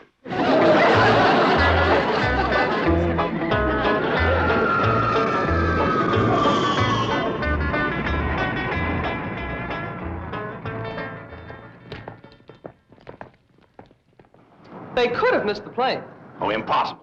Brewster phoned me after he put him on board. Oh, miss, are there any more passengers aboard? Yes, there are 6. Well, they appear to be hillbillies. Was there anything wrong with them? Oh, no. You see, we served lunch before we arrived, and they refused to leave the plane until they helped do the dishes. And we served 120 lunches. Well, here they come. Flight 201 for Chicago and New York is now loading at the East Concourse. Oh.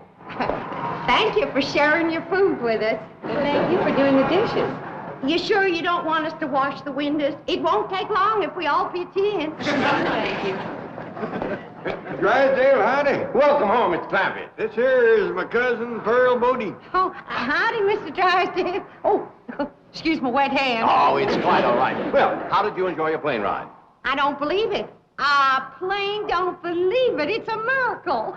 Oh, well, it ain't nothing. You ain't seen nothing, Pearl. Wait till we ride on that escalator. Yes. Well, my car's out in front, Mr. Clampett. Come on.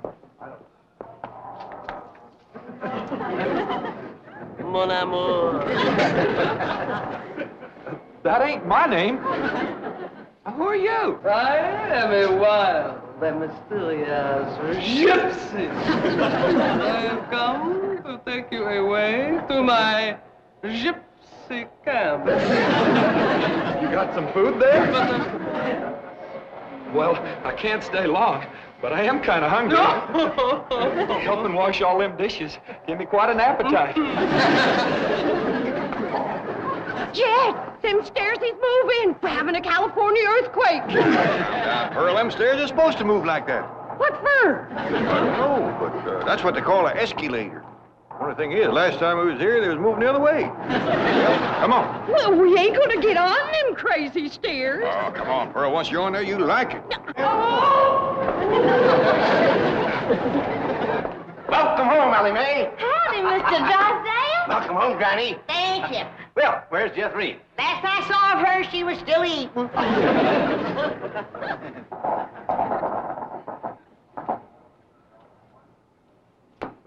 now, that wasn't bad, was it? No, it was fun. Let's go up and ride down again. Oh, no, Pearl. It's fun, all right, but it just ain't worth fighting your way back upstream.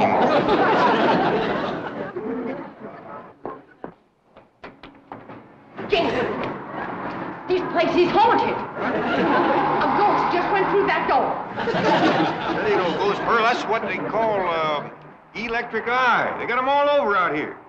Well, you go first. I ain't taking no chances on crowding a spook.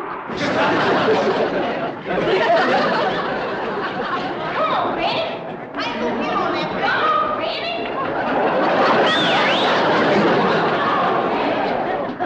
Oh, howdy there. So this is California. It's so warm. And the air smells different from the mountains. Yep, looks different, too. Out here, you can see what you're breathing. Yeah, got a lot of body to it. I tell you, Pearl, there's some days when you can cut it with a knife. But don't try it, because it gets the knife awful smudgy. We can wait here in Mr. Drysdale's car till the rest of them come.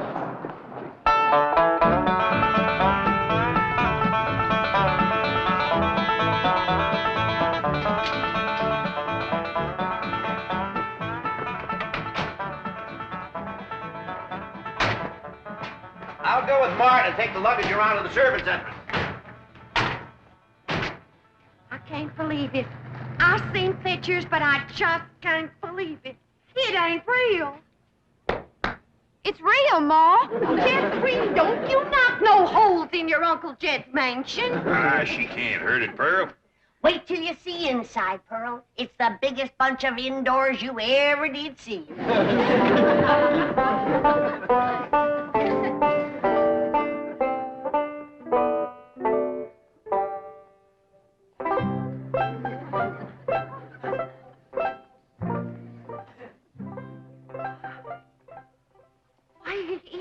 It's a palace.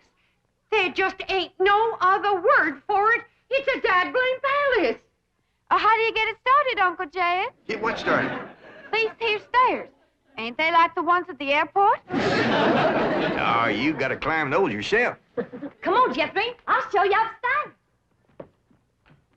Granny, how do you ever wash that thing? Ain't washed it yet, Pearl. Oh, well, don't you worry. I'll do it. Pearl, now this here is what they call the drawing room. Drawing? Wait till you see this piano. The whole thing is hand-painted. Yeah, Pearl, ain't that just about the prettiest piano you ever did see? It's got pictures on it.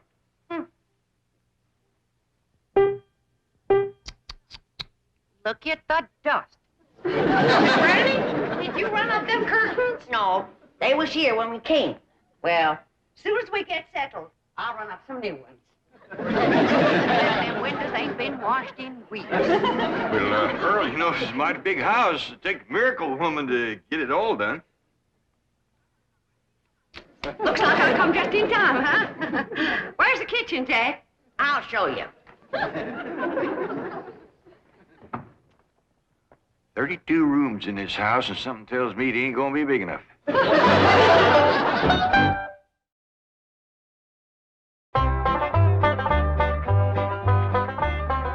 Paul, where's St. Pearl? Well, her and Granny's in that little room they call a butler's pantry. This is a nice enough kitchen, Granny, but it sure ain't as big as you led me to believe. Pearl, this ain't the one with the stove. The stove is... This here's the barest cupboard I ever did see, but I reckon if you ain't got a stove, you don't need food. This room... Well, Pearl, what do you think? Well, I think I should have brought my coal oil stove. For your information, Miss Pearl, we got gas. Well, I don't wonder. Nothing but uncooked food. Your pump is stuck tight. It ain't been used so long. Pearl. You know, Granny, we got a lot of work to do to get this kitchen in shape. Granny, did you tell Pearl this is the kitchen? I ain't been able to tell Pearl nothing. She won't quit flapping her trap long enough. Pearl, come on. This here is the kitchen. That there is what they call a pantry. My stars and God. What? A person could feed an army in here. Well, the way those two young'uns of yours eat, that's just what you'll have to do. Pearl, look at this stove here. Now, all you have to do to get fire is turn one of them little things right here without lighting no matches nor nothing. Now, look at here. This here lights this in here. And this one lights this one. And this one lights this in here. And this one lights this one. Oh, what do you think of that, Pearl? I declare, I'm just speechless. That'll be the day. Look at this ice box here. Just take a look. You ever seen anything like that before? Look at that. Well, I don't like to mention it, Jed, but somebody left the light a-burning in there. I reckon some people just don't care how they waste other people's money. The light comes on when you open the door. You don't say. He pert near didn't with you pounding your gums. Hey, Pearl, Jethrine wants to know where's the suitcases, especially the big one with the sandwiches in it. But Jethro said he'd bring in the suitcases. Jethro. What happened to my boy? Where's Jethro? Well, the last time I seen him, a dark-haired gypsy woman was taking him away. Gypsy's got him. My baby's been carried off by the gypsy. Don't worry, Pearl. One meal and they'll carry him right back. They might have it a little bit mixed up. Besides, Jethro is big enough to take care of himself. Yeah, Mama's in here. Come on in. My baby, where you been? With the gypsy woman? We stopped to get something to eat. I told you one meal and they'd bring him back. You gypsy kidnapper. I'm gonna snatch you both. Hathaway! What you doing being a gypsy? Just a little harmless fun, Mr. Clampett. When Jethro failed to recognize me, I couldn't resist continuing the masquerade. Ma, this here's Miss Hathaway, Mr. Drysdale's secretary. I'm happy to know you, Mrs. Botine. I have brought your son back safe and sound. Well, thank you. Yeah. Is your hair back? How about staying for supper, Miss Hathaway? Oh, I wouldn't want to be any trouble. Well, I figured with company at the table, there wouldn't be so much trouble. Wait till you taste Granny's sweet potato pie. Ain't nobody can make sweet potato pie like my ma. Now, they is both very fine, extra good cooks, but Pearl not knowing her way around the kitchen, I reckon. Oh, well, don't you worry none about that, Jed. I'll have this kitchen put in order in no time. It ain't out of order. Elly, you get rid of the ants. I'll start the cooking. What ants? Start with your Aunt Pearl. Well, I like that. I'll bet you won't like what I'm going to say next. Girls, I got an idea. Now, Pearl, you know there ain't nothing more soothing and appetizing than a mess of piano playing and sweet singing before supper. But I figure a body can't be doing that and cooking at the same time. No, I don't think they hardly could, Jed. Right. Now, somebody will get Mr. Drysdale. We'll all sit around while supper's cooking and listen to the kind of music that has made the name of Bodine famous from Oxford to Eureka Spring. Oh,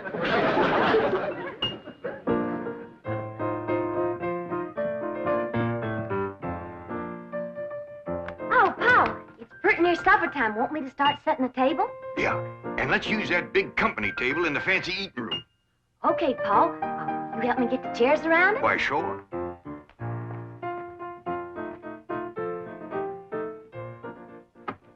Leave the door open so as we can hear the music. Okay, Pa. I'm kind of glad we got company so we can show off this fine eating table. Yeah, we ain't used it since Thanksgiving. Has Granny figured out a way to get this tablecloth unstuck yet? No, she ain't, Pa.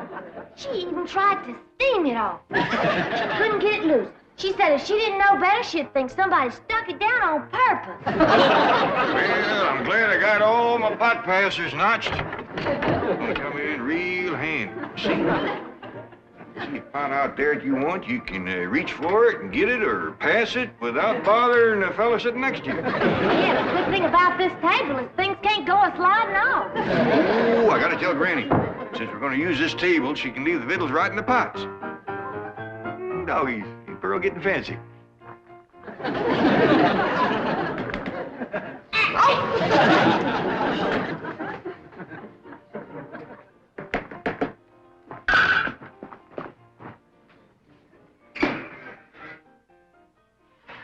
Ever see anybody bake a fluffier pie than that one?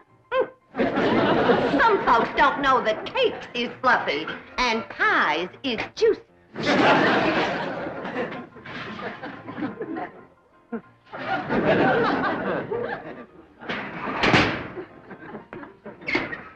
It fell. You did that on purpose, Pearl Bodine. My pie can't fall. It can't, huh? You did.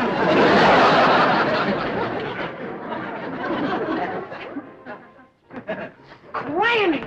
Pearl, Why, you... I ain't never heard you play the piano any prettier than you're playing that You ain't playing the piano. You betcha I ain't!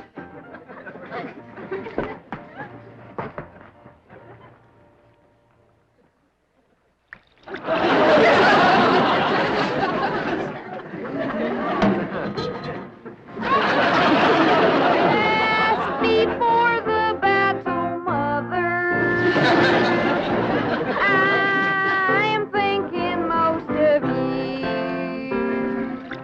Just before the battle, mother,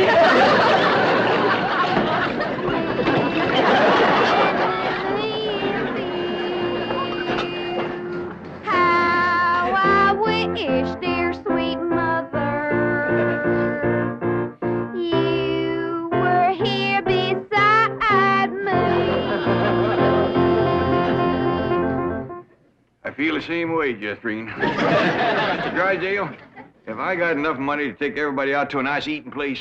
Mr. Clampett, with your money, you can buy the finest restaurant in Beverly Hills. Before the battle's over, that's just what I might have to do. Come on, everybody.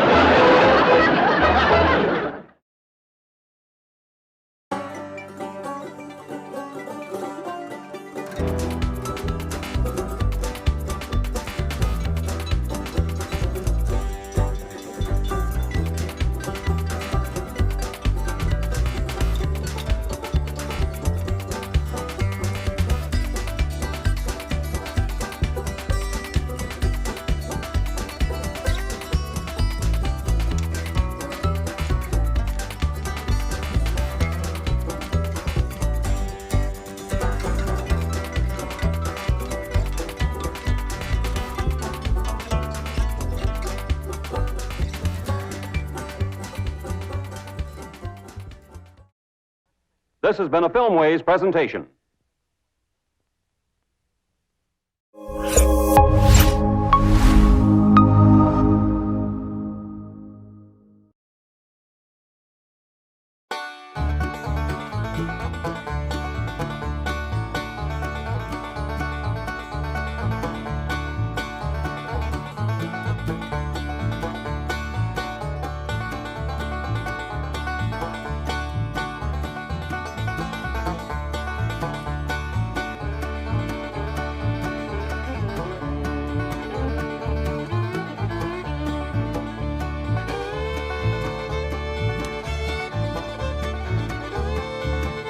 The Beverly Hillbillies.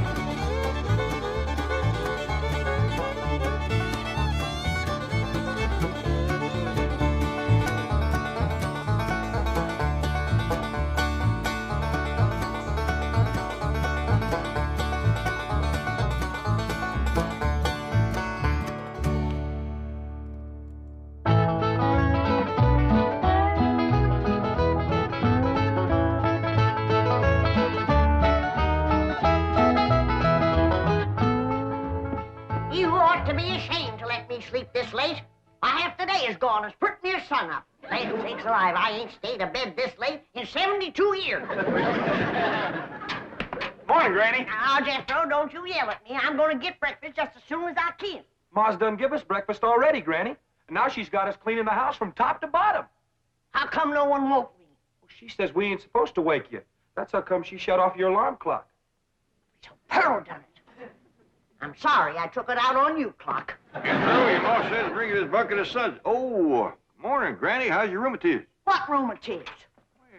Pearl says you was having some twinges last night. That's how come she put a little Mountain Dew into your squirrel soup. Pearl spiked my soup? Yeah, she figured it would help you to sleep. And you was liking it too, Granny. You kept asking for another slug of soup. Well, that's because I couldn't believe that Pearl could make such good soup. Granny, what are you doing up? Ain't Pearl said I was to give you your breakfast in bed? Beds is for sleeping, not eating. Well, ain't Pearl said a body had to be waited on and took care of when it gets to be your age? My age? Well, I'm in the prime of life. And you tell your Aunt Pearl that... Never mind, I'll tell her myself. Nah, don't get riled up at Pearl. I reckon she's just trying to be helpful. She's about as helpful as an alligator in a swimming hole. I'd rather be caught twixt a pair of scrapping bobcats than two women trying to run the same house. Granny, I was just fetching this up to your room. Ma figured you probably want to sit and rock a spell when you was feeling strong enough to get out of bed. Jethrine, you take that back outside. And while you're at it, you fetch some flowers for your ma's sick room. Ma ain't sick. She ain't met up with me yet. Where is she? In the kitchen doing the ironing. Ironing? I ain't done the washing yet. Ma done that while you was still in bed. All by herself? Oh, no. She had all of us helping. Ma gets a kick out of running things. She's gonna get a kick that she ain't looking for. I want to boot her so hard that every time she sits down, she'll leave my footprints. Sakes alive. With all these newfangled gadgets, work around here is just plain. Where you going with that, Jethrine? Outside. I told you to take it up to Granny's bedroom. Granny told me to take it outside. You're taking your orders from me and not from Granny. That poor woman is old and tired, and we owe it to her to let her rest. I just hope and pray when I get to be her age that somebody will be looking after me. You can quit hoping and praying. And if you keep messing around my kitchen, you ain't gonna get to be my age. Don't stand there. Do as Granny says. Take it outside.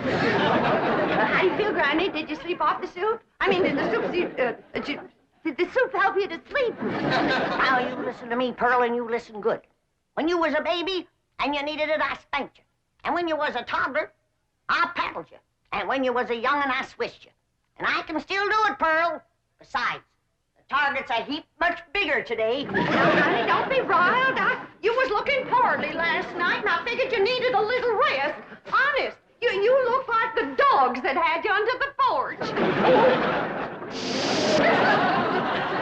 You can't scare me with that. I got a head of steam bigger than it has.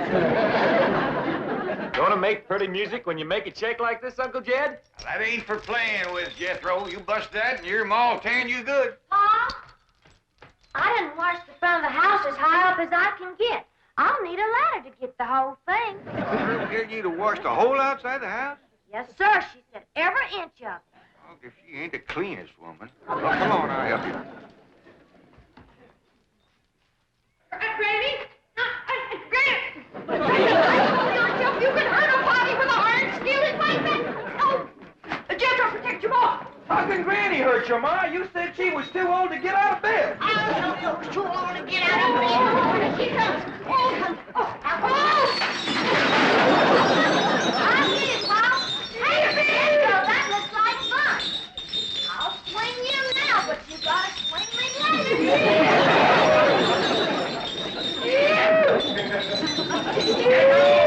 That was for playing on. I'll get down from there. Come on. Come on, get Pearl. Get your big overgrown boy off the chandelier. I'll get him off of there if you get Granny off of me. Ready? You see him? He tried to kill me. Oh! That's enough. This has gone far enough. All of you. Now, Jethro's gone to fetch the truck around, and we's all going for a nice long drive and cool off some of the tempers in his family. Ain't Pearl? Ain't Cousin Jethrine coming? Oh, no, honey. She wants to practice her singing. She can go sightseeing another time.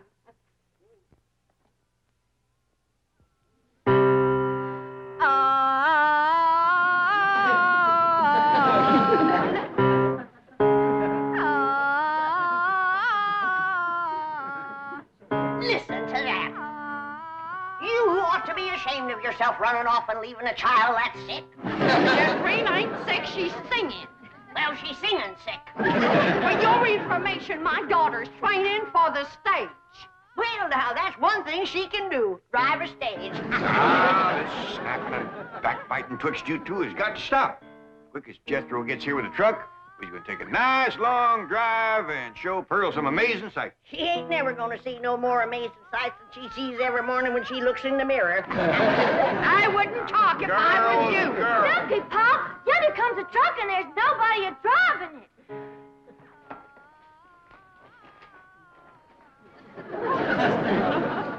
What's the trouble, Jethro? It's out of gas, Uncle Jed. They ain't even enough to get to the filling station.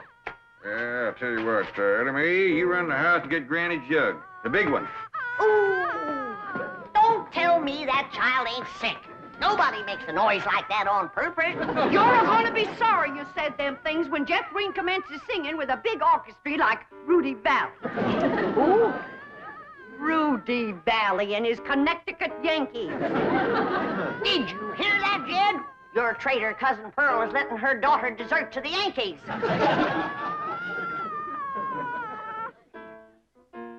Well, I reckon they're getting what they deserve. There you are, Pa. Thank you, Elly Mae.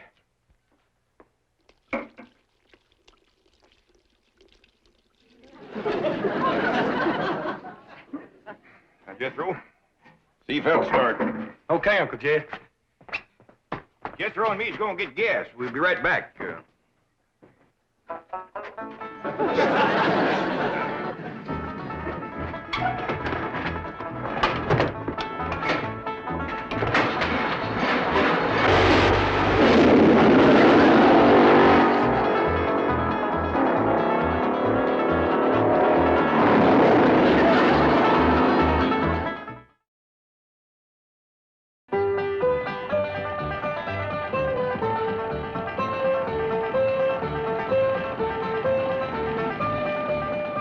Guess what, Ma?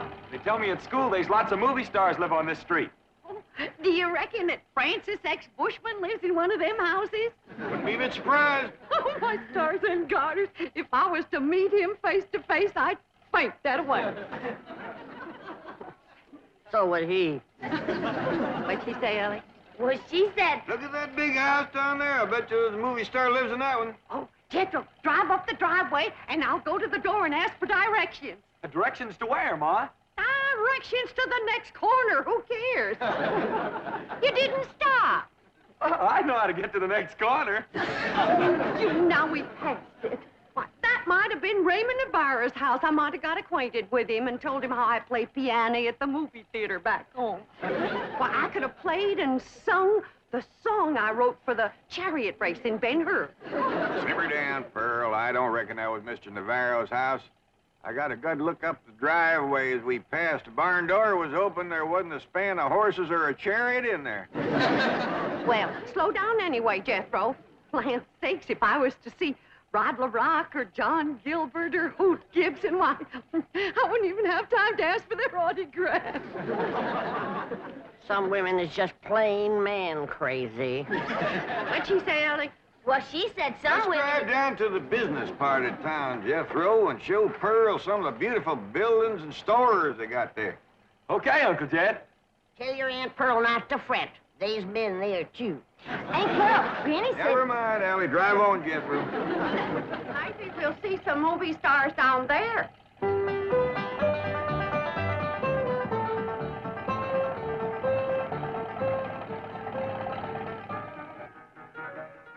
Come in, folks. The movie's about to begin.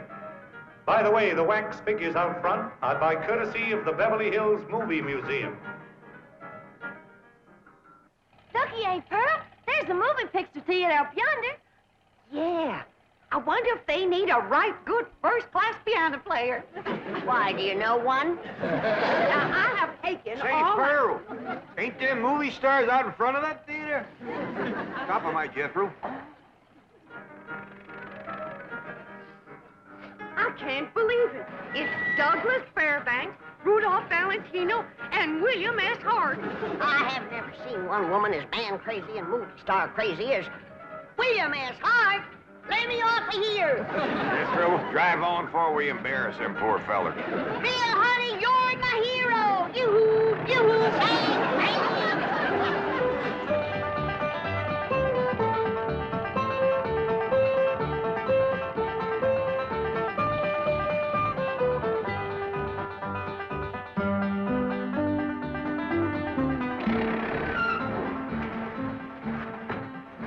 Well, how'd you like it, Pearl? Oh, dear.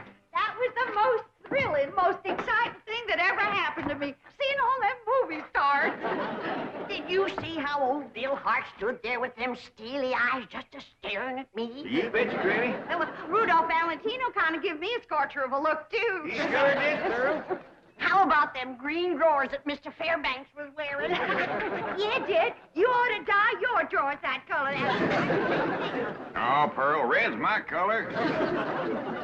Hey, Jethro, let's go for a swim. I'm too hungry, Ellie Mae. All that driving around give me an appetite. Yeah, I reckon all that fresh air give us all an appetite. I'm empty as last year's bird's nest myself. But eating time, too. I reckon I got time for a little friend before Biddle. Hurry up, Ellie Mae. I could eat a horse. Well, just everybody relax. I'll have victuals to cook in for you can say Jack Robinson. Jack Robinson. And you stay out of my kitchen. I believe that kitchen happens to belong to my cousin Jed. Well, I's a granny, and grannies is closer than cousins. Not when the granny's on the wife's side. I got Clampett blood in my veins. You want to keep it there, you stay out of my kitchen. Hey, Uncle Jed, come on back. There's gonna be a fight. I don't fight nobody twice my age. There ain't nobody twice your age. I happen to be on the sunny side of 45. Well, then move into the shade. You're drying up something awful. Now, hold on. Who's closer related to you, Jed? Her or me? I is, 'cause I's a granny. You're a mother-in-law. I'm blood cousin. You're gonna be... Oh, no, I reckon you're both just as close related to me as folks can be, 'cause I love you both equal. And it'd pleasure me if you'd shake hands. And come out fighting. Come on now, shake hands. Granny, you start it off. Come on. Now, shake hands. Come on, Granny, shake hands with Pearl. Hey, now, Granny, say something nice to Pearl. Go on, say something nice. Pearl, I never did see anything prettier than the weather is today. Now, Granny. Well, that was friendly. Well, say something nice and friendly about Pearl.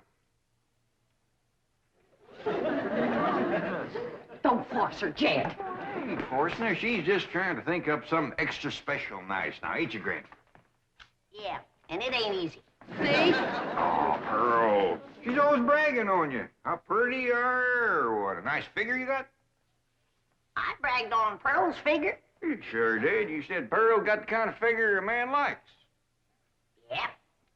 And then I said, too bad a man didn't get it instead of Pearl. I wouldn't talk if I had a figure as bony as you. Now, Pearl. You're built like a sack full of horseshoes. And you're built like a sack full of doorknobs. Now, let me tell you... Uncle Jed, you're breaking up a good fight. Jethro, why don't you go out and help your sister Jethrine? What's she doing? I don't know. Find out what she's doing and go help her. Ah, you never let me have any fun. Now, I'm asking you just as nice as I know how to stop all this backbiting and bickering. You're both fine-looking women. I'm proud to be kin to you. Why, if folks didn't know, they'd think you was Ellie Mae's sisters. Oh, Ellie, honey. Now, why don't you take these two pretty girls swimming down to the cement pond? That ought to cool them off. In the dead of winter? Oh, the water stays warm all year round, ain't Pearl? Yeah, it must be fed by some kind of hot mineral springs or something. Oh, that ought to be mighty good for your rheumatiz, Granny. And I'll fix lunch while you're swimming. I told you to stay out of my kitchen. And I told you that... Now, that's enough. And I hear one more word spoken in anger out of either one of you, dogged if I ain't gonna take a switch to you. Ain't Pearl, Granny ain't too fond of swimming, but I'd be mighty proud if you'd go with me. Ah, that's a mighty sweet invite, Ellie Mae. Earl, did you bring some swimming clothes? Yeah, I did. Well, now, you run along and get into them. But I don't...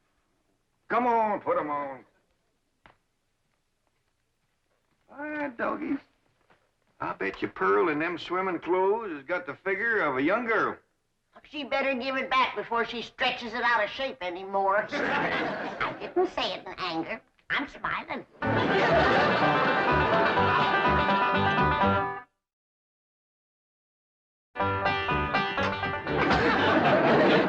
Well, a I'm ready for the boater. It looks like she's been in it for 6 days.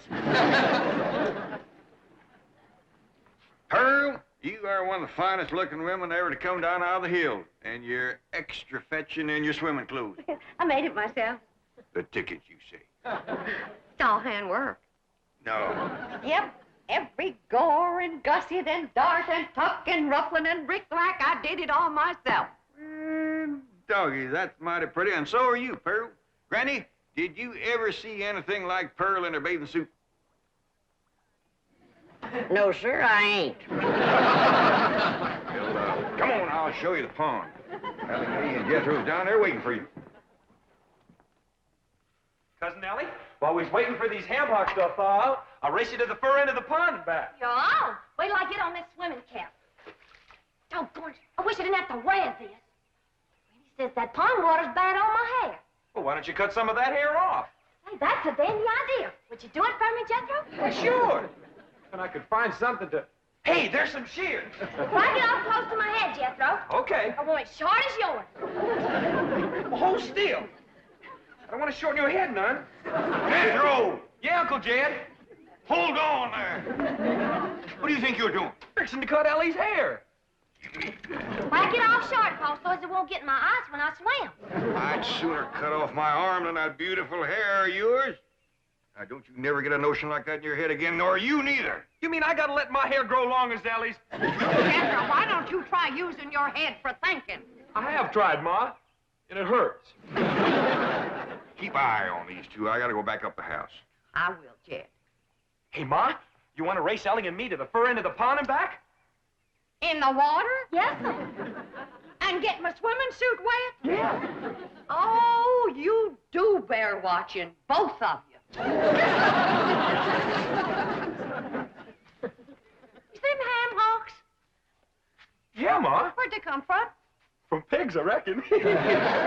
How did they get here? I took them out of the icebox. I was getting awful hungry. Was you gonna eat them raw? Of course not. Huh. I was going to keep my swimming trunks on. Elly Mae, Yeah, Pearl. what is this thing? Looks like a stove on wheels.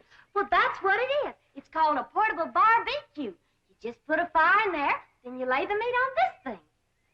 All right. Elly Mae, you fetch some firewood. Jethro, you slice them ham hocks.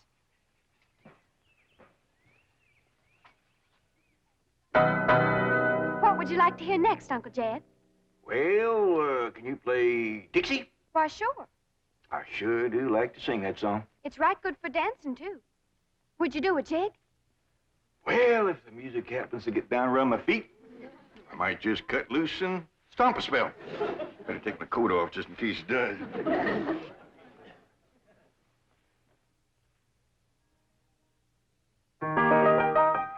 Oh, I wish I was in the land of cotton.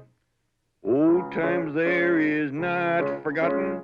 Look away, look away, look away, Dixieland. I wish I was in Dixie. Hooray, hooray. In Dixieland I'll take my stand to live and die in Dixie. Away, Away, away, away, away down south in Dixie. Away, away, away down south in Dixie.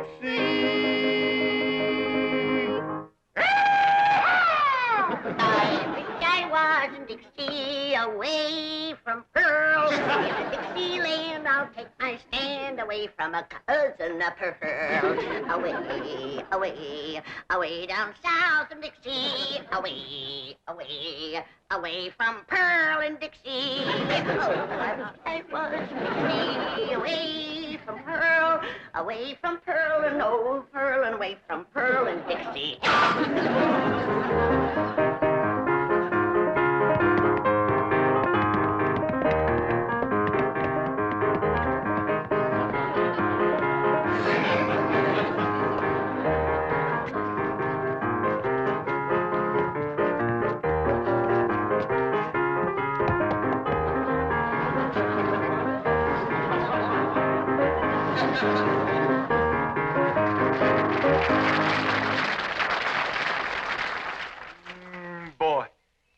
Nothing smells as good as hammer cooking, Ma. That's the truth. Wait till Jethrine gets a whiff of this. Ham is her favorite. Mine too, Ma. Come on, hurry up. Jethrine, what is that delicious smell I'm a-smelling?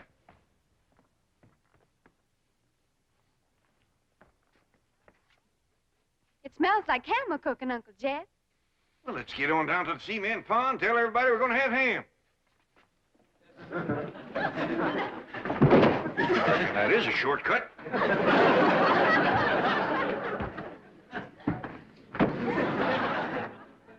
When the family tastes these riddles, they ain't never gonna let Pearl near the kitchen again.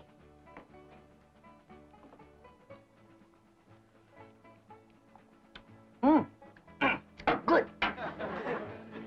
Come and get it! Come and get it!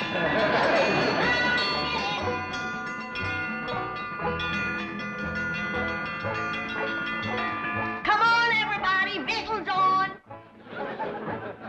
Land sakes! They're all so hungry they can't get up.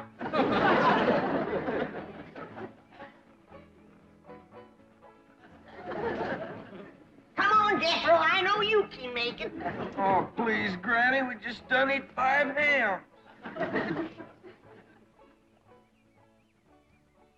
Jed? Granny, them little hams is the best you ever cooked. I didn't cook no hams. I cooked them, Granny. How'd you get in my kitchen without me seeing you? I cooked them on this here stove with wheels. Ma can cook anywhere. Well,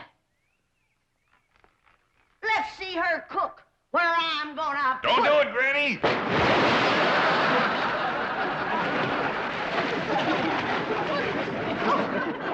Just a minute.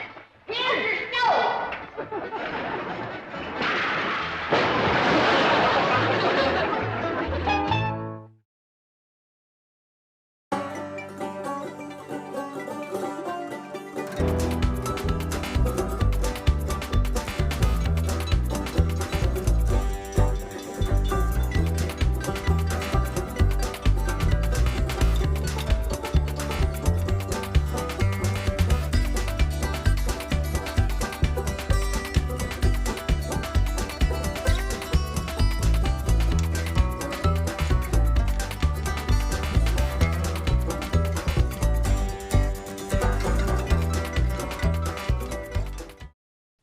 This has been a Filmways presentation.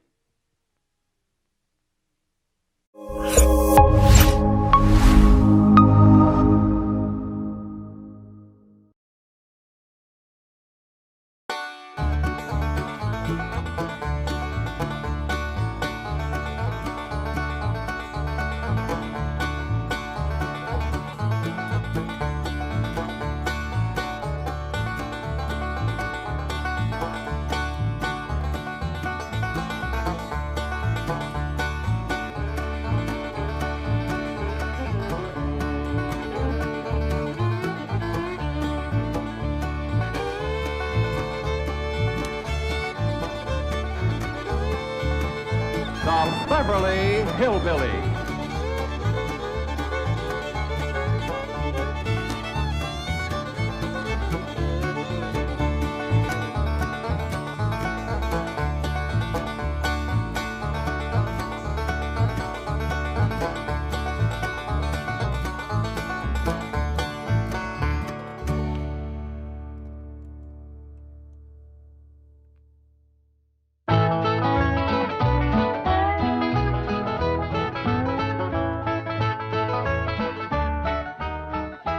You know something, Granny? I feel sorry for Mr. Drysdale. Well, that poor man might as well be single with his wife gone all the time. He's a lost soul, Jed. I was glad you invited him over for supper last night. But even my cooking didn't cheer him up. Yeah, I noticed he hardly touched his plate of grits and possum belly. Even when I spooned on some gopher gravy. He didn't perk up till after supper, and Pearl started playing and singing. Don't tell me he liked Pearl's bellering. That wasn't bellering, that was yodeling.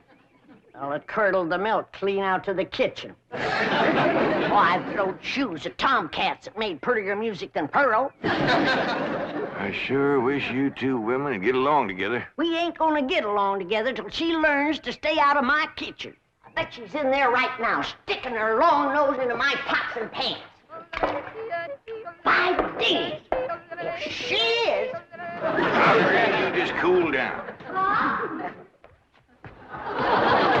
Really, me, Jethrine, what in the world have you been doing? Playing ball with some fellas down in the pasture. What's that thing? Well, this here's what you call a football helmet. Elly May, I'm pretty near positive that a ball gown ain't for playing ball in. Well, the fellas seem to like it, didn't they, Jethrine? They sure do, Uncle Jed. They's waiting for us right now to get some money to buy a new football. What happened to that one? Well, Jethrine was going to throw me a pass, but I grabbed it too hard, and it busted. I ain't gonna give you the money for another one. Oh, heck. Well, that's all right, Jethrine. Remember, they said they'd be just as glad to play with us without a football. Come on.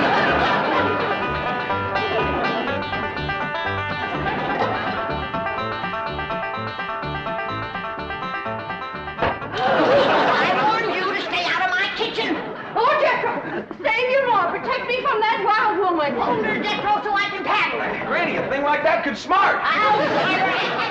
Put me down, big overgrown put. Hey, what's going on here? Jethro, put your granny down. He was fixing to whomp Ma. I'll whop her. Here, Ma, now it's a fair fight. Nobody's gonna whomp nobody. Well, then you tell Pearl the next time she sticks her nose in one of my pots, I'm gonna cook it. It is my bounden duty as a mother to supervise the victuals of my growing children.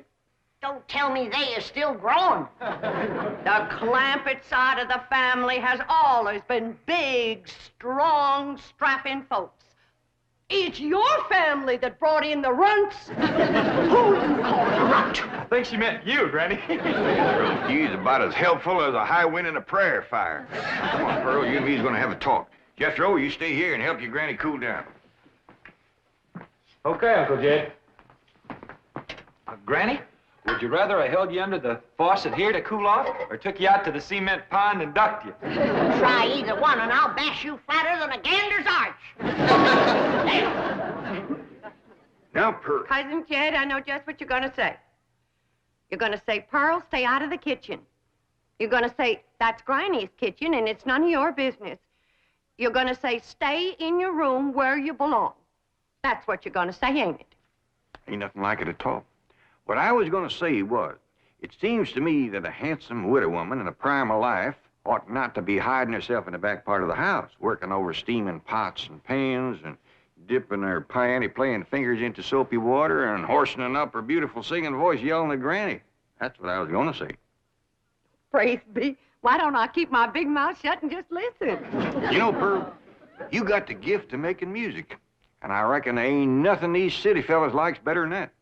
Really, Jed? Yeah, remember last night Mr. Drysdale was here and you was playing and singing and yodeling for him? Yeah. You brung that poor lonesome man a lot of happiness. Jed, you ain't agreeing in me, are you? I'll give you my word. Remember that song you sung, The Flowers That Bloom in the Spring, Tra-la? Yeah. Well, you had Mr. Drysdale believing it was spring. No. Yeah. While you was still singing, he went, flung open the window, stuck his head out, and started taking deep breaths, just like he was really smelling them flowers. You reckon he liked my yodeling? Pearl, he like to went wild.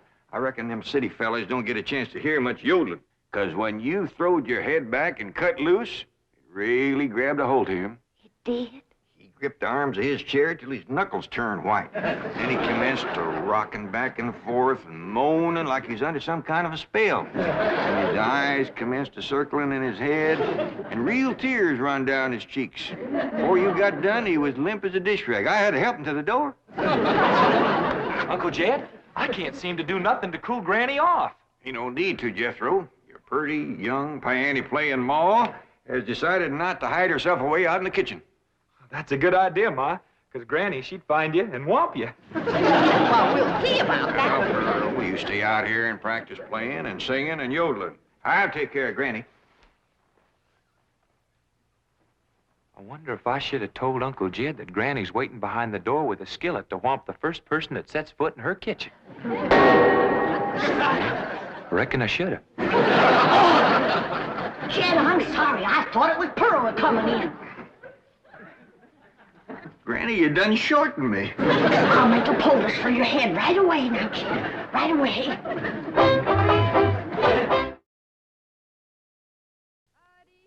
I'm telling you, Granny, you don't have to worry no more about Pearl coming in your kitchen.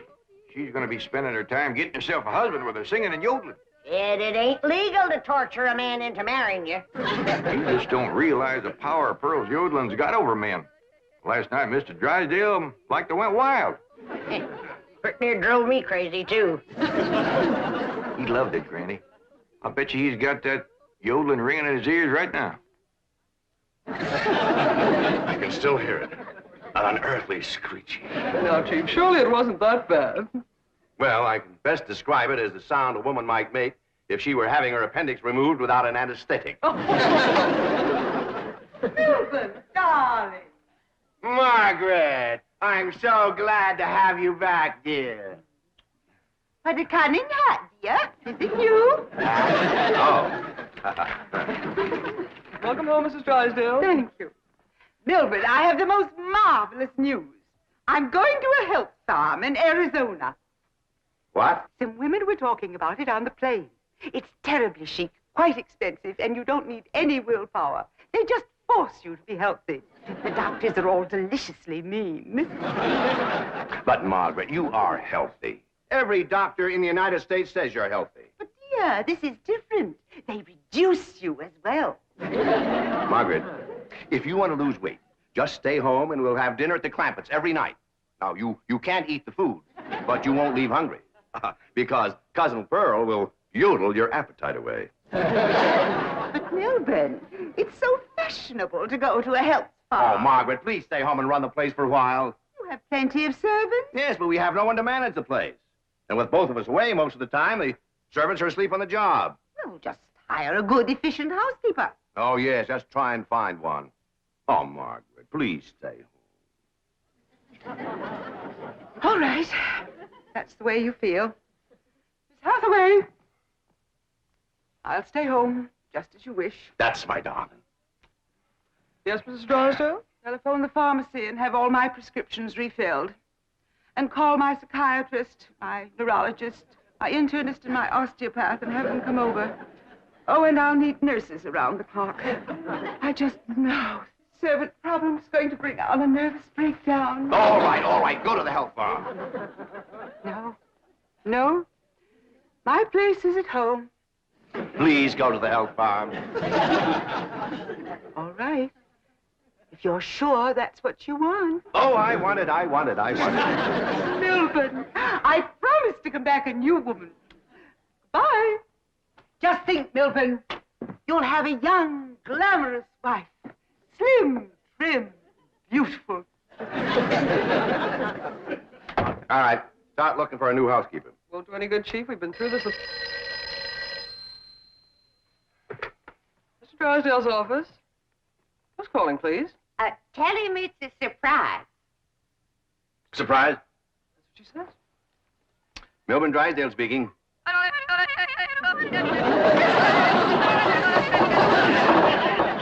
What in the world is that? That is Pearl Bodine yodeling. Now, when she comes up for air, tell her I was drafted. Chief, she might be the answer to your housekeeping problem. What? Be nice to her. I'll explain.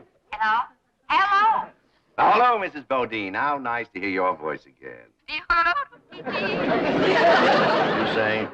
Mr. Clampett says that Pearl is such an industrious housekeeper that Granny is jealous. She might take over your house and hers and solve both your problems.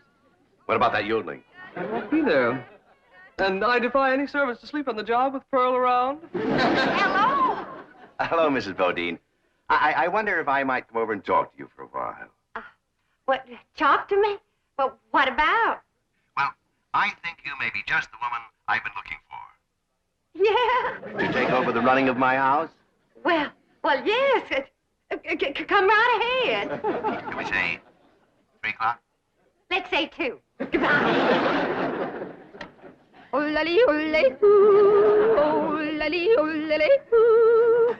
Will you stop that infernal caterwauling of yours? It might be infernal caterwauling to you, but it's pure catnip to man. Oh-la-dee, oh-la-dee. Oh-la-la-la-la-lee, oh-la-dee.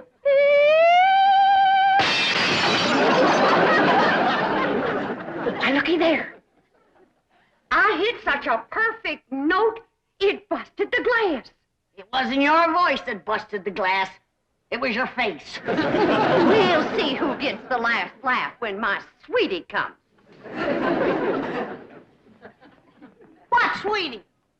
That's for me to know and you to find out. Ha, ha, ha.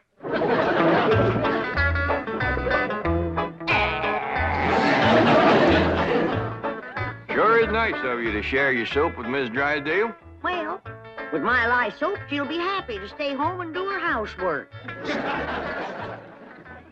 Ready? Most powerful batch of soap that you ever made. Just a breeze blowing it back on me on the way over here has got me crying. I make a big soap to do a big job. Arrivederci, au revoir, toodaloo. Howdy, Miss Drysdale. Hello, hello. Goodbye, goodbye. Where are you going? Milburn is sending me to a help farm. Martin, are we loaded? Yes, ma'am. Well, let's fly, fly, fly. Just a minute, Miss Drysdale. Granny and me brung you something. Yeah, honey. Take a good whiff of this. How nice of you. Tell the gardener to spade it in around the rose bushes. Toodaloo. Oh, just a minute, ma'am. Granny and me'd like to talk to you. I haven't time. The sooner I go, the sooner Milburn will have his new wife. Did you say new wife? Completely new. Young, glamorous, slim, trim, and beautiful. Oh, Martin, did we pack my medicine? 16 bottles, Mrs. Drysdale. Good. Drive on. Toodaloo.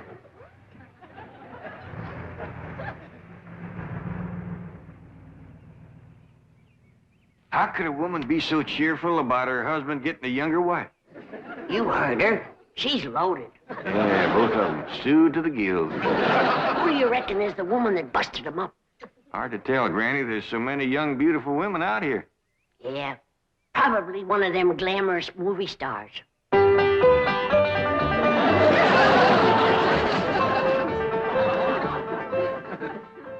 Hey, Ma.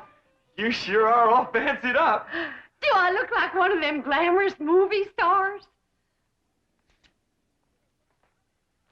Yeah, by golly, you do. Which one? Milton Sills. Go on and get out of here. Now listen. You find your sister Jethrine and your cousin Elly May and tell them to start practicing to be bridesmaids for my wedding. Are you getting married, Ma? Well, it ain't official yet, but I sure got him anxious. Get going.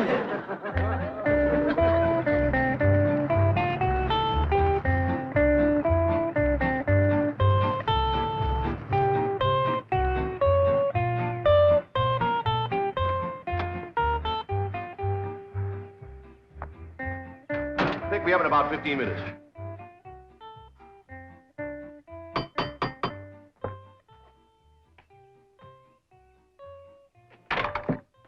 Oh, Mrs. Bodine. Why, Mr. Drysdale, you are anxious.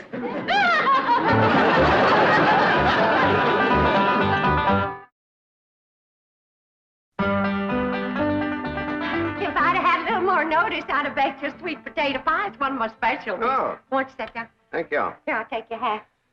Yes, sir, I just love to cook, and I love to sew, and I love to keep house. Yes, I've heard you're an exceptional housekeeper. But I ain't one of them fussy ones. No, sir, not me. I say a man's home is his castle, and it is the duty of a woman to make him comfortable. Oh. There we go. Yes, sir. A man works hard all day, and when he gets home, he has a right to enjoy himself. Take off his shoes and relax, and listen to some soothing music to calm his jangled nerves. Please, Mrs. Bodine, not like that. Mr. Drysdale, I've got to ask you to keep a grip on yourself. We're all alone in the house. If you want me to keep a grip on myself, I must ask you not to play or sing or yodel. I understand. Kind of makes you go all to pieces. Yes, it does. Well, you just come on back, and you sit down. Why, Mr. Drysdale, you're perspiring. Why, you got to get relaxed. But please. A man can't say what's on his mind unless he's resting easy. Land's sakes. And with that tie and collar choking you, it's a wonder you can talk at all. Oh, Mrs. Bodine, I'll be all right. Really, I will. Mr. Drysdale, you got a hole in your stocking. Oh, it's nothing to be ashamed of. When a man ain't got a woman around to care for him, them things is bound to happen.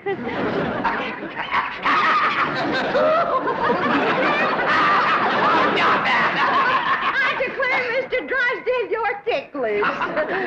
Now, look, I'm gonna let you sit easy, and I'm gonna darn that up before you know it. Oh, Mrs. Bodine, no, really, I can manage. No, I ain't taking orders yet. No, please, give me back my sock. Give me my I sock. know how to handle you.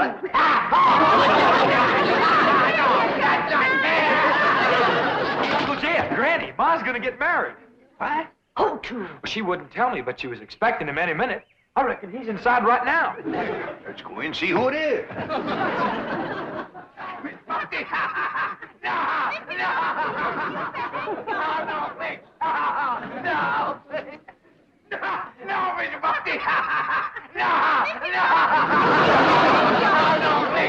Mr. Drysdale.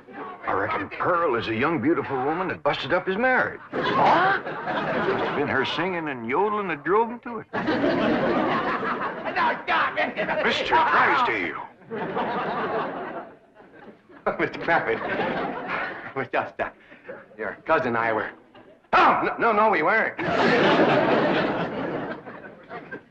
Jethro, leave the room. Leave the house. Did you have to come back right now? We was just going great. Pearl, what's the matter with you? Man crazy, always was. Mr. Drysdale, get yourself decent. I'll be back to talk to you.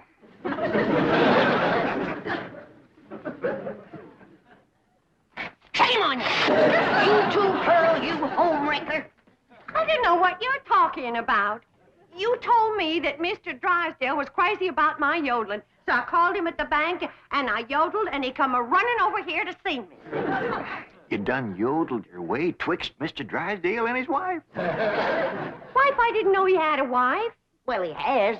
The sweetest, kindest, nicest, drunkenest woman you ever saw. You done sent her to the farm. Put her out to pasture so he can marry you. You seen her leave? Oh, she knows about you, Pearl. Said her husband was going to get a new wife. Young, glamorous, slim, beautiful. Jed, that can't be Pearl. You're forgetting what a powerful spell her voice throws on a man. Now, Pearl, I'm going back in there and try to talk some sense to Mr. Drysdale. Whatever you do, don't yodel.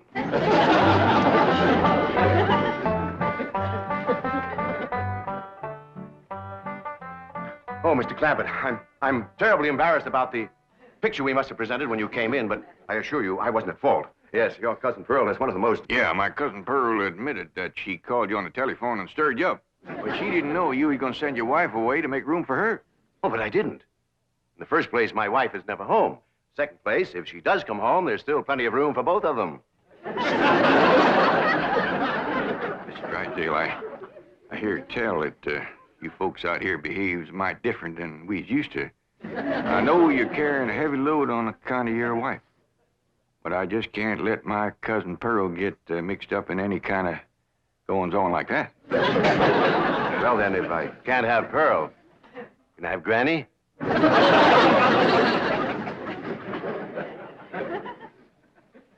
Lord love you, you're a desperate man. What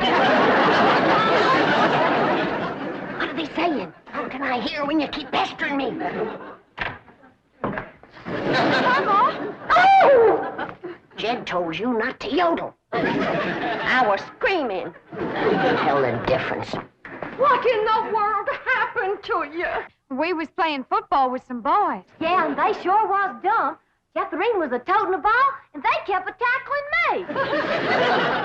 Go get cleaned up, both of you. Jethro says you want us to be bridesmaids at your wedding. Yeah, who you marrying, Aunt Pearl? What's his name, Ma? Puddin' and Tame. Ask me again, and I'll tell you the same. Now, get upstairs. That's a funny name, Puddin' and Tame. Oh, Ma don't care. She once said she'd marry Humpty Dumpty. Well, I like Jethrine Tame better than Jethrine Dumpty. That poor man in there is so sick of his drinking wife, he is wanting to marry either one of you two. Last one in is an old maid. Ready? We's trying to save the marriage, not bust it up, and I think I got an idea that'll do it. I want you two to wait in the kitchen, and when I bring Mr. Drysdale in, I want the two of you. Yes, sir, Mr. Drysdale. Well, both them fine, hard-working, good-cooking, housekeeping women is in the kitchen there. All you have to do is go in there and take your pick. Oh, this is marvelous of you. Nobody knows. Oh, no. And they took the pledge.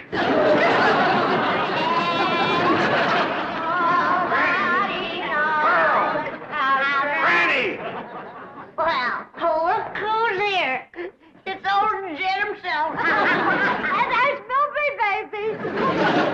You fellas want to dance? Come on, let's have a little dance. Come on now. You can't dance with her. Why not? It's all downhill. Take your pick now, Mr. Drysdale, while I can still walk over to your house. Oh, he's gonna pick me. Ain't you, sweetie, Milby? Oh, no, he ain't. He's gonna take me, ain't you? You get your banker grabbing hands off of him. Who you shoving, fella? Who you shoving, huh? I'll show you. Shove it there.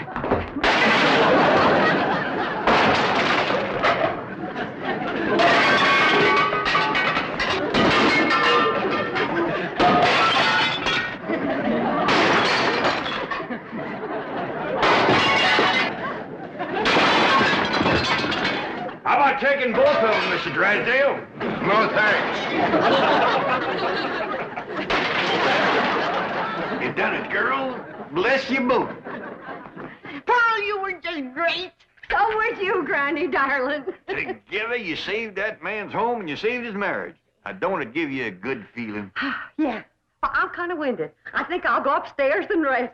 Call me when lunch is ready, Granny. Oh, now, just a minute, Pearl, honey. We got a lot of mess to clean up here. But Granny, darling, you give me strict orders to stay out of your kitchen. Remember? Why, you low down, no good. Here we go again.